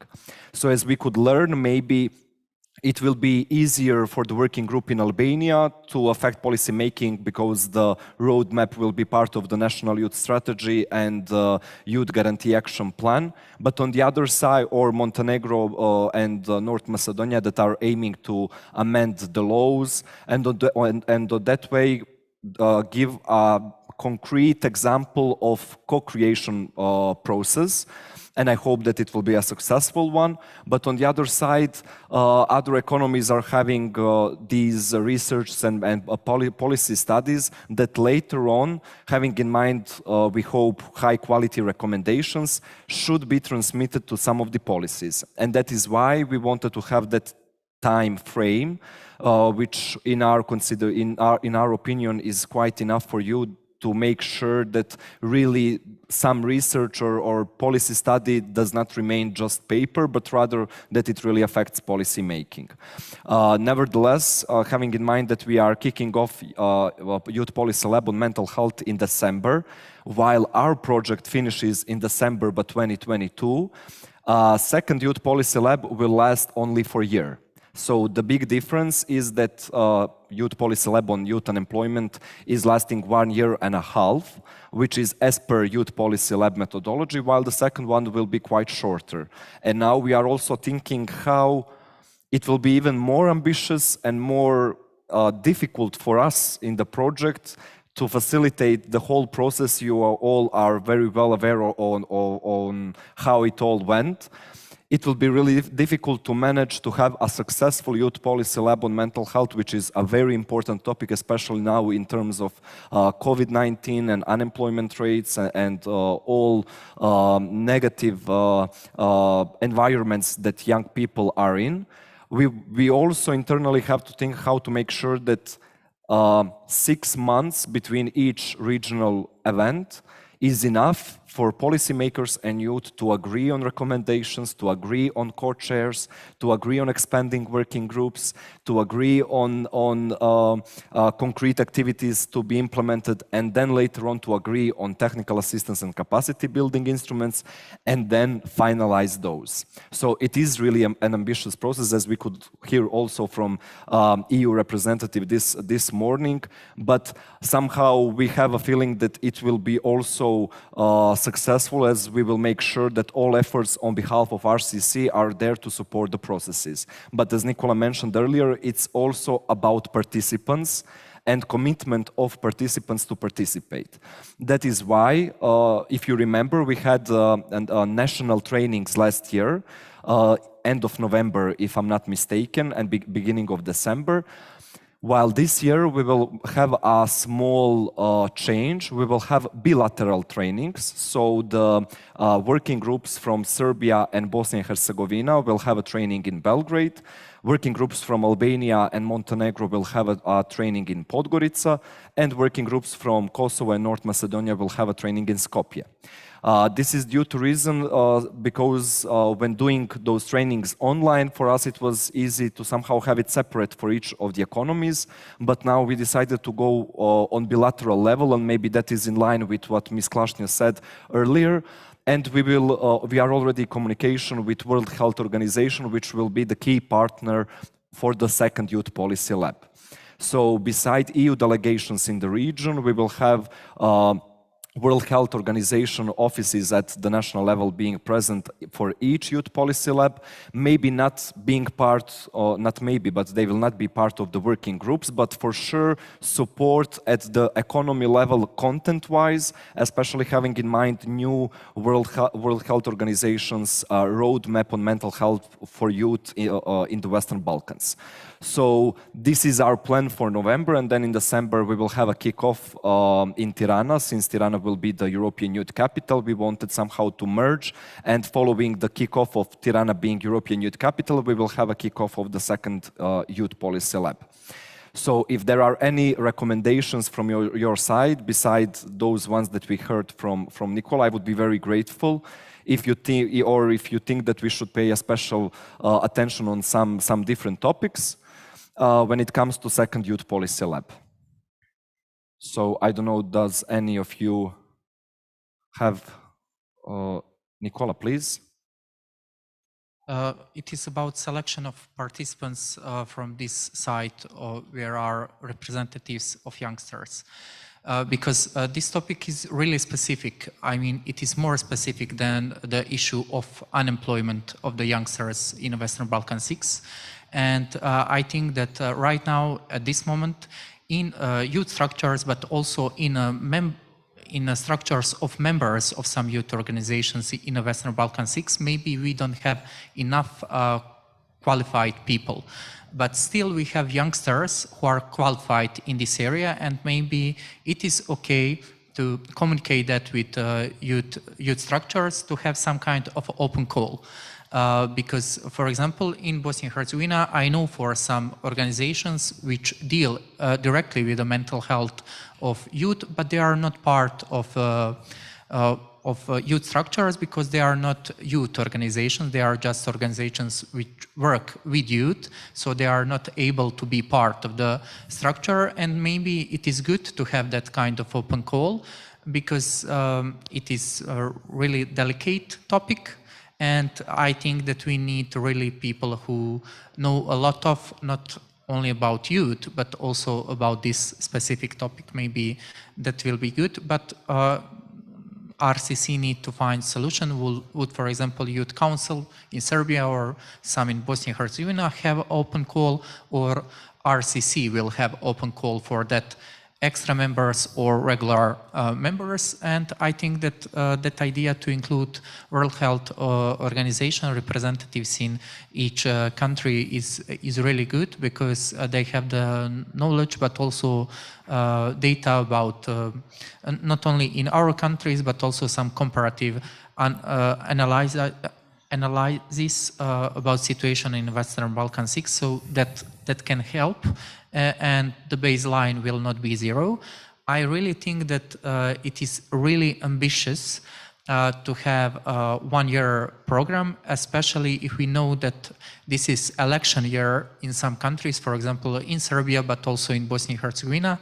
It will be tricky to deal with some issues, especially because it is not easy, for example, to change strategy of the general health of population, but also youngsters. But my own experience says to me that for sure we will find a lot of experts in the ministries, because I had opportunity in the last year to communicate not only in Bosnia and Herzegovina, but also in the region with different ministries related to the issues of health. And I really believe that this second youth lab maybe can have a bigger impact than the first, because topic is more important if we need to look which topic is more or less important.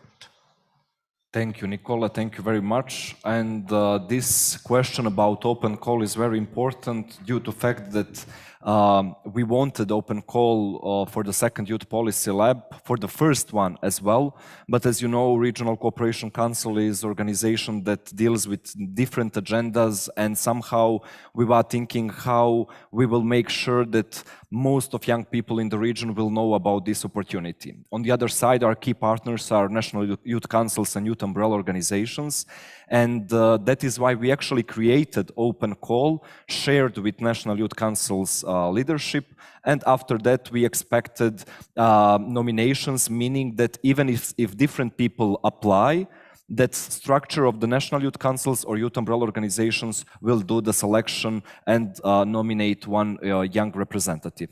Nevertheless, for example, for the second Youth Policy Lab, the open call we shared with youth organizations in the region.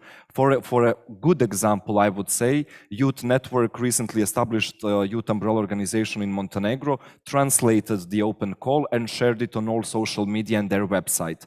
And they were receiving applications for the second Youth Policy Lab, and they have chosen 3 best candidates. So this is maybe the scenario that we should follow for all the rest, but somehow we also wanted to leave it to the decision of the structures of the National Youth Councils. This is mostly because members of the Youth Policy Lab on behalf of the National Youth Councils do not need to be employees or members of the governing board or secretariat, but it can be also someone from the member organizations. On the other side, it is also important to highlight that very often our project is being reached out by different youth organizations that are working on either economy level or local level. And most of those organizations have great ideas and great proposals for cooperation, but we decided that we will leave it as it is per project description and collaborate only with National Youth Councils and Youth Umbrella Organizations, because we in RCC think that cooperating and being open to every youth organization in the region would really create an atmosphere and environment which will not be equal towards each economy. On the other side, we cannot also accommodate all the needs that all youth organizations in the region have. We are the 3-year EU-funded project, and that is why everything we do through and with close cooperation with National Youth Councils and Youth Umbrella Organizations. Even though sometimes we have great ideas from local level as well, we still try to accommodate those through the youth key structure in each of the economies. But nevertheless, let's see how the second Youth Policy Lab go. And I will use this opportunity, of course, to invite all of you, whenever you have or you remember any kind of recommendation on how to improve the process, please feel free to share it with me, and I will make sure that your comment is being considered and, of course, later on transmitted to the Youth Policy Lab methodology. So that is why I'm always highlighting that it's a live document, as we can really adjust it and see, for example, this part of open call to be changed, not to have nominations, or rather to have maybe bilateral or even regional training on Youth Policy Lab. Why it has to be separate? It can be maybe also a regional event where all members of the regional pool of experts will meet for the first time and somehow jointly pass that process of the training on Youth Policy Lab. This time we decided for bilateral. Let's see, maybe it will happen that we will have a 3rd Youth Policy Lab, and then we can also think on advancing it on more level. Thank you very much, Nicola, once again. Do we have more questions or comments? Angie, please. Yes, actually, I wanted to add some comments on main 3 points. First, on the first youth lab that we're involved. later on the second youth lab that you are planning, and also on the follow-up of this initiative. Regarding the first one, I also wanted to get back to your question of communication. So first, I've said that in every event, but actually I want to thank a lot you and Damir for being there in any moment where we've needed, in any time of the day. So it's very important to have as well your feedback and your backup. Because somehow we also suggested before that maybe a type of guideline would be good also for the second lab regarding the procedures and how we need to get back to you, for example, the reporting documents, etc. So I think it would be good to have them explained since the very beginning, not in the moment of implementing activities, but to get let's say, an idea of how the whole process is going, and this is especially very important when it comes to coordination among other initiatives. We all know that we are part of different, let's say, institutions or organizations, and somehow the coordination, especially in this period, has been very busy, since we are all spread in different events, as Nicola says, so this adds up the amount of work that we have to deal with. However, I think that it's good to have this beforehand, or to have it as a document together with methodology, documents that you provided us in the beginning. Regarding the consultancy and the experts that you said, I actually was thinking right now regarding the first youth lab, since you said that we are going to finalize or to have the final conference maybe in May. I think that before that it would be nice, or it would be good to have like a kind of event as share of experience or good practices with some institutions or organizations working in EU level.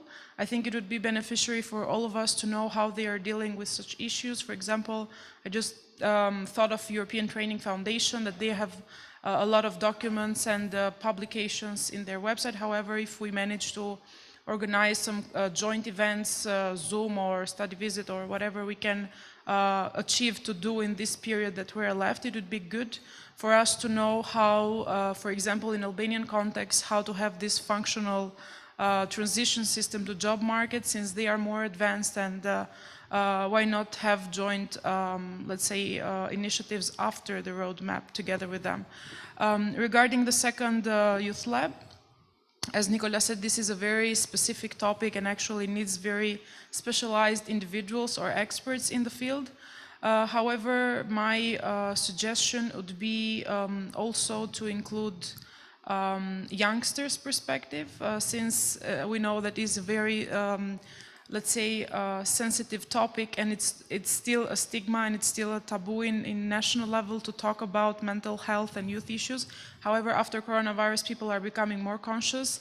Maybe to include youngsters, as in the case of Serbia, to have this promotional campaign, or people that actually will give more voice to this issue.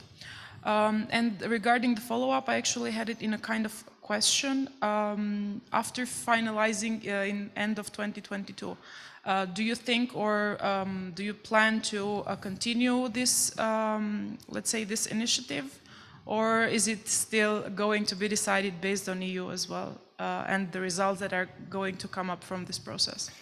Thank you. Thank you very much, Angie, and somehow your questions are quite connected. First of all, I would like to answer in regards to the guidelines. So basically, and open as always on our end. When we started this process, youth methodology was meant to be the guideline for the working groups. Still, we knew, we prepared the technical assistance and capacity building instruments to be triggered, but we could not know what you will ask us to support you. So is it going to be conference or research or amendments on law? Those are all different activities that also require different administrative and procedurally wise approach. So it was really a demanding process even for us internally, because as we all know, this is the first youth policy lab in the region ever. So basically from this first youth policy lab, we learned also what kind of activities are mostly being used, and now we are in administrative process of making the even administrative part easier, as well as preparing a document that later on will serve to the regional pool of experts to ease their work. So basically the answer for your question when it comes to guidelines is that second generation of regional pool of experts will have those guidelines. I think that somehow we also managed without those guidelines to finalize the work with all of you because we were in constant communication. So maybe those guidelines are not necessary because whenever you had any idea or proposal, we were in touch either through Zoom meeting or via phone, email, and all things were resolved. But nevertheless, as we have that rule book on co-chairing and how actually the Youth Policy Lab should work on the level of the economy, guidelines will be prepared. When it comes to the second phase of the Youth Policy Lab, I still do not have that information, but of course we would be delighted to continue the project because we really already see it as a great tool to promote youth participation in decision-making processes, but also to strengthen the capacities of national youth councils and youth umbrella organizations. So having in mind success of the first Youth Policy Lab and soon to be launched second one, I hope that all of us in the region will witness many more Youth Policy Labs, not only through the RCC's Western Balkan Youth Lab, but also to see Youth Policy Lab being implemented at local and at the level of each of the economies, as previously mentioned by Nicola. So let's see what happens. Do we have any more questions or suggestions? Because if not, okay, this is a sign that we do not have more questions, and we already actually had a chance to discuss during the lunch break. I would like to thank you all for your participation and would like to conclude the conference by thanking you once again for being with us today. To thank you for your time actually to come to Sarajevo, but also I want to thank to all participants who are following our work today online via Zoom, and we all know that it's not an easy task to follow Zoom conference for hours, but that is also one of the proofs what makes the Youth Policy Lab interesting and the new way of working and thinking in the region. I hope to see you all then in May on the final conference somewhere in the region. It will not be Sarajevo, but rather some other capital. And that more importantly, we will again meet and actually present concrete results of your work. Since now it is midterm conference, because now we are on the middle of the process. Somehow, having in mind how we started, I am quite sure that final conference will be even a bigger success than today's conference. In the meantime, I am highly encouraging all of you to reach out to me whenever you have any questions when it comes to implementation of your Youth Policy Labs at the level of the economies. But even now, I think that we already have established communication with each of you when it comes to procedures, events, and so on. So I hope that in the future you will even reach out to us more so that we can make this process until the end of May with concrete results and mandatory joint work of policymakers and youth. On the very end, I would like to thank to all our colleagues in RCC for their support, starting from senior management and administration to make this conference happen, but also to actually implement Youth Policy Lab. As you can imagine how difficult it was to initiate this kind of regional big project in the but actually with start of the pandemic. Now when we are having still these hybrid conferences, it is easier than meeting via Zoom. So I really want to thank you for being with us today and for your active participation, to thank my colleagues, and of course, last but not least, I want to condemn Damir and congratulate on the great work when it comes to logistics and preparation of this conference. I wish you a great afternoon and enjoy your stay in Sarajevo and hope to see you soon. Thank you very much.